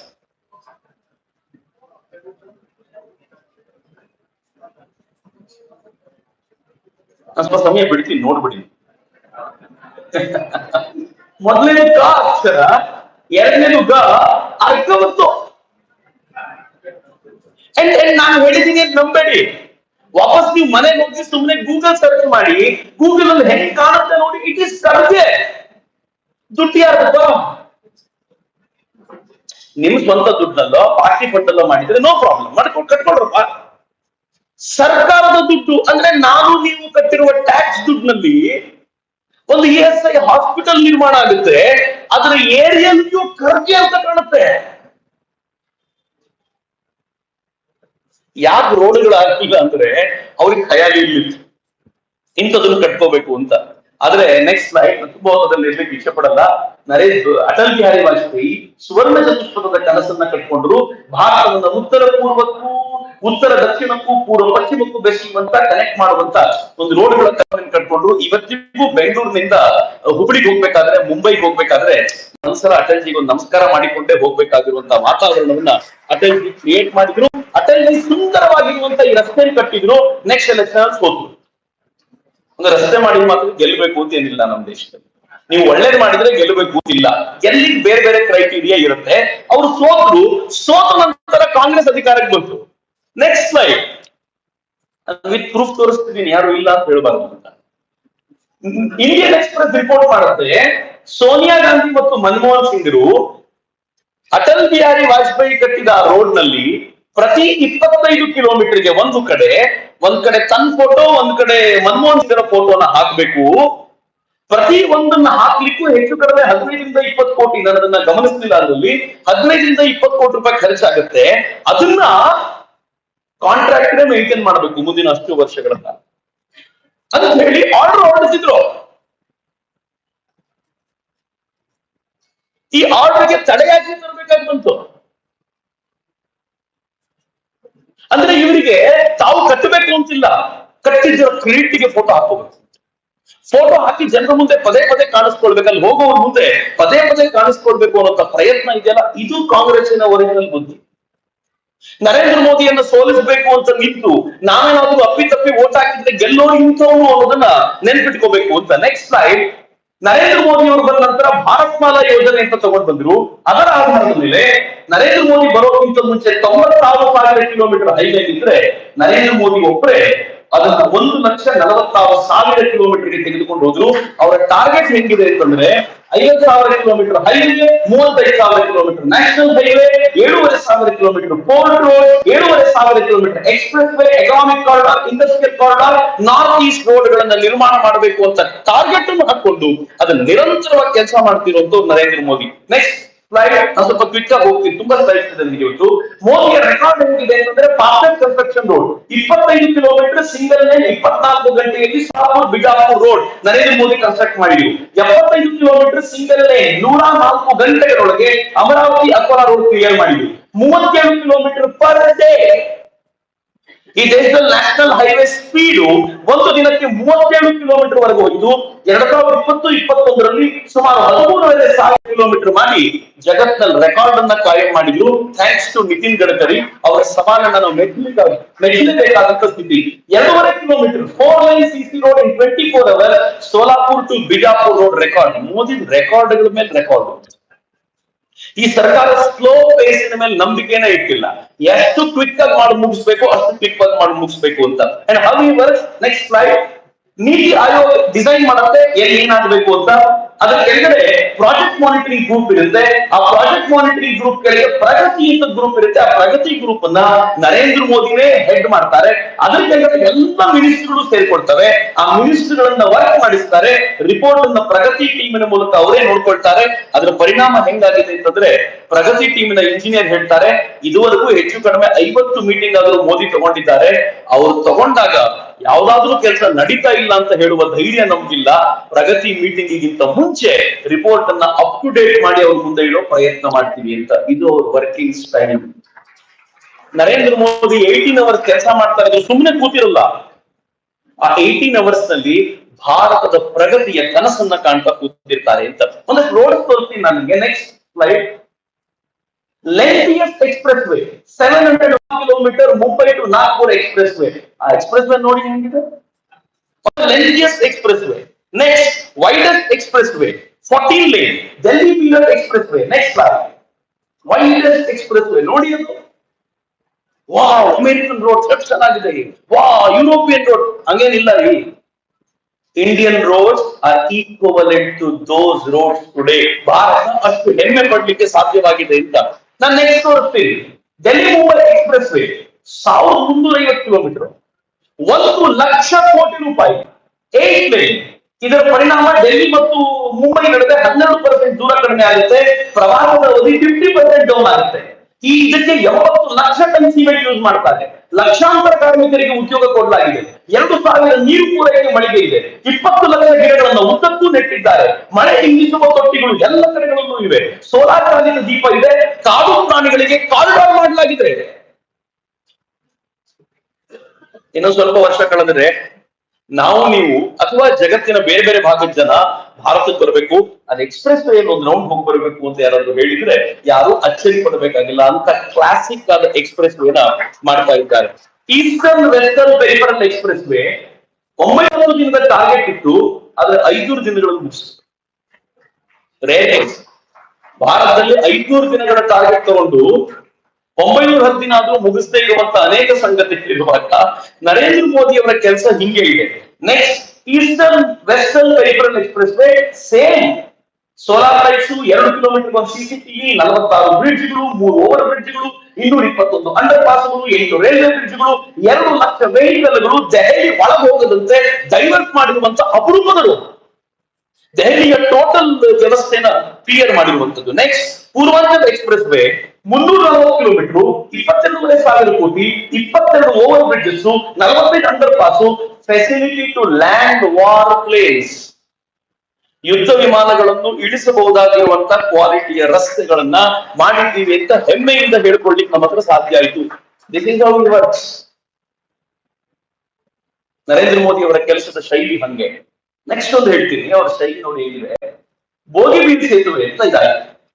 ಈ ಬೋಗಿಬೀಲ್ ಸೇತುವೆ ನಾರ್ತ್ ಈಸ್ಟ್ ಅಲ್ಲಿ ಇರುವಂತದ್ದು, ಅಸ್ಸಾಂನ ಭಾಗದಲ್ಲಿರುವಂತದ್ದು. 1992ರಲ್ಲಿ ಕರ್ನಾಟಕದವರು ಯಾರ ದೇವೇಗೌಡರು ಅಡಿಗಲ್ ಹಾಕಿದ್ರು, ಮುಂದಕ್ಕೆ ಹೋಗ್ಲಿಲ್ಲ. 2002ರಲ್ಲಿ ಅಟಲ್ಜಿ ಕಾಮಗಾರಿ ಶುರು ಮಾಡಿದ್ರು. 2004ರಲ್ಲಿ ಅಟಲ್ಜಿ ಅಧಿಕಾರ ಕಳ್ಕೊಂಡ್ರು. ಆಮೇಲೆ ಈ ಸೇತುವೆ ಟೋಟಲಿ ಸ್ಟಾಪ್ ಆಯ್ತು, ಈ ಕೆಲಸನೇ ನಿಂತೋಯ್ತು. 2014ರಲ್ಲಿ ಮೋದಿ ಬಂದಿದ್ರು, 4 ವರ್ಷದಲ್ಲಿ ಅದನ್ನು ಕಟ್ಟಿದ್ರು. ಮೋದಿ 2018ರಲ್ಲಿ ಅದನ್ನು ಲೋಕಾರ್ಪಣೆಯನ್ನೂ ಮಾಡಿದ್ರು. 5,900 ಕೋಟಿ ವೆಚ್ಚ, 80,000 ಸ್ಟೀಲ್ ಪ್ಲೇಟ್ಗಳನ್ನು ಯೂಸ್ ಮಾಡಿದ್ದಾರೆ. ಅರುಣಾಚಲ ಪ್ರದೇಶ ಅಸ್ಸಾಂನ ನಡುವೆ 170 ಕಿಲೋಮೀಟರ್ ದೂರವನ್ನ ಕಡಿಮೆ ಮಾಡುತ್ತೆ. ಪ್ರತಿದಿನ 10 ಲಕ್ಷ ರೂಪಾಯಿ ಫ್ಯೂಯಲ್ ನ ಈ ಒಂದು ಬ್ರಿಡ್ಜ್ ಉಳಿಸ್ತಾ ಇದೆ. ನರೇಂದ್ರ ಮೋದಿ ಅದನ್ನು ಲೋಕಾರ್ಪಣೆ ಮಾಡಿದ್ರು. Within 4 years completed it. Credit ಯಾರಿಗೆ ಕೊಡೋಣ? ಪ್ರಾಬ್ಲಮ್ ಇದೆ. ಈಗ ದೇವೇಗೌಡ ಕೊಡೋಣ, ಅಟಲ್ಜಿ ಕೊಡೋಣ, ಅಥವಾ ಈ ದೇಶದ ಮೊದಲ ಪ್ರಧಾನಿ ನೆಹರು ಅವರು ಬ್ರಿಡ್ಜಿನ ಕನಸನ್ನ ಕಟ್ಟಿದ್ರು, ಹಿಂಗಾಗಿ ನೆಹರು ಕೊಡೋಣ? ಕಾಂಗ್ರೆಸ್ನವ್ರು ಇದೆ, ಎಲ್ಲಾ ಕ್ರೆಡಿಟ್ ನೆಹರು ಕೊಡಬೇಕು ಅಂತ ನಿನ್ ಕೆಲವೊಂದು ತಗೊಂಡ್ಬಿಡಿ ಹೋಗಿ. ಇನ್ನೊಂದು ಅಪರೂಪದ ಇದಿದೆ, ದರ್ಬುಕ್ ಶೋಕ್ ದೌಲತ್ ಬೇಗ್ ಓಲ್ಡಿ ರೋಡ್ ಅಂತ ಕರೀತಾರೆ ಇದನ್ನ. ಈ ದೌಲತ್ ಬೇಗ್ ಓಲ್ಡಿ ರೋಡ್ ಬಹಳ important road. Line of actual ಕಂಟ್ರೋಲ್ಗೆ ಪ್ಯಾರಲ್ ಆಗಿ ಹೋಗುವಂತ ರೋಡ್. ಈ ಸೇತುವೆಗೆ ಆಚೆ ರೋಡ್ ಇದೆ, ಈ ಕಡೆನೂ ರೋಡ್ ಇದೆ. ಆದ್ರೆ ಈ ಮಧ್ಯದಲ್ಲಿ ಈ ಸೇತುವೆ ಕಟ್ಟಲಿಕ್ಕೆ ನಮ್ಗೆ ಆಗ್ತಿರ್ಲಿಲ್ಲ, ರೋಡ್ ಮಾಡ್ಲಿಕ್ಕೆ ಆಗ್ತಿರ್ಲಿಲ್ಲ. ಯಾಕೆ ಅಂತಂದ್ರೆ ಶೋಕ್ ಅನ್ನುವಂತ ನದಿ ಉಕ್ಕೇರಿದಾಗ ರಸ್ತೆ ಕಿತ್ಕೊಂಡು ಹೋಗುತ್ತೆ ಅಂತ ಯಾರು ಮಾಡ್ಲಿಲ್ಲ. 2000ರಲ್ಲಿ ಅಟಲ್ಜಿ ಕನಸು ಕಟ್ಟಿದ್ರು, 320 ಕೋಟಿ ರೂಪಾಯಿ ಎತ್ತಿದ್ರು. 2012ರಲ್ಲಿ ಟಾರ್ಗೆಟ್ ಇಟ್ರು. 2004ರಲ್ಲಿ Atalji ಸೋತೋದ್ರು.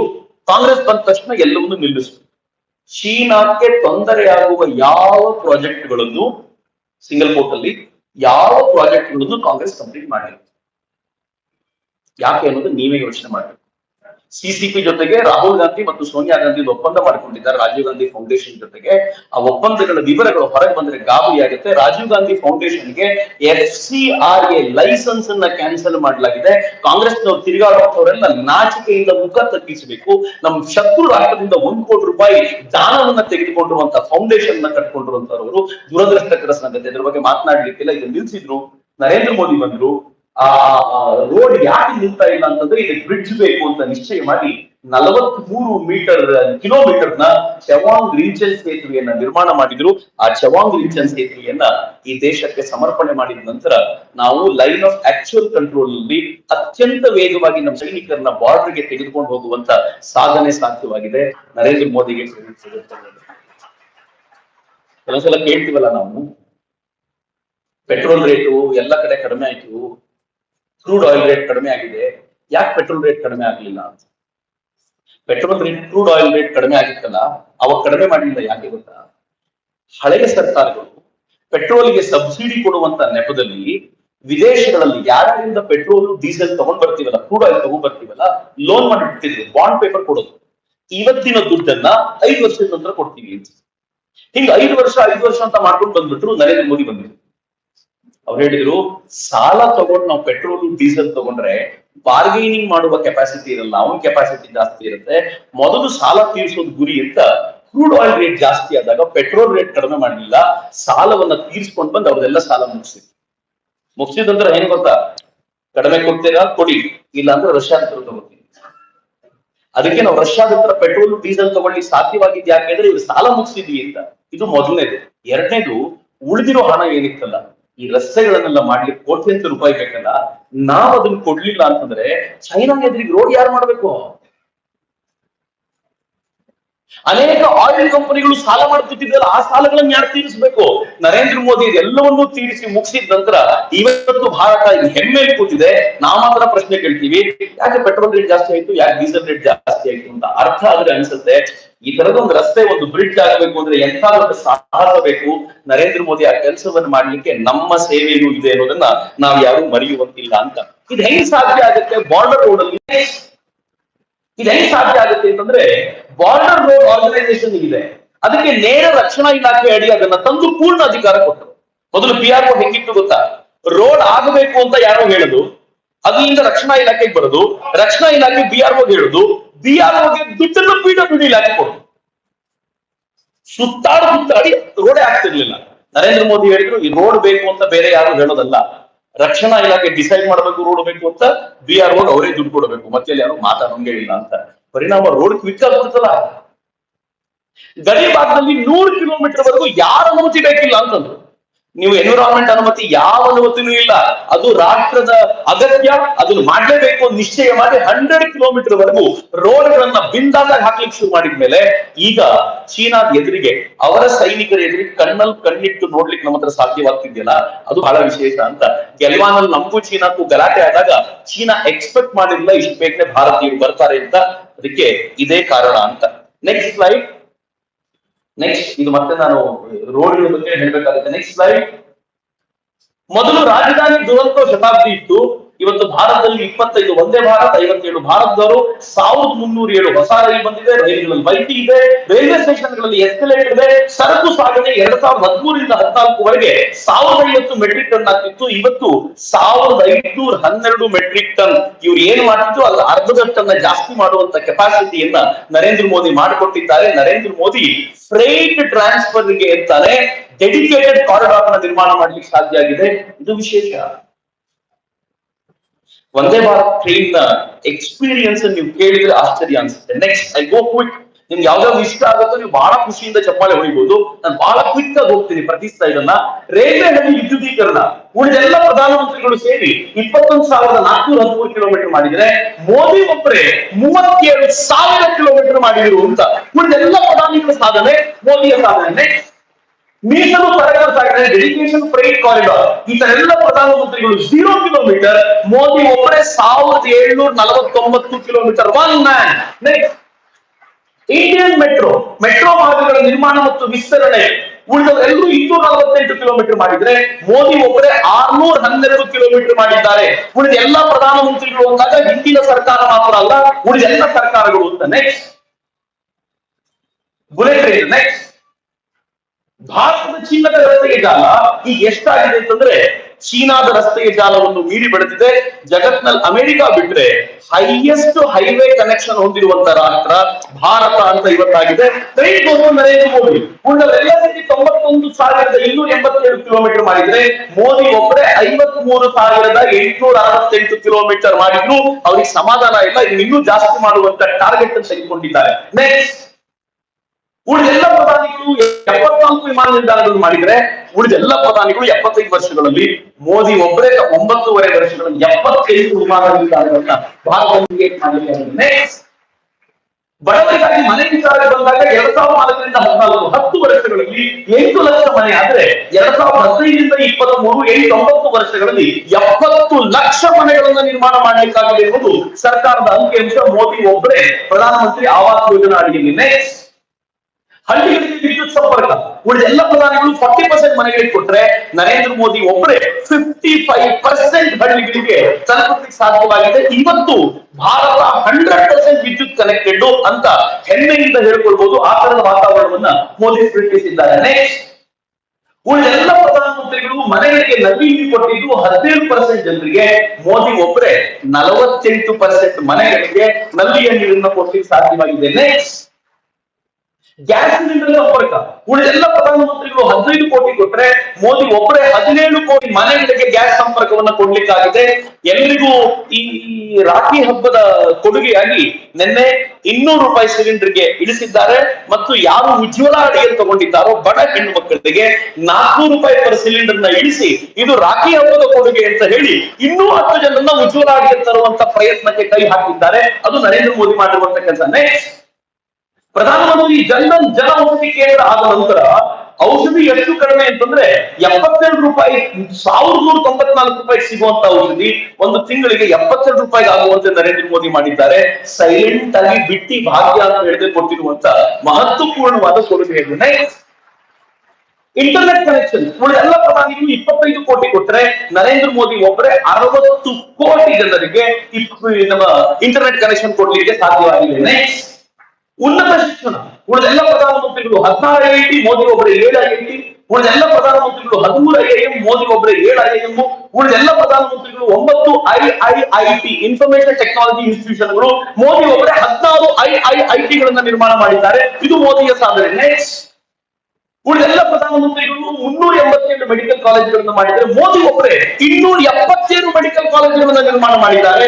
70 years versus 9 years comparison. Next, Eklavya ಮಾದರಿ ವಸತಿ ಶಾಲೆಗಳು ಉಳಿದವರೆಲ್ಲರೂ 100 ಮಾಡಿದ್ರೆ, ಮೋದಿ ಒಬ್ಬರೇ 600 ವಸತಿ ಶಾಲೆಗಳನ್ನು ಕಟ್ಟಲಿಕ್ಕೆ ಸಾಧ್ಯವಾಗಿದೆ. ನೆಕ್ಸ್ಟ್, ಸರ್ವರ ಕನಸಿನ ಸ್ಟಾರ್ಟ್ಅಪ್ ಉಳಿದೆಲ್ಲ ಪ್ರಧಾನಮಂತ್ರಿಗಳು 400 ಮಾಡಿದ್ರೆ, ಮೋದಿ ಒಬ್ಬರೇ 1 ಲಕ್ಷ ಸ್ಟಾರ್ಟ್ಅಪ್ಗಳಿಗೆ ಜೀವ ತುಂಬಲಿಕ್ಕೆ ಸಾಧ್ಯವಾಗಿದೆ. ಮಿತ್ರರೇ, ಇವತ್ತು ಭಾರತದಲ್ಲಿ 108 ಯೂನಿಕಾರ್ನ್ಗಳು ಸೇರಿ ಹೆಚ್ಚು ಕಡಿಮೆ 10 ಲಕ್ಷ ಉದ್ಯೋಗಗಳನ್ನ ಇವತ್ತು ಭಾರತದಲ್ಲಿ ಸ್ಟಾರ್ಟ್ಅಪ್ಗಳು ಶುರುವಾಗುವಂತೆ ಮಾಡಿದ್ದಾರಲ್ಲ, ಇದು ಮೋದಿಯ ಸಾಧನೆ ಅಂತ. ನೆಕ್ಸ್ಟ್, 46% ಡಿಜಿಟಲ್ ವಹಿವಾಟು ಇವತ್ತು ಭಾರತ ಮಾಡುತ್ತೆ. ಮೊದಲು 127 ಕೋಟಿ ವಹಿವಾಟಿತ್ತು, ಇವತ್ತು 12,735 ಕೋಟಿ ರೂಪಾಯಿ ವಹಿವಾಟನ್ನ ಭಾರತ ಮೊಬೈಲ್ ಅಲ್ಲಿ ಮಾಡುತ್ತೆ. ನಿಮ್ಗೆ ಎಲ್ಲರಿಗೂ ನೆನಪಿರ್ಬೇಕು, ಪಿ ಚಿದಂಬರಂ ಸಂಸತ್ನಲ್ಲಿ ಮಾತನಾಡ್ತಾ ಹೇಳಿದ್ರು, ಈ ಮೋದಿ ಹೇಳ್ತಾನೆ ನಾನು ಕೈಗೆ ಬ್ಯಾಂಕ್ ತಂದು ಕೊಡ್ತೀನಿ ಅಂತ, ನನ್ನ ದೇಶದ ಹಳ್ಳಿ ಜನರಿಗೆ ಮೊಬೈಲ್ ಅಂದ್ರೆ ಏನು ಅಂತ ಗೊತ್ತಿಲ್ಲ, ಇಂಟರ್ನೆಟ್ ಕನೆಕ್ಷನ್ ಅಂದ್ರೆ ಏನು ಅಂತ ಗೊತ್ತಿಲ್ಲ, ಇವ್ರಿಗೆ ಬ್ಯಾಂಕ್ ತಂದು ಕೊಡ್ತಾರಾ ಅಂತ ನಕ್ಕಿದ್ರು. ನರೇಂದ್ರ ಮೋದಿ ಏನು ಮಾತಾಡಲಿಲ್ಲ, ಸುಮ್ಮನೆ ಇದ್ರು ಅವ್ರು. ಆದ್ರೆ ಇವತ್ತು ಹೆಂಗಾಗಿದೆ ಗೊತ್ತೇನು, ಶ್ರೀಮಂತರು ಕೈಯಲ್ಲಿ ಮೊಬೈಲ್ ಹಿಡ್ಕೊಂಡು ಟ್ರಾನ್ಸಾಕ್ಷನ್ ಮಾಡ್ತಾರೋ ಇಲ್ವೋ ಗೊತ್ತಿಲ್ಲ, ತರಕಾರಿ ಮಾರೋರು 100% ಅವ್ರಿಗೆ. ನಾನ್ ನಿಮ್ಗೆ ಸತ್ಯ ಹೇಳ್ತೀನಿ, ಬೆಂಗಳೂರು ನಮ್ಮ ಕುಟೀರದಿಂದ ಆಚೆ ಬರುವಾಗ ಒಬ್ಬ ಬಸವಣ್ಣ ತಗೊಂಡ್ ಬರೋದು ಗೊತ್ತಲ್ಲ, ಅದು ಪಿಪಿ ಊದ್ಕೊಂಡ್ ಬರ್ತಾರೆ, ಅವ್ರು ನಿಂತಿರ್ತಾರೆ. ನಾನು ಸುಮ್ಮನೆ ತಮಾಷೆ ಮಾಡ್ತಾ ಕೈ ಜೇಬಲ್ಲಿ ದುಡ್ಡಿಲ್ಲ ಕಣೋ, ದುಡ್ಡು ಇಟ್ಕೊಳಲ್ಲ ಅಂತಂದೆ. ಏನಂತ ಗೊತ್ತಾ, ಆ ಬಸವಣ್ಣನ ಎದುರುಗಡೆ ಹಣೆ ಮೇಲೆ QR ಕೋಡ್ ಹಾಕೊಂಡ್ಬಿಟ್ಟಿದ್ದಾನೆ, ಹಿಂಗೆ ಟ್ರಾನ್ಸ್ಫರ್ ಮಾಡಿದ್ದಾರೆ ಪರವಾಗಿಲ್ಲ ಅಂತ. ಬಸವಣ್ಣ ತಗೊಂಡ್ ಬರೋವನಿಗೂ ಕೂಡ QR ಕೋಡ್ ಇದೆ. ಐ ಡೌಟ್ ಪಿ ಚಿದಂಬರಂಗೆ ಇದೆಯೋ ಇಲ್ವೋ ಅಂತ. ಯಾಕೆಂದ್ರೆ ಪಿ ಚಿದಂಬರಂ ಅಂತವ್ರಿಗೆಲ್ಲ ತಮ್ಮ ವಹಿವಾಟು ಮುಚ್ಚಿಡುವಂತ ಅಗತ್ಯ ಇದೆ, ಬಸವಣ್ಣ ತಗೊಂಡ್ಬರೋನ್ಗೆ ಹೇಳಿದೆ. ಅಂದ್ರೆ ಈ ದೇಶದ ಬಡವರನ್ನ, ಈ ದೇಶದಲ್ಲಿ ತುಳಿತಕ್ಕೊಳಗಾದವ್ರು ತೋರಿಸಿ ನೋಡಿ, ಇವರಿಗೋಸ್ಕರ ನಾವು ತರ್ತಿಲ್ಲ ಅಂತ. ಆದ್ರೆ ವಾಸ್ತವವಾಗಿ ಈ ದೊಡ್ಡವರಿಗೆ ಬೇಕದೋ, ಚಿಕ್ಕವರಲ್ಲಿ ಪ್ರಾಬ್ಲಮೇ ಇಲ್ಲ. ನಮ್ದು ಟ್ರಾನ್ಸಾಕ್ಷನ್ ನೀವು ಡಿಜಿಟಲ್ ಫುಟ್ ಪ್ರಿಂಟ್ ನೋಡಿ ಏನ್ ಕಿತ್ತಾಕೊಳ್ಳೋದಿದೆ, ತಗೊಳ್ಳಿ ಹೋಗಿ ಅಂತ. ಆದ್ರೆ ಅವರಿಗೆ ಬಹಳ ಪ್ರಾಬ್ಲಮ್ ಇದೆ. ಆದ್ರೆ ಇವತ್ತು ಈ ದೇಶ ಎಷ್ಟು ದೊಡ್ಡ ಮೊತ್ತದ ವಹಿವಾಟನ್ನು ಮಾಡುತ್ತೆ ಅಂತಂದ್ರೆ, ದಿನೇ ದಿನೇ ಜಾಸ್ತಿ ಆಗ್ತಿದ್ದೀವಿ. ಜಗತ್ನಲ್ಲಿ ಅತ್ಯಂತ ಹೆಚ್ಚು ಡಿಜಿಟಲ್ ವಹಿವಾಟು ಮಾಡುವಂತ ರಾಷ್ಟ್ರ ಭಾರತ ಇದೆ. ಸೌರಶಕ್ತಿ ಉತ್ಪಾದನೆ ಉಳಿದೆಲ್ಲ ಪ್ರಧಾನಮಂತ್ರಿಗಳು 2.6 ಗಿಗಾವ್ಯಾಟ್ ಆದ್ರೆ, ಮೋದಿ ಒಬ್ಬರೇ 64.1 ಗಿಗಾವ್ಯಾಟ್ ಇತ್ತು ಸೌರಶಕ್ತಿ ಉತ್ಪಾದನೆ ಮಾಡ್ತಿದ್ರು. ನೆಕ್ಸ್ಟ್, ಉಪಗ್ರಹಗಳ ಉಡಾವಣೆಯಲ್ಲಿ ಉಳಿದೆಲ್ಲ ಪ್ರಧಾನಮಂತ್ರಿಗಳು 35 ಆದ್ರೆ, ಮೋದಿ ಒಬ್ಬರೇ 389 ಉಪಗ್ರಹಗಳ ಉಡಾವಣೆ ಮಾಡಿದ್ರು. ನಾವೀಗ ಚಂದ್ರಯಾನ ಮಾಡಿದ್ದೀವಿ. ಸೆಪ್ಟೆಂಬರ್ 2ನೇ ತಾರೀಕು ದಯವಿಟ್ಟು ಟಿವಿಗಳ ಮುಂದೆ ಕೂತ್ಕೊಳ್ಳಿ, ಯಾಕೆಂತಂದ್ರೆ ಅವತ್ತು ನಾವು ಸೂರ್ಯನನ್ನ ಅಧ್ಯಯನ ಮಾಡ್ಲಿಕ್ಕೆ ಅವತ್ತು ಉಪಗ್ರಹವನ್ನ ಹಾರಿಸ್ತಿದ್ದೀವಿ, ಅದು ಬಹಳ ವಿಶೇಷ ಅಂತ. ಇನ್ನು ಮೋದಿ ವಿಚಾರಕ್ಕೆ ನೆಕ್ಸ್ಟ್, ರಕ್ಷಣಾ ಉಪಕರಣ ಮತ್ತು ಪರಿಕರಗಳ ರಫ್ತು ಮೋದಿ ಬರೋಕ್ಕಿಂತ ಮುಂಚೆ 1940 ಕೋಟಿ ಆಗಿತ್ತು, ಇವತ್ತು 16,000 ಕೋಟಿಗಾಗಿದೆ. ಇದು ಇನ್ನೂ ಹೆಚ್ಚಾಗುವಂತ ಲಕ್ಷಣ ಇದೆ. ನಾವಿವತ್ತು ರಕ್ಷಣಾ ವಸ್ತುಗಳನ್ನ ಎಕ್ಸ್ಪೋರ್ಟ್ ಮಾಡ್ತಿದ್ದೀವಿ. ಈಜಿಪ್ಟಿನ ಜೊತೆಗೆ ತೇಜಸ್ MK ಫ್ಲೈಟ್ ಗಳನ್ನ, ನಮ್ದು ಏರ್ ಕ್ರಾಫ್ಟ್ ಗಳನ್ನ, ಸುಮಾರು ಒಂದು 30-40 ಏರ್ ಕ್ರಾಫ್ಟ್ ಗಳನ್ನ, ನಂಬರ್ ಮರ್ತೋತಿದ್ದೀನಿ, ಹೆಚ್ಚು ಕಡಿಮೆ ಇರ್ಬೋದು, ಅಷ್ಟು ಏರ್ ಕ್ರಾಫ್ಟ್ ಗಳನ್ನ ಮಾರಾಟದ ಒಪ್ಪಂದ ಬಹುಶಃ ಇವತ್ತು ನೆನ್ನೆ ಒಳಗೆ ಆಗಿದೆ ಅಂತ ನನಗನ್ಸುತ್ತೆ. ಹಂಗ ಆಯ್ತು ಅಂತಂದ್ರೆ ಭಾರತ ಎಕ್ಸ್ಪೋರ್ಟ್ ಕಂಟ್ರಿ ಆಗಿ ಡೆವಲಪ್ ಆಗುತ್ತೆ ಈ ವಿಚಾರದಲ್ಲಿ ಅಂತ. ನೆಕ್ಸ್ಟ್, ಮೋದಿ ಮತ್ತು ಧರ್ಮ, ರಾಮ ಮಂದಿರ 500 years ಫೈಟ್. ಯಾರಿಗೂ ತಾಕತ್ತಲ್ಲ, ಯೋಚನೆ ಇರಲಿಲ್ಲ. ಜನವರಿ 25ಕ್ಕೆ ಮಾರ್ಕಿಯರ್ ಡೇಟ್. ನಿಮ್ಗೆ ಯಾರಿಗೂ ಹೋಗ್ಲಿಕ್ಕೆ ಅವಕಾಶ ಸಿಗ್ಲಿಕ್ಕಿಲ್ಲ, ಕೆಲವರಿಗೆ ಸಿಕ್ಕರು ಸಿಗ್ಬೋದು. ನಾನು ಅಲ್ಲಿ ಹೋದಾಗ ಅಲ್ಲಿನ ಹಿರಿಯರು ಹೇಳ್ತಾ ಇದ್ರು, ಎಲ್ರಿಗೂ ಬನ್ನಿ ಅಂತ ನಾವು ಕೇಳಲ್ಲ, ದಯವಿಟ್ಟು ಬರದೇ ಹೋದ್ರೆ ಒಳ್ಳೇದು. 1 ಲಕ್ಷ ಜನಕ್ಕೆ ಮಾತ್ರ ನಾವು ಇಲ್ಲಿ ವ್ಯವಸ್ಥೆ ಮಾಡ್ಬೋದು, ಉಳಿದವ್ರಿಗೆ ಆಗಲ್ಲ. ಆದ್ರೆ ನಿಮ್ಮ ಊರುಗಳಲ್ಲಿ ರಾಮ ಮಂದಿರದ ಉದ್ಘಾಟನೆಯ ಸೆಲೆಬ್ರೇಷನ್ಸ್ ಅನ್ನ ಆಚರಣೆ ಮಾಡ್ಕೊಳ್ಳಿ. ಆದ್ರೆ ಅದು ಮುಗಿದ ನಂತರ ಒಬ್ಬೊಬ್ಬರೇ ದಯವಿಟ್ಟು ನೀವೆಲ್ಲರೂ ಬನ್ನಿ ಅಂತ ಕರೀತಾ ಇದ್ದಾರೆ. 500 ವರ್ಷಗಳ ನಂತರ ನಾವೆಲ್ಲರೂ ರಾಮ ಮಂದಿರದ ಭವ್ಯ ನಿರ್ಮಾಣ ಆಗ್ತಾರೆ ನೋಡ್ತಾ ಇದ್ದೀವಿ. ಜೀವಮಾನದಲ್ಲಿ ಆರ್ಟಿಕಲ್ 370 ತೆಗಿಯಕ್ಕಾಗತ್ತೆ ಅಂತ ನಾನು ಅನ್ಕೊಂಡಿರಲಿಲ್ಲ, ಭಾಷಣ ಮಾಡ್ತಿದ್ವಿ ಅಷ್ಟೇ. ಆರ್ಟಿಕಲ್ 370 ಹೋಗಬೇಕು ಅಂತ. ಆದ್ರೆ ತೆಗೆದು ಬಿಸಾಕೋ ಗಂಡು ಅಂತ ಯಾರಾದ್ರೂ ಇದ್ರೆ ಅದು ಮೋದಿ ರೂಪದಲ್ಲಿ ಮಾತ್ರ ಬರ್ಲಿಕ್ಕೆ ಸಾಧ್ಯ ಆಯ್ತು. ಮೋದಿ ಇದೇನು ನಾನು ಹೇಳ್ಕೊಂತಿಲ್ಲ. ಕಾಶಿಗೆ ಯಾರಾದ್ರೂ ಹೋಗ್ಲಿಲ್ಲ ಅಂತಂದ್ರೆ ದಯವಿಟ್ಟು ಹೋಗ್ ಬನ್ನಿ. ಅದರಲ್ಲಿ ಯಾರಾದ್ರೂ ಮುಂಚೆ ಹೋಗಿದ್ರೆ ಇನ್ನೊಮ್ಮೆ ಹೋಗಿ ಬನ್ನಿ. ಯಾಕೆ ಅಂತಂದ್ರೆ ಇವತ್ತಿನ ಕಾರಿಡಾರ್ ನೋಡಿದ್ರೆ ಗೊತ್ತಾಗುತ್ತೆ ಒಂದ್ ದೇವಸ್ಥಾನ ಅಂದ್ರೆ ಹೆಂಗಿರ್ಬೇಕು ಅಂತ. ಹಿಂದೆ ಕಾಣ್ತಿರೋದು ಗಂಗೆ, ಗಂಗೆಯಿಂದ ನೇರವಾಗಿ ನಡ್ಕೊಂಡು ಬಂದು ಕಾಶಿಯ ಆ ದೇವಸ್ಥಾನಕ್ಕೆ ಹೋಗ್ಬೋದು. ಆದ್ರೆ ನನ್ನೊಬ್ಬ ಸ್ಯಾಟಿಸ್ಫೈಡ್. ಇವತ್ತಿನ ಯಾವ ಟೆಂಪಲ್ ಇದೆಯೋ ಅದು ಅಹಲ್ಯಾಬಾಯಿ ಹೋಳ್ಕರ್ ಕಟ್ಟಿರುವಂತ ಟೆಂಪಲ್. ಒರಿಜಿನಲ್ ಟೆಂಪಲ್ ನಂದಿ ಇನ್ನು ಆ ಕಡೆನೆ ನೋಡ್ತಾ ಇದೆ. ಆ ಟೆಂಪಲ್ ತೆಗೆದುಕೊಳ್ಳಬಲ್ಲಂತ ಗಂಡು ಯಾರಾದ್ರೂ ಇದ್ರೆ ಅದು ಮೋದಿನೇ ಅಂತ 2024 ನಂತರ ಮೋಸ್ಟ್ಲಿ ಟಾರ್ಗೆಟ್ ಇರ್ಬೋದು. ಅದಕ್ಕೋಸ್ಕರ ನಮ್ ಜವಾಬ್ದಾರಿ ಇದೆ 2024 ಮೋದಿ ವಾಪಸ್ ಅಲ್ಲಿ ಕೂರಿಸ್ಬೇಕಾಗಿದೆ ಅಂತ. ನೆಕ್ಸ್ಟ್ ಬರೀ ಇಷ್ಟಕ್ಕೆ ಮುಗಿಸ್ತಿಲ್ಲ, ಉಳಿದೆಲ್ಲ ಪ್ರಧಾನಮಂತ್ರಿಗಳು ಜಗತ್ತಿನಿಂದ ಭಾರತದಿಂದ ವಿದೇಶಕ್ಕೆ ಕರ್ಕೊಂಡು ಹೋದ ಆರ್ಟಿಫ್ಯಾಕ್ಟ್ಸ್ ಗಳನ್ನ 13 ತಗೊಂಡು ಬಂದ್ರೆ ಮೋದಿ ಒಬ್ಬರೇ 238 ಆರ್ಟಿಫ್ಯಾಕ್ಟ್ಸ್ ಗಳನ್ನ ತಗೊಂಡು ಬಂದ್ರು. ಹೊರಗಡೆ ಕದ್ಕೊಂಡು ಹೋಗಿದಂತ ಮೂರ್ತಿಗಳು, ವಿಶಾಲಾಕ್ಷಿ ಮೂರ್ತಿ ಇದೆಯಲ್ಲ ಕಾಶಿಯ ಆವರಣದಲ್ಲಿಟ್ಟಿರೋದು, ಅದು ಕೂಡ ಕದ್ಕೊಂಡು ಹೋಗಿದ್ದು, ಅದನ್ನು ಕದ್ಕೊಂಡ್ರು ಮೋದಿ, ಅಲ್ಲೇ ಇಟ್ಟಿದ್ದಾರೆ. ಅಂದ್ರೆ ಜಗತ್ತಿನ ಯಾವ ಮೂಲೆಯಲ್ಲಿ ಭಾರತದ ಕುರು ಇದ್ರು don't worry, we are in safer and ಯಾಕಂದ್ರೆ ಮೋದಿ ಅದನ್ನ ತರಿಸ್ಕೊಳ್ತಾರೆ ಅನ್ನುವಂತ ವಿಶ್ವಾಸ ನಮ್ಗಿದೆ ಅಂತ. ನೆಕ್ಸ್ಟ್ ನಿಮ್ಗೆಲ್ಲರಿಗೂ ಬಹಳ ಖುಷಿ ಆಗ್ಬೋದಾಗಿರುವಂತ ಒಂದು ಸಂಗತಿ, ಭಾರತದಿಂದಲೇ ಈ ಮುಂದೆ ಕೈಲಾಸ ಮಾನಸ ಸರೋವರ ಯಾತ್ರೆ ಮಾಡಬಹುದು. ಹಂಗೊಂದು ತಯಾರಿ ನಡೀತಾ ಇದೆ. ಇಷ್ಟು ದಿನ ನಾವೇನ್ ಮಾಡ್ತಿದ್ವಿ ಅಂತಂದ್ರೆ ನೇಪಾಳಕ್ಕೆ ಹೋಗಿ ಚೀನಾದ ಅನುಮತಿ ತಗೊಂಡು ಅವ್ರು ಹೇಳಿದಾಗ ಹತ್ಬೇಕು, ಅವ್ರು ಇಲ್ಲ ಅಂತಂದಾಗ ಬಿಡಬೇಕು, ಅವ್ರು ಬೈತಾರೆ, ಕೆಟ್ಟದಾಗ ಟ್ರೀಟ್ ಮಾಡ್ತಾರೆ, ಅದರ ನಡುವೆ ಹೋಗ್ಬೇಕಾಗಿತ್ತು. ಈಗ ಬೇರೊಂದು ರೋಡನ್ನ ವ್ಯವಸ್ಥೆ ಮಾಡ್ಕೊಂಡಿದ್ದಾರೆ. ಅದಕ್ಕೆ ಯಾವ ದೊಣ್ಣೆ ನಾಯಕನ ಪರ್ಮಿಷನ್ ಬೇಕಾಗಿಲ್ಲ. ಭಾರತದ ನಿಯಮಗಳಿಗೆ ತಕ್ಕಂತೆ ನಾವು ಹೊರಟ್ರೆ ನೇರವಾಗಿ ಕೈಲಾಸ ಯಾತ್ರೆ ಮಾಡಬಹುದಾಗಿರುವಂತ ವ್ಯವಸ್ಥೆ ಸದ್ಯದಲ್ಲೇ ಆಗುತ್ತೆ ಅನ್ನುವಂತ ರಿಪೋರ್ಟ್ಗಳು ಬರ್ತಾ ಇವೆ. ಇದನ್ನ ನೋಡುವಾಗ ಅನ್ಸುತ್ತೆ ಮತ್ತೆ ಬಹಳ ಹೆಮ್ಮೆಯ ಸಂಗತಿಯ ಭಾರತ ನಿರ್ಮಾಣ ಆಗ್ತಾ ಇದೆ ಅಂತ. Final slide. ಮತ್ತೆ ಮೋದಿ ಮತ್ತೆ ಮೋದಿ. ನಮ್ಮೆಲ್ಲರ ಕನಸು ಏನು ಅಂತಂದ್ರೆ, ನನಗಂತೂ ಕನಸಿದೆ.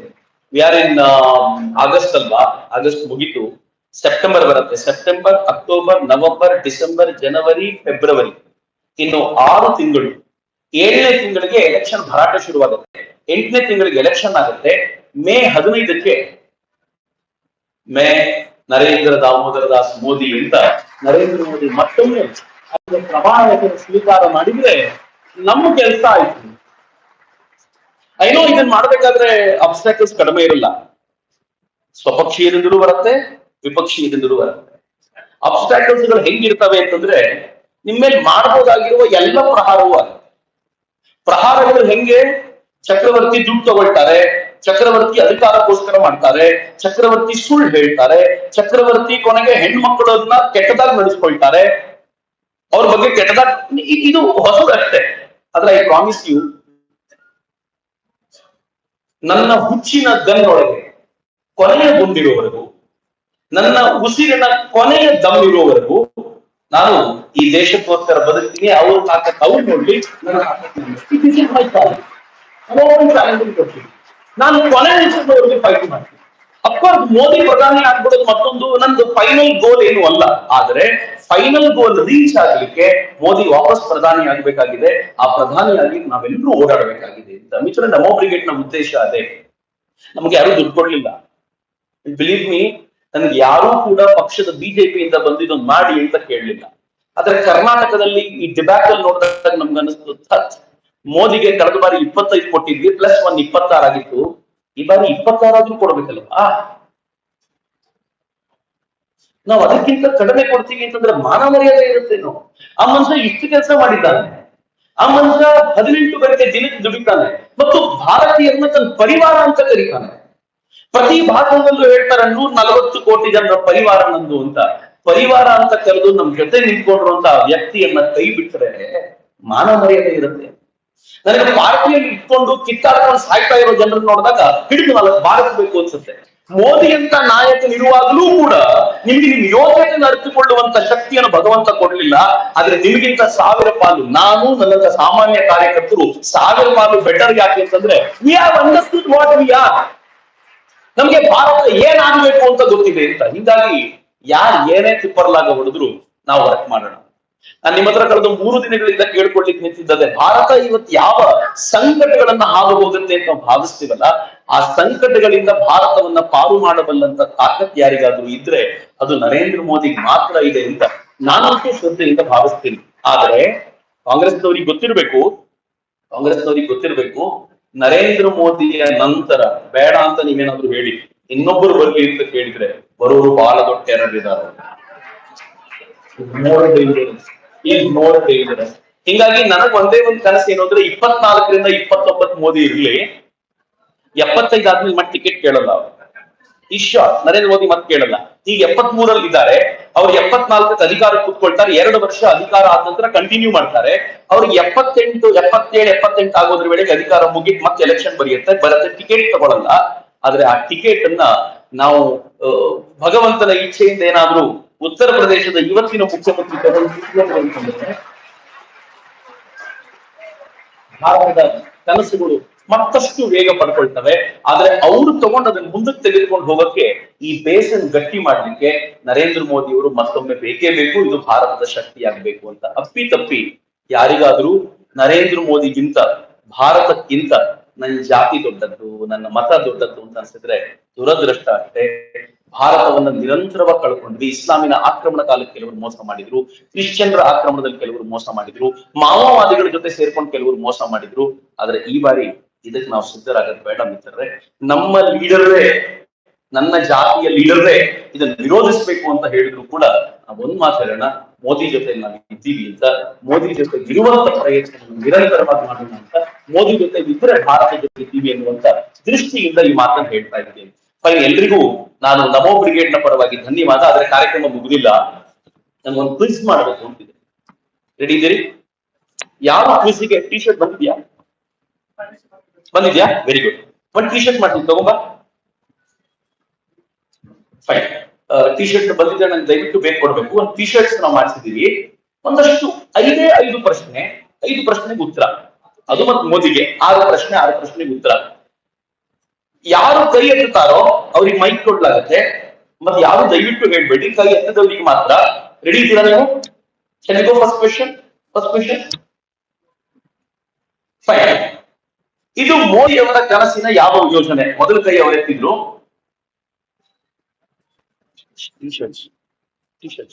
Bullet train. ಶಬಾಷ್. ಇದು ಮೋದಿ ಅವರ ಬುಲೆಟ್ ಟ್ರೈನಿನ ಯೋಜನೆ. ಯಾಕೆ ಈ ಪ್ರಶ್ನೆ ಕೇಳಿದೆ ಅಂತಂದ್ರೆ, ಕಾಂಗ್ರೆಸ್ಸಿಗರಿಗೆ ಬುಲೆಟ್ ಟ್ರೈನ್ ಆಗ್ತಾ ಇದೆ ಅಂತ ಗೊತ್ತೇ ಇಲ್ಲ. ಆದ್ರೆ ಇದು ಟಿ ಶರ್ಟು 3ನೇ ಬಾರಿ ಮೋದಿ ಜಯಭೇರಿ ಅಂತ ಇದರಲ್ಲಿದೆ. ಈಗ ದಯವಿಟ್ಟು ಹಾಕೋಬೇಕು. ಹಿಂದೆ ನಮೋ ಬ್ರಿಗೇಡ್ ನ ಸಿಗ್ನಲ್ ಇದೆ, ಅವ್ರಿಗೆ ದಯವಿಟ್ಟು ಈ ಟಿ ಶರ್ಟ್ ನ ತಲುಪಿಸಿ. ಈ ಬುಲೆಟ್ ಟ್ರೈನಿನ ಸ್ಪೀಡ್ ಅಂತೂ ನಾನು ನಿಮ್ ಬಗ್ಗೆ ಮಾತಾಡ್ಲಿಕ್ಕೆ ಹೋಗಲ್ಲ, ಅದ್ರ ಬಗ್ಗೆ ನೆಕ್ಸ್ಟ್ ಸೈಡ್ ಅದನ್ನ ಎಕ್ಸ್ಪ್ಲೈನ್ ಮಾಡ್ತೀನಿ ನಿಮ್ಗೆ. ಈ ಬುಲೆಟ್ ಟ್ರೈನ್ ಹೇಗಿದೆ ಅಂತಂದ್ರೆ, ಕೀ ಫಿಗರ್ಸ್ ನೋಡಿ. ಆಪರೇಷನ್ ಶುರುವಾಗಿಲ್ಲ, ಅಂಡರ್ ಕನ್ಸ್ಟ್ರಕ್ಷನ್. 324 ಕಿಲೋಮೀಟರ್ ಉದ್ದದ ರಸ್ತೆ, 183 ಕಿಲೋಮೀಟರ್ ಆಲ್ರೆಡಿ ಅಪ್ರೂವ್ ಆಗಿದೆ, 468 ಕಿಲೋಮೀಟರ್ ಎಲಿವೇಶನ್. ಅಂಡರ್ ಗ್ರೌಂಡ್ ಅಲ್ಲಿ 27 ಕಿಲೋಮೀಟರ್ ಹೋಗುತ್ತೆ, ಅದರಲ್ಲಿ 2 ಕಿಲೋಮೀಟರ್ ಅಂಡರ್ ಸಿ ಎಟ್ ಥಾನೆ ಗ್ರೀಕ್ ಹೋಗುತ್ತೆ. ಎಟ್ ಗ್ರೇಡ್ 17 ಕಿಲೋಮೀಟರ್ಸ್ ಅಂತ. Project cost 1.1 lakh crores. 1,10,000 ಕೋಟಿ ರೂಪಾಯಿಯಲ್ಲಿ ಭಾರತ ಬುಲೆಟ್ ಟ್ರೈನ್ಗೆ ಸಿದ್ಧವಾಗ್ತಾ ಇದೆ. ಗವರ್ಮೆಂಟ್ ಆಫ್ ಜಪಾನ್ ಜೊತೆ 88,000 ಕೋಟಿ ರೂಪಾಯಿ ಒಪ್ಪಂದ ಇದೆ. ಗವರ್ಮೆಂಟ್ ಆಫ್ ಇಂಡಿಯಾ 17,000 ಕೋಟಿ ರೂಪಾಯಿ ಹಾಕ್ತಾ ಇದೆ. Government of Maharashtra and Gujarat 5,000 ಕೋಟಿ ರೂಪಾಯಿ ಹಾಕ್ತಾ ಇದೆ. ಬುಲೆಟ್ ಟ್ರೈನ್ ರೂಟ್ 508 ಕಿಲೋಮೀಟರ್ ಉದ್ದ, ಎಲಿವೇಟೆಡ್ ಅಂಡರ್ ಗ್ರೌಂಡ್ ಎಟ್ ಗ್ರೇಡ್ ಟೈಪ್ ಅದರದ್ದು. ಡಿಪೋಟ್ಸ್, ಸಾಬರಮತಿ ರೈಲ್ ಡಿಪೋಟ್ಸ್ ಅದನ್ನು ಹಾಕೊಂಡಿದ್ದಾರೆ. 12 ಸ್ಟೇಷನ್ಗಳು ಇರ್ತವೆ. ಸ್ಟೇಷನ್ ನೇಮ್ಸ್ ಮುಂಬೈ, ಥಾನೆ, ವಿರಾರ್, ಬಾಯ್ಸರ್, ವಾಪಿ ಎನ್ನುವಂತ ಸ್ಟೇಷನ್ಗಳ ಮೂಲಕ ಇದು ಹಾದು ಹೋಗುತ್ತೆ. ಪ್ರಾಬಬಲಿ ಅವ್ರು ಕೊಡ್ತಾ ಇರುವಂತ ಲೆಕ್ಕಾಚಾರದ ಪ್ರಕಾರ 2026-27 ಇಲ್ಲೊಂದು ಇನ್ಫಾರ್ಮೇಶನ್ ಇಲ್ಲ. 2026-27 ವೇಳೆಗೆ ಭಾರತದಲ್ಲಿ ಮೊದಲ ಬುಲೆಟ್ ಟ್ರೈನ್ ಹಾದು ಹೋಗುತ್ತೆ. ಆ ಬುಲೆಟ್ ಟ್ರೈನ್ ಈ ದೇಶದ ಓಡಾಟದ ವೇಗವನ್ನ ಇನ್ನೂ ಹೆಚ್ಚಿಸಲಿಕ್ಕಿದೆ. ಭಾರತ ಜಗತ್ತಿನ ಜೊತೆ ಕಾಂಪೀಟ್ ಮಾಡಬಲ್ಲಂತ ಮೊದಲನೇ ಹೆಜ್ಜೆಯನ್ನ ಬಲಾಢ್ಯವಾಗಿ ಇರಿಸಲಿಕ್ಕಿದೆ. ಮೋದಿಯವರ ಕನಸಿನ ಯೋಜನೆಗಳಲ್ಲಿ ಒಂದು. ಹ್ಯಾಟ್ಸ್ ಆಫ್ ಟು ಮೋದಿ, ಈ ತರದ ಕನಸನ್ನ ಕಟ್ಟಲಿಕ್ಕೆ ಸಾಧ್ಯವಾಗುತ್ತೆ. Next question. ಬಲು ಭಾವುಕರಾಗಿ ಮೋದಿ ವ್ಯಕ್ತಿಯೊಬ್ಬರನ್ನ ಸಂತೈಸಿದ್ರು. ಹೆಣ್ಮಕ್ಳಿಗೆ ಅವಕಾಶ ಕೊಡಿ, ನೀವ್ ಹೇಳಿಮ್ಮ. ಶಿವನ್, ಕೆ ಶಿವನ್ ಯಾರವರು? ಇಸ್ರೋ ಚೇರ್ಮನ್ ಆಗಿದ್ರು ಕೆ ಶಿವನ್ ಅವರು. ತಬ್ಬಿಕೊಂಡ್ರು. ಆದ್ರೆ ನಾನು ಯಾಕೆ ಇದನ್ನ ಕೇಳಿದೆ ಗೊತ್ತಾ ಈ ಪ್ರಶ್ನೆ? ಕೆ ಶಿವನ್ ಅವ್ರನ್ನ ತಬ್ಬಿಕೊಂಡಾಗ ಕಾಂಗ್ರೆಸ್ಸಿಗರು ಹೇಳಿದ್ರು ಮೋದಿ ವಾಸ್ ಡೂಯಿಂಗ್ ಥಿಯೇಟ್ರಿಕ್ಸ್, ನಾಟಕ ಮಾಡ್ತಾ ಇದ್ರು, ಕ್ಯಾಮ್ರಾಗಳ ಮುಂದೆ ಬೇಕಂತ ತಬ್ಬಿಕೊಳ್ಳಿಕ್ ಕೊಟ್ರು ಅಂತ. Video are you ready with video? ಮಿತ್ರ ವಿಡಿಯೋ ಕೇಳಿದ್ರೆ ಮತ್ತೇನು ಹೇಳ್ಬೇಕು ಅಂತ ನಾನು ಉಳ್ಕೊಳ್ಳಲ್ಲ. ಕೆ ಶಿವನ್ ಏನ್ ಮಾಡಿದ್ರು ಅಂತ ಸೌಂಡ್ ಕೊಡಿ. ಕಾಂಗ್ರೆಸ್ಸಿಗರು ಎಲ್ಲದರಲ್ಲೂ ಏನಾದ್ರು ಹುಡುಕಕ್ ಪ್ರಯತ್ನ ಪಡ್ತಾರೆ. ಇದನ್ನೊಂದು ನಾಟಕ ಮಾಡಿದ್ರು ಮೋದಿ ಅಂತ ಹೇಳಿದ್ರು. ರಿಪಬ್ಲಿಕ್ ಟಿವಿಯಲ್ಲಿ ಅರ್ಣಬ್ ಅವ್ರು ಪ್ರಶ್ನೆ ಕೇಳ್ತಾನೆ, ಅವ್ರ ಬೆಳಗ್ಗೆ ಆಕ್ಚುಲಿ ಏನಾಯ್ತು, ಏನ್ ಮಾಡಿದಿರಿ ಅಂತ. ಹಂಗ ಏನ್ ಮಾಡಿದ್ರಿ ಅಂತ ಕೇಳಿದಾಗ ಶಿವನ್ ಮುಂದಿನ ಒಂದ್ 40-45 ಸೆಕೆಂಡ್ಗಳಲ್ಲಿ ಹೇಳ್ತಾರೆ. ಸಿಗ್ತಾ ಇಲ್ವಾ? When he was leaving, I kind of conveyed to him that, sir, I am extremely sorry. I could not make it, and when I was telling him this, I was emotionally exploding, and seeing me explode, he really hurt me, and actually there was no speech.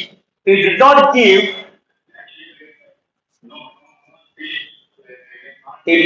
any talk, but the amount of hug he gave was soothing that really cooled me down. ಏನ್ ಚೆನ್ನಾಗಿದ್ದೀರಿ ಕೇಳುವಾಗ ನಾನು ಹೋಗ್ಬಿಟ್ಟು ಹತ್ಬಿಟ್ಟೆ, I am sorry sir, ಏನು ಮಾಡ್ಲಿಕ್ಕೆ ಆಗ್ಲಿಲ್ವಲ್ಲ ಅಂತ ಹತ್ಬಿಟ್ಟು ನಾನು ಅವ್ರನ್ನ ಏನ್ ಮಾಡ್ಬೇಕು ಗೊತ್ತಾಗ್ಲಿಲ್ಲ. ಅವ್ರ ಕರೆದು ನನ್ನ ತಪ್ಪಿಕೊಂಡ್ರು, ಏನು ಮಾತಾಡ್ಲಿಲ್ಲ.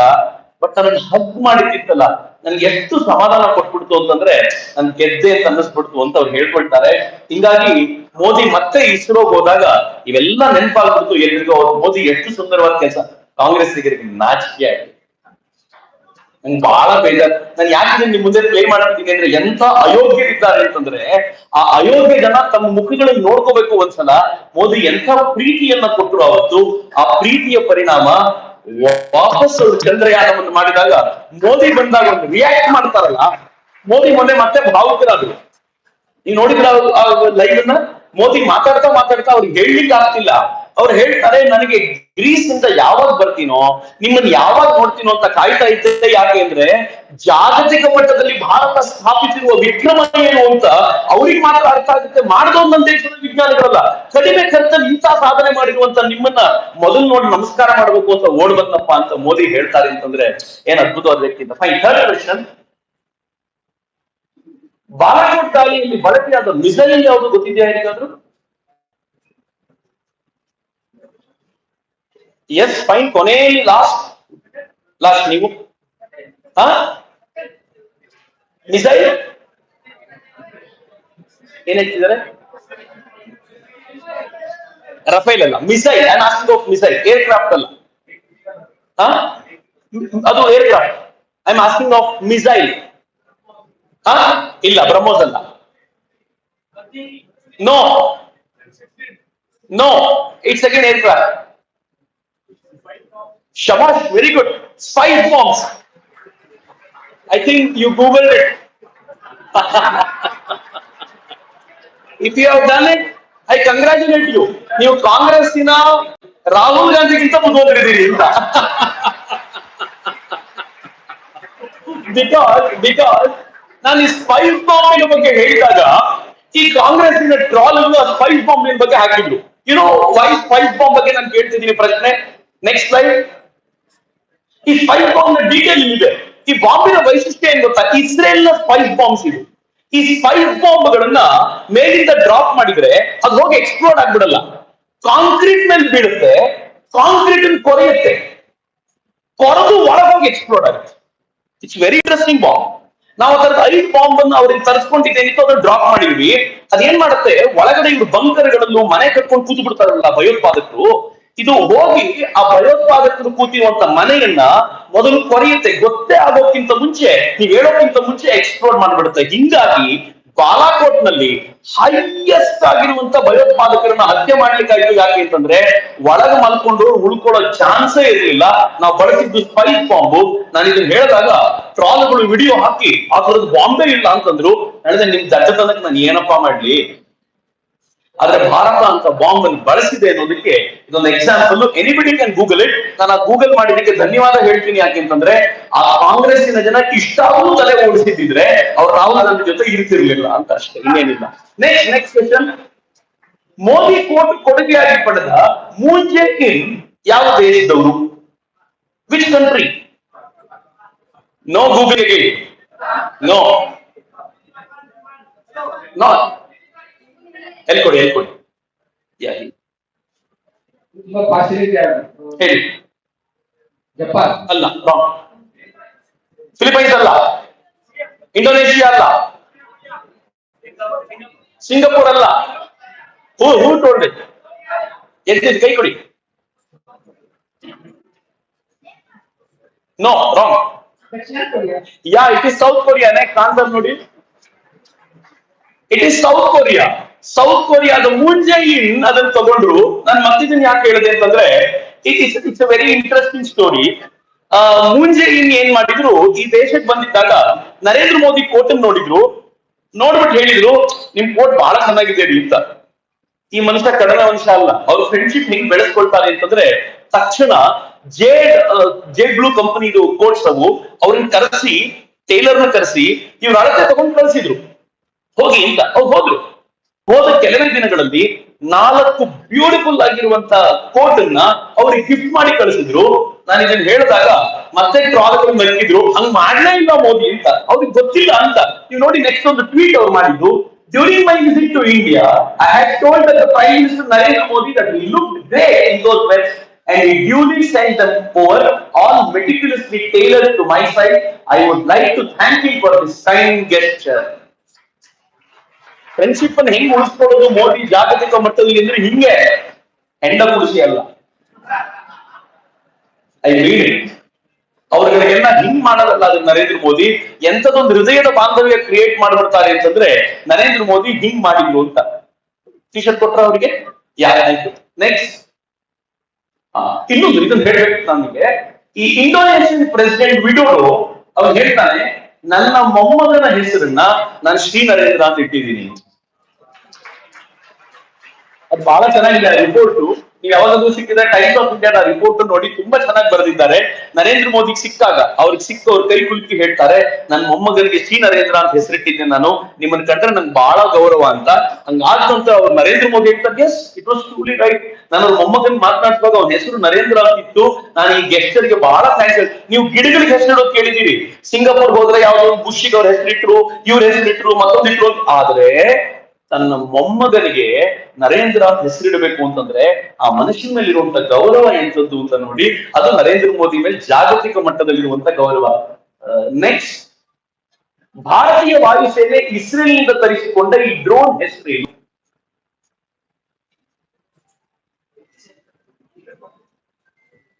It's a very difficult question. Yeah, please. Very good. It's Heron drones, or you can call Herop. ನಾವು ಹೆರಾಪ್ ಅಥವಾ ಹೆರಾನ್ 2 ಡ್ರೋನ್ಗಳನ್ನು ತರಿಸ್ಕೊಂಡಿದ್ದೀವಿ. ಹೆರಾನ್ ಡ್ರೋನ್, ಈ ಡ್ರೋನ್ ನ ವೈಶಿಷ್ಟ್ಯ ಏನು ಗೊತ್ತಾ? ಯಾಕೆ ಪ್ರಶ್ನೆ ಕೇಳ್ತಿದ್ದೀನಿ ಅಂತ ನಿಮ್ಗೆ ಆಮೇಲೆ ಅರ್ಥ ಆಗುತ್ತೆ. ಈ ಡ್ರೋನ್ ನ ವೈಶಿಷ್ಟ್ಯ ಏನು ಅಂದ್ರೆ, these are called suicide drones. ನಮ್ಗೆಲ್ಲರಿಗೂ ಡ್ರೋನ್ ಅಂತಂದ್ರೆ ನಮ್ಗೆ ಗೊತ್ತಿಲ್ಲ, ಕಾಂಗ್ರೆಸ್ನವ್ರಿಗಂತೂ ಹಂಗಿದೆ. ಡ್ರೋನ್ ಅಂತಂದ್ರೆ ಈ ಟಿವಿನವರು ಫಿಲ್ಮ್ ಅವ್ರು ಯೂಸ್ ಮಾಡ್ತಾರಲ್ಲ, ಅದನ್ನ ಡ್ರೋನ್ ಅನ್ಕೊಂಡಿಯ ನಾವು. ಆದ್ರೆ ದೀಸ್ ಆರ್ ಕಾಲ್ಡ್, ಇದು ಆರ್ಮಿ ಯೂಸ್ ಮಾಡುವಂತ ಡ್ರೋನ್ ಏರ್ಕ್ರಾಫ್ಟ್ ತರನೇ ಇರುತ್ತೆ. ಅದರಲ್ಲಿ unmanned aerial vehicles, actually UAVs ಅಂತ ಕರೀತಾರೆ ಇದನ್ನ, ಅನ್ಮ್ಯಾನ್ಡ್ ಏರಿಯಲ್ ವೆಹಿಕಲ್ಸ್. ಇದು ಎಂತದ್ದು ಅಂತಂದ್ರೆ, ಇದು ತನ್ನೊಳಗೆ ಬೇಕಾಗಿರುವಂತ ಮದ್ದು ಗುಂಡನ್ನು ತುಂಬಿಕೊಂಡು ನೀವು ಯಾವ ಕೋಆರ್ಡಿನೇಟ್ಸ್ ಹೇಳಿರ್ತೀರೋ, ಎಲ್ಲಿಂದ ನೀವು ಮ್ಯಾನೇಜ್ ಮಾಡ್ತಿರ್ತೀರೋ ಅಲ್ಲಿಗೆ ಹೋಗುತ್ತೆ, ವಾಪಸ್ ಬರಲ್ಲ. ಅಲ್ಲಿಗೆ ಹೋಗಿ ಗುದ್ದು ಬಿಟ್ಟು ತಾನು ನಾಶವಾಗ್ಬಿಡುತ್ತೆ, ಇಡೀ ಆ ಏರಿಯಾನ ಧ್ವಂಸಗೊಳಿಸ್ಬಿಡುತ್ತೆ. ನಾನು ಹೇಳಿದಾಗ ಅವ್ರು ಎಷ್ಟು ಕುಣಿದಾಡ್ಬಿಟ್ರು ಅಂದ್ರೆ, ಈ ತರದ್ದು ಏನೂ ಇಲ್ವೇ ಇಲ್ಲ. ಚಕ್ರವರ್ತಿ ಸುಳ್ಳು ಹೇಳ್ತಪ್ಪ, ನಾನು ಸುಳ್ಳು ಹೇಳ್ಬೋದು, ಆದ್ರೆ ಈ ಜೆರೂಸಲಂ ಪೋಸ್ಟ್ ಸುಳ್ಳು ಹೇಳಲ್ಲ. ನಾನು ಸುಳ್ಳು ಹೇಳ್ಬೋದು, ಆದ್ರೆ ಭಾರತೀಯ ಸೇನೆಯಲ್ಲಿರುವಂತಹ ಹೆರಾನ್ ಡ್ರೋನ್ಗಳು ಸುಳ್ಳು ಹೇಳಲ್ಲ ಅಂತ. ಆದ್ರೆ ಇವತ್ತು ಭಾರತ ಹೆಂಗಿದೆ ಗೊತ್ತೇನೋ, ಒಂದ್ ಹೆಜ್ಜೆ ಮುಂದೆ ಹೋಗಿದೆ. 2014 ಅಲ್ಲಿ ಭಾಷಣ ಏನ್ ಮಾಡಿದ್ನೋ, 19 ಅಲ್ಲಿ ಏನ್ ಭಾಷಣ ಮಾಡಿದ್ಯೋ ಅದಕ್ಕಿಂತ ಒಂದ್ ಹೆಜ್ಜೆ ನಾನು ಮುಂದೆ ಹೋಗಬಲ್ಲ ಇವತ್ತು. ನೆಕ್ಸ್ಟ್ ಸ್ಲೈಡ್ ತೋರಿಸ್ತಿದ್ದೀನಿ. India to acquire 97 made in India drones for over 10,000 crore to keep an eye on China Pak borders. Made in India drone ಗಳನ್ನ ನಾವು ಮಾಡ್ತಾ ಇದ್ದೀವಿ, ಅನ್ಮ್ಯಾನ್ಡ್ ಏರಿಯಲ್ ವೆಹಿಕಲ್ ಗಳನ್ನ ನಾವು ತಯಾರು ಮಾಡ್ತಿದ್ದೀವಿ. ಇದು ನಾವು ಇಸ್ರೇಲ್ ನಿಂದ ತರಿಸ್ಕೊಳ್ತಾ ಇದ್ದ ಈ ಡ್ರೋನ್ಗಳಿಗಿಂತಲೂ ಉತ್ಕೃಷ್ಟವಾಗಿದೆ. ಪ್ರಾಬಬ್ಲಿ ಅಮೆರಿಕ ತಯಾರು ಮಾಡುವಂತ ಡ್ರೋನ್ಗಳಿಗಿಂತ ನೆಕ್ಸ್ಟ್ ಹಂತದಲ್ಲಿರುವಂತ ಡ್ರೋನ್ಗಳನ್ನ ಭಾರತೀಯರಾಗಿ ನಾವೇ ತಯಾರು ಮಾಡ್ಲಿಕ್ಕೆ ಸಾಧ್ಯವಾಗ್ತಿದೆ. Indian government 10,000 crore rupees order ಮಾಡಿ ಕೊಡ್ಲಿಕ್ಕೆ ಸಿದ್ಧವಾಗಿದೆ. ಇದು ಭಾರತೀಯರ ತಾಕತ್ತು ಅಂತ. This is India. ಇದು ಮೋದಿಯ ಕಾಲಘಟ್ಟದಲ್ಲಿ. Next 6th question. This is the last question. ಇದು ತುಂಬಾ ಅವರು ಕೇಳ್ತಿದ್ದ ಪ್ರಶ್ನೆ. ನಾನು ಪ್ರಶ್ನೆಗೆ ಅವತ್ತು ಯಾವತ್ತೂ ಉತ್ತರ ಕೊಡ್ಲಿಲ್ಲ, ಆದ್ರೆ ಇವತ್ತು ಉತ್ತರ ಕೊಡ್ತಿದ್ದೀನಿ. ಮೋದಿ ಆಸ್ಪತ್ರೆಗಳ ವಿವರಗಳನ್ನ ಲ್ಯಾಪ್ಟಾಪ್ಗೆ ಸಂಪರ್ಕಿಸಿ ನೋಡ್ತಾ ಇದ್ರೆ ಅದು ಎಲ್ಲಿ ಯಾವಾಗ ಕೊನೆಯಲ್ಲಿ ಹೇಳಿಮ್ಮ. Absolutely right. ಗುಜರಾತ್ ನಲ್ಲಿ ಮುಖ್ಯಮಂತ್ರಿ ಆಗಿದ್ದಾಗ ನರೇಂದ್ರ ಮೋದಿ ಅವರು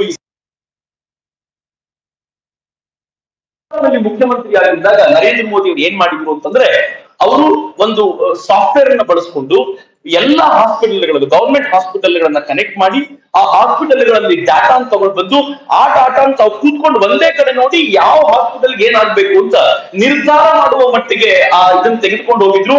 ಇದೊಂದು ವಿಡಿಯೋ ಕೇಳಿ, you will understand what it is ಅಂತ. Next play. ಈಗ ಅಮರ್ಜಿತ್ ಸಿಂಗ್ ಅಂತ ಕಮಿಷನರ್, ಹೆಲ್ತ್ ಕಮಿಷನರ್ ಆಗಿರೋರು.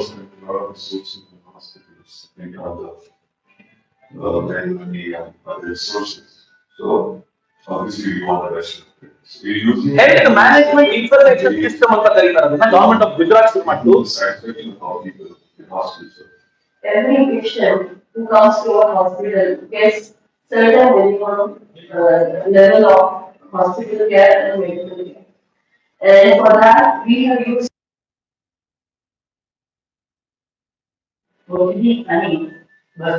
also blood testing entry doctor पास ही करवानी नहीं આવે છે, જેની અમે રિસર્ચ સારી માટે કરેલા. ಒಂದ್ ನಿಮಿಷ ಪಾಸ್ ಮಾಡಿ. ಡಾಕ್ಟರ್ ಯಾರ್ಯಾರು ಏನೇನು ಡಾಟಾ ತಗೊಂಡ್ ಬರ್ತಿದ್ರೋ ಅದನ್ನ ನಾನು ಅಲ್ಲೇ ತಗೊಂಡು ರಿಪೋರ್ಟ್ ಅನ್ನ ಎಂಟ್ರಿ ಮಾಡ್ತಿದ್ವಿ. 5 ಗಂಟೆ ಆಗ್ತಿತ್ತು ಅಂತ ಡಾಕ್ಟರ್ ಓಪನ್ ಮಾಡಿದ್ರೆ ಎಲ್ಲರ ರಿಪೋರ್ಟ್ ಅವ್ರ ಕಂಪ್ಯೂಟರ್ ಸಿಕ್ತಿತ್ತು ಡಾಕ್ಟರ್ಗೆ ಅಂತ ಹೇಳ್ತಾರೆ. This was Narendra Modi CM ಆಗಿದ್ದಾಗ. ಕಂಟಿನ್ಯೂ ಮಾಡಿ. ಟೆಲಿಮೆಡಿಸಿನ್ ಅಥವಾ normal medicine lab detail. What kind of patient? I have this company trained for that. All of this is probably trained for that. Do they have the requisite diagnostic tools? What it needs to be in those patients? How those kind of medicines will be in those patients, depending on the patient profile. patient. It helps us to even writing of prescription, which is beneficial to doctor as well as to the patient. Every district has got one civil hospital. There are such 18 civil hospitals. We have 6 medical colleges. Along with medical colleges, there are teaching hospitals attached to it. We have covered all of them in the network of hospital management information system. We have got certain reports generated in it. We have got a daily dashboard by which, as an administrator, I can see all my activities that are happening in the hospital. I come to know about the comparison of patients, whether the OPD and indoors are ready today. Yes, What excess manpower. ಹೇಳಿ ಅರ್ಥ ಆಗಿರ್ಬೋದು. Every day evening ವೇಳೆಗೆ ಒಂದು dash board generate ಆಗುತ್ತೆ. ಆ dash board ಮುಂದೆ ಕೂತ್ಕೊಂಡ್ರೆ ಈ ಊರಲ್ಲಿ ಎಂಥ ಪೇಷಂಟ್ ಡಿಸೈಡ್ ಮಾಡಿ ನೆಕ್ಸ್ಟ್ ಡೇ ಆಕ್ಟ್ ಮಾಡ್ಲಿಕ್ಕೆ ಸಾಧ್ಯ ಆಗ್ತಿತ್ತು. ಯಾವ ಹಾಸ್ಪಿಟಲ್ಗೆ ಜಾಸ್ತಿ ನರ್ಸ್ಗಳು ಕೆಲಸದವ್ರು ಇದ್ದಾರೆ ಅದನ್ನ ಬೇರೆ ಕಡೆ ಶಿಫ್ಟ್ ಮಾಡ್ಲಿಕ್ಕೆ ಆಗ್ತಾ ಇತ್ತು. ಎಲ್ಲವನ್ನೂ ಒಂದು ಸಾಫ್ಟ್ವೇರ್ ನಮ್ಗೆ ಮ್ಯಾನೇಜ್ ಮಾಡಿ ಕೊಡ್ತಾ ಇತ್ತು ಅಂತ ಅವ್ರು ಹೇಳೋದಿದೆಯಲ್ಲ, ಇದು Narendra Modi hospital management system ನ ಅವರು ಗುಜರಾತ್ ನಲ್ಲಿ ಜನರೇಟ್ ಮಾಡಿದಂತ ರೀತಿ. ಆ ಮನುಷ್ಯನ ಥಾಟ್ ಪ್ರೊಸೆಸ್ ಇದೆಯಲ್ಲ, ಅದರ ಹತ್ರಕ್ಕೆ ಹೋಗೋದು ಕಷ್ಟ. ಈ ತರ ಇವತ್ತಿನ ಲಾಸ್ಟ್ ಮಾತಾಗಿ ನಾನು ನಿಮ್ಗೆ ಹೇಳ್ಬೇಕು ಏನು ಅಂತಂದ್ರೆ, ನಮ್ ಕರ್ನಾಟಕದ ಒಬ್ಬ ವ್ಯಕ್ತಿ ಇದ್ರು, ಬಾಲಸುಬ್ರಹ್ಮಣ್ಯಂ ಅಂತ ಇದ್ದಾರೆ. ಇನ್ಫ್ಯಾಕ್ಟ್ ಆದ್ರೆ ಕರ್ನಾಟಕದಲ್ಲಿ ಇಲ್ಲ, ಡೆಲ್ಲಿನಲ್ಲಿ ಇದ್ದಾರೆ. ಅವರು ನರೇಂದ್ರ ಮೋದಿಯ ಕ್ರಿಟಿಕ್. ಯಾವಾಗ್ಲೂ ನರೇಂದ್ರ ಮೋದಿ ಬಗ್ಗೆ ಮಾತನಾಡುವಾಗ ಒಂಥರ ಹಿಟ್ಲರ್ ಕಣ ಅವರು ಅಂತ ಹೇಳಿ, ಅವ್ರದ್ದು ಡಿಕ್ಟೇಟರ್ಶಿಪ್ ಕಣ ಅಂತೆಲ್ಲ ಮಾತಾಡ್ತಿದ್ರು. ಮಾತಾಡುವಾಗ ಸ್ವಲ್ಪ ಜನರಲ್ ಆಗಿ ಮಾತಾಡೋದು, ನರೇಂದ್ರ ಮೋದಿ ಬಗ್ಗೆ ಪರ್ಟಿಕ್ಯುಲರ್ ಆಗಿ ಮಾತಾಡ್ತಿರ್ಲಿಲ್ಲ. ಬಟ್ ನರೇಂದ್ರ ಮೋದಿ ಏನ್ ಮಾಡಿದ್ರು, ಅವರನ್ನೇ ಪಿಕ್ ಮಾಡಿ ಅವ್ರು ಮಾಡ್ತಿರೋ ಕೆಲಸ ಅಂತ ಕರ್ಕೊಂಡು ಅವ್ರು ಹೋಗು. ಕರ್ನಾಟಕದ ಬಾಲು ಸರ್ ಈಗ ನರೇಂದ್ರ ಮೋದಿ ಅವ್ರ ಜೊತೆ ಇರ್ತಾರೆ. ಅದಾದ ಒಂದು 6 ತಿಂಗಳ ನಂತರ ಸಿಕ್ಕಿದ್ರು. ಮೈಸೂರಲ್ಲಿ ಯಾವುದೋ ಒಂದು ಅಭ್ಯಾಸ ಜೊತೆಯಲ್ಲೇ ಇದ್ವಿ. ಅವ್ರನ್ನ ಆಚೆ ಕರ್ಕೊಂಡ್ಬಂದು ಬಾ ಒಂದ್ ಕೆಲಸ ಇದೆ ಅಂತ ಹೆಗಲ ಮೇಲೆ ಕೈ ಹಾಕಿದ್ರು, ಒಂದ್ ರೌಂಡ್ ಕರ್ಕೊಂಡು ಹೋಗ್ತಾ ಏನಾದ್ರು ಗೊತ್ತಾ, ಚಕ್ರವರ್ತಿ ಯಾವ ಕಾರಣಕ್ಕೂ 24 ಸೋಲ್ಬಾರದು ಕಣೋ ಮೋದಿ ಅಂದ್ರು. ನಾನು ರಪ್ಪಂದು ತಿರುಗಿದೆ, ಏನ್ ಸಾಯ್ತು 6 ತಿಂಗಳಿಂದ ನರೇಂದ್ರ ಮೋದಿ ಬಗ್ಗೆ ಇಷ್ಟು ಕ್ರಿಟಿಕಲ್. ಅವ್ರು ಹೇಳಿದ್ರು, ನನ್ನ ಜೀವಮಾನದಲ್ಲಿ ಈ ತರದ ಮತ್ತೊಬ್ಬ ವ್ಯಕ್ತಿ ನಾನು ನೋಡ್ಲಿಲ್ಲ. ಜಗತ್ತಿನ ಅನೇಕರಿಗೆ ರಿಪೋರ್ಟ್ ಒಪ್ಸಿದ್ದೀನಿ, ಆದ್ರೆ ಮೋದಿಗೆ ರಿಪೋರ್ಟ್ ಒಪ್ಸೋದು ಮಾತ್ರ ಬಹಳ ಕಷ್ಟ ಕಣ. ರಾತ್ರಿ ಕೆಲವೊಮ್ಮೆ 11 ಗಂಟೆಗೆ ಫೋನ್ ಮಾಡ್ತಾರೆ, ಬೆಳಗ್ಗೆ 5 ಗಂಟೆಗೆ ರಿಪೋರ್ಟ್ ತಗೊಂಡ್ಬನ್ನಿ ಅಂದ್ಬಿಡ್ತಾರೆ. ಬೇಕಾದ ಟೈಮ್ ಇದೆಯಲ್ಲ ನಿಮ್ಗೆ ಅಂತ ರಾತ್ರಿ 11 ಬೆಳಗ್ಗೆ 5 ಗಂಟೆವರೆಗೂ ಅವ್ರು 5 ಗಂಟೆಗೆ ಫ್ರೆಶ್ ಆಗಿ ರೆಡಿಯಾಗಿ ಕೂತಿರ್ತಾರೆ. ನಾನು ರಿಪೋರ್ಟ್ ತಗೊಂಡು ಹೋಗ್ಬೇಕು, ರಿಪೋರ್ಟ್ ತಗೊಂಡು ಹೋಗಲ್ಲ ಹೆಂಗೆ ಪೂರ್ತಿ ಪ್ರಿಪೇರ್ ಆಗಿರ್ಬೇಕು. ಅವ್ರು 3 ತಿಂಗಳಿಗೆ ಆನ್ಸರ್ ಬರ್ಲಿಲ್ಲ ಇದ್ರಲ್ಲಿ ಏನ್ ಕೇಳ್ತಾರೆ, ಅವ್ರಿಗೆ ಅಷ್ಟು ಪ್ರಿಪೇರ್ ಆಗಿ ಹೋಗ್ಬೇಕಾಗತ್ತೆ. ಆ ವ್ಯಕ್ತಿ ನಿಜಕ್ಕೂ ಅದ್ಭುತ ಕಣ, ಯಾವ ಕಾರಣಕ್ಕೂ ಮಿಸ್ ಆಗ್ಬಾರ್ದು. ಇನ್ನು ಉಳಿದವರು ಬಂದ್ಬಿಟ್ರೆ ದೇಶವನ್ನು ಹರಿದು ತಿಂದು ಬಿಡ್ತಾರೆ ಅಂತ ಈ ರಾಜ್ಯದ ಅಥವಾ ಈ ದೇಶದ ಒಬ್ಬ ಒಳ್ಳೆ ಥಿಂಕರ್ ಜೊತೆ ಮಾತಾಡುವಾಗ ನನಗೆ ಅನ್ನಿಸ್ತಿತ್ತು, ಅಕಸ್ಮಾತ್ ಕಳ್ಕೊಂಡ್ರೆ ನಾವೆಲ್ಲವನ್ನೂ ಕಳ್ಕೊಂಡಂತೆ ಅಂತ. ನಾನೊಂದು ಕಥೆಯನ್ನು ಓದಿದ್ದೆ. ಒಬ್ಬ ಬರ್ಬೇಕಾದ್ರೆ ಯಾರೋ ಒಬ್ಬರು ಅವನಿಗೆ ಒಂದು ಚೀಲವನ್ನು ಕೊಟ್ಟರಂತೆ. ತುಂಬಾ ಬಡತನದಲ್ಲಿದ್ದೀನಿ ನಾನು, ಸಾಯೋ ಸ್ಥಿತಿಯಲ್ಲಿದ್ದೀನಿ, ಏನಾದ್ರು ಮಾಡಿ ಅಂತ. ಒಬ್ಬ ಸಂತರು ಒಂದೊಂದು ಚೀಲ ಕೊಟ್ರು, ಈ ಚೀಲ ತಗೊಂಡೋಗೋ ನಿನ್ ಜೊತೆ ಇಟ್ಕೋ ಅಂತ. ಅವನ್ ಚೀಲ ತಗೊಂಡೋದ, ನಡ್ಕೊಂಡು ಹೋದ, ಸುಸ್ತಾದ, ರಾತ್ರಿ ಆಯ್ತು, ಒಂದ್ ಕಡೆ ಕೂತ, ಒಂದ್ ದೊಡ್ಡ ನದಿ ಇತ್ತು, ನದಿ ಎದುರುಗಡೆ ಕೂತ. ಆಮೇಲೆ ಸುಮ್ಮನೆ ಚೀಲದಲ್ಲಿ ಏನಿದೆ ಅಂತ ನೋಡ್ಬೇಕು ಅನ್ನಿಸ್ತು, ಕಲ್ಲುಗಳಿವೆ. ಅವನಿಗೆ ಅನ್ನಿಸ್ತು, ಸ್ವಾಮಿಗಳು ಕಲ್ಲು ಕೊಟ್ಟೋಗಿದ್ದಾರೆ ನನಗೆ, ಇದನ್ನ ತಗೊಂಡು ನಾನೇನ್ ಉದ್ಧಾರ ಆಗೋದು ಅಂತ ಆ ಕಲ್ಲನ್ನು ಎತ್ತಾ ಹೋದ ರಾತ್ರಿ ಎಲ್ಲ. ಬೆಳಗಿನ ಜಾವ ಆಗುವಾಗ ಕೊನೆಯದೊಂದು ಕಲ್ಲು ಬಾಕಿ ಇತ್ತು, ಎಸಿಬೇಕು ಅಂತ ಕೂತಿದ್ದ, ಸಣ್ಣ ಕಲ್ಲು. ಅವನದ ಯಾರೋ ಸ್ವಾಮಿಗಳು ಕೊಟ್ರು ಅಂತ. ತಕ್ಷಣ ಅವ್ನು ನೋಡಿ ಹೇಳಿದ್ರೆ, ಇದು ಬರೀ ಕಲ್ಲಲ್ಲ ಕಣೋ, ವಜ್ರ ಕಣೋ ಅಂದ್ಬಿಟ್ಟ. ಇವನು ಗಾಬರಿ ಆಗ್ಬಿಟ್ಟ, ರಾತ್ರಿ ಇಡೀ ಬಿಸಾಕಿದ್ ವಜ್ರನ ನಾನು ಅಂತ. ಅವನ ಎಲ್ಲಿದೆ ಹುಡುಕು, ನದಿಯಲ್ಲಿ ಬಿಸಾಕಿದ್ ಎಲ್ಲಿರುತ್ತೆ, ಎಲ್ಲ ಹೋಗಿದೆ ಮುಂದಕ್ಕೆ. ಅವನ್ ತಲೆ ತೆಚ್ಕೊಂಡ ಒಂದ್ ಇಡೀ ಚೀಲ ವಜ್ರ ಇತ್ತಲ್ಲಪ್ಪ, ಕಳ್ಕೊಂಡಲ್ಲ ಅಂತ. ಬೇರೆ ಯಾರು ಇಲ್ಲ, ನಾನು ನಿಮ್ಗಳೇ. ನಮ್ ಕೈಯಲ್ಲಿ ವಜ್ರ ಇದೆ, ನದಿ ಎಸಿಬೇಕೋ ಇಟ್ಕೊಂಡು ಆಭರಣ ಮಾಡಿ ತಾಯಿ ಭಾರತಿಗೆ ಏರಿಸಬೇಕು ಅನ್ನೋದನ್ನ ನಾವು ಡಿಸೈಡ್ ಮಾಡ್ಬೇಕಾಗಿದೆ. ಕೊನೆ ವಜ್ರ ಅದನ್ನು ಉಳಿದಿದೆ, ಅದನ್ನು ಉಳಿಸಿಕೊಳ್ಳುವ ಜವಾಬ್ದಾರಿ ನಮ್ದು. ನಾನು ನಿಮ್ಗಳ ಹತ್ರ ಬರೀ ವೋಟ್ ಹಾಕಿ ಅಂತ ಕೇಳಲ್ಲ, ಆದ್ರೆ ವೋಟ್ ಹಾಕಿಸೋದಕ್ಕೆ ನಾವು ಜೊತೆಯಾಗಬೇಕಾಗಿದೆ. ನರೇಂದ್ರ ಮೋದಿ ಅವರನ್ನ ಮತ್ತೊಮ್ಮೆ ಈ ರಾಷ್ಟ್ರದ ಪ್ರಧಾನಿ ಪಟ್ಟದಲ್ಲಿ ನೋಡಬೇಕು, ಭಾರತವನ್ನ ವಿಶ್ವ ಗುರುತ್ವದ ಪಟ್ಟದಲ್ಲಿ ನೋಡಬೇಕು ಅಂತ ಅತ್ಯಂತ ಕಳಕಳಿಯಿಂದ ಹೇಳ್ಕೊಳ್ತಾ 3 ದಿನಗಳ ಉಪನ್ಯಾಸಕ್ಕೆ ಅವಕಾಶ ಮಾಡಿದ್ದೇನೆ. ನಿಮ್ಗೆಲ್ಲರಿಗೂ ಧನ್ಯವಾದಗಳು. ವಂದೇ ಮಾತರಂ. ಜೈ.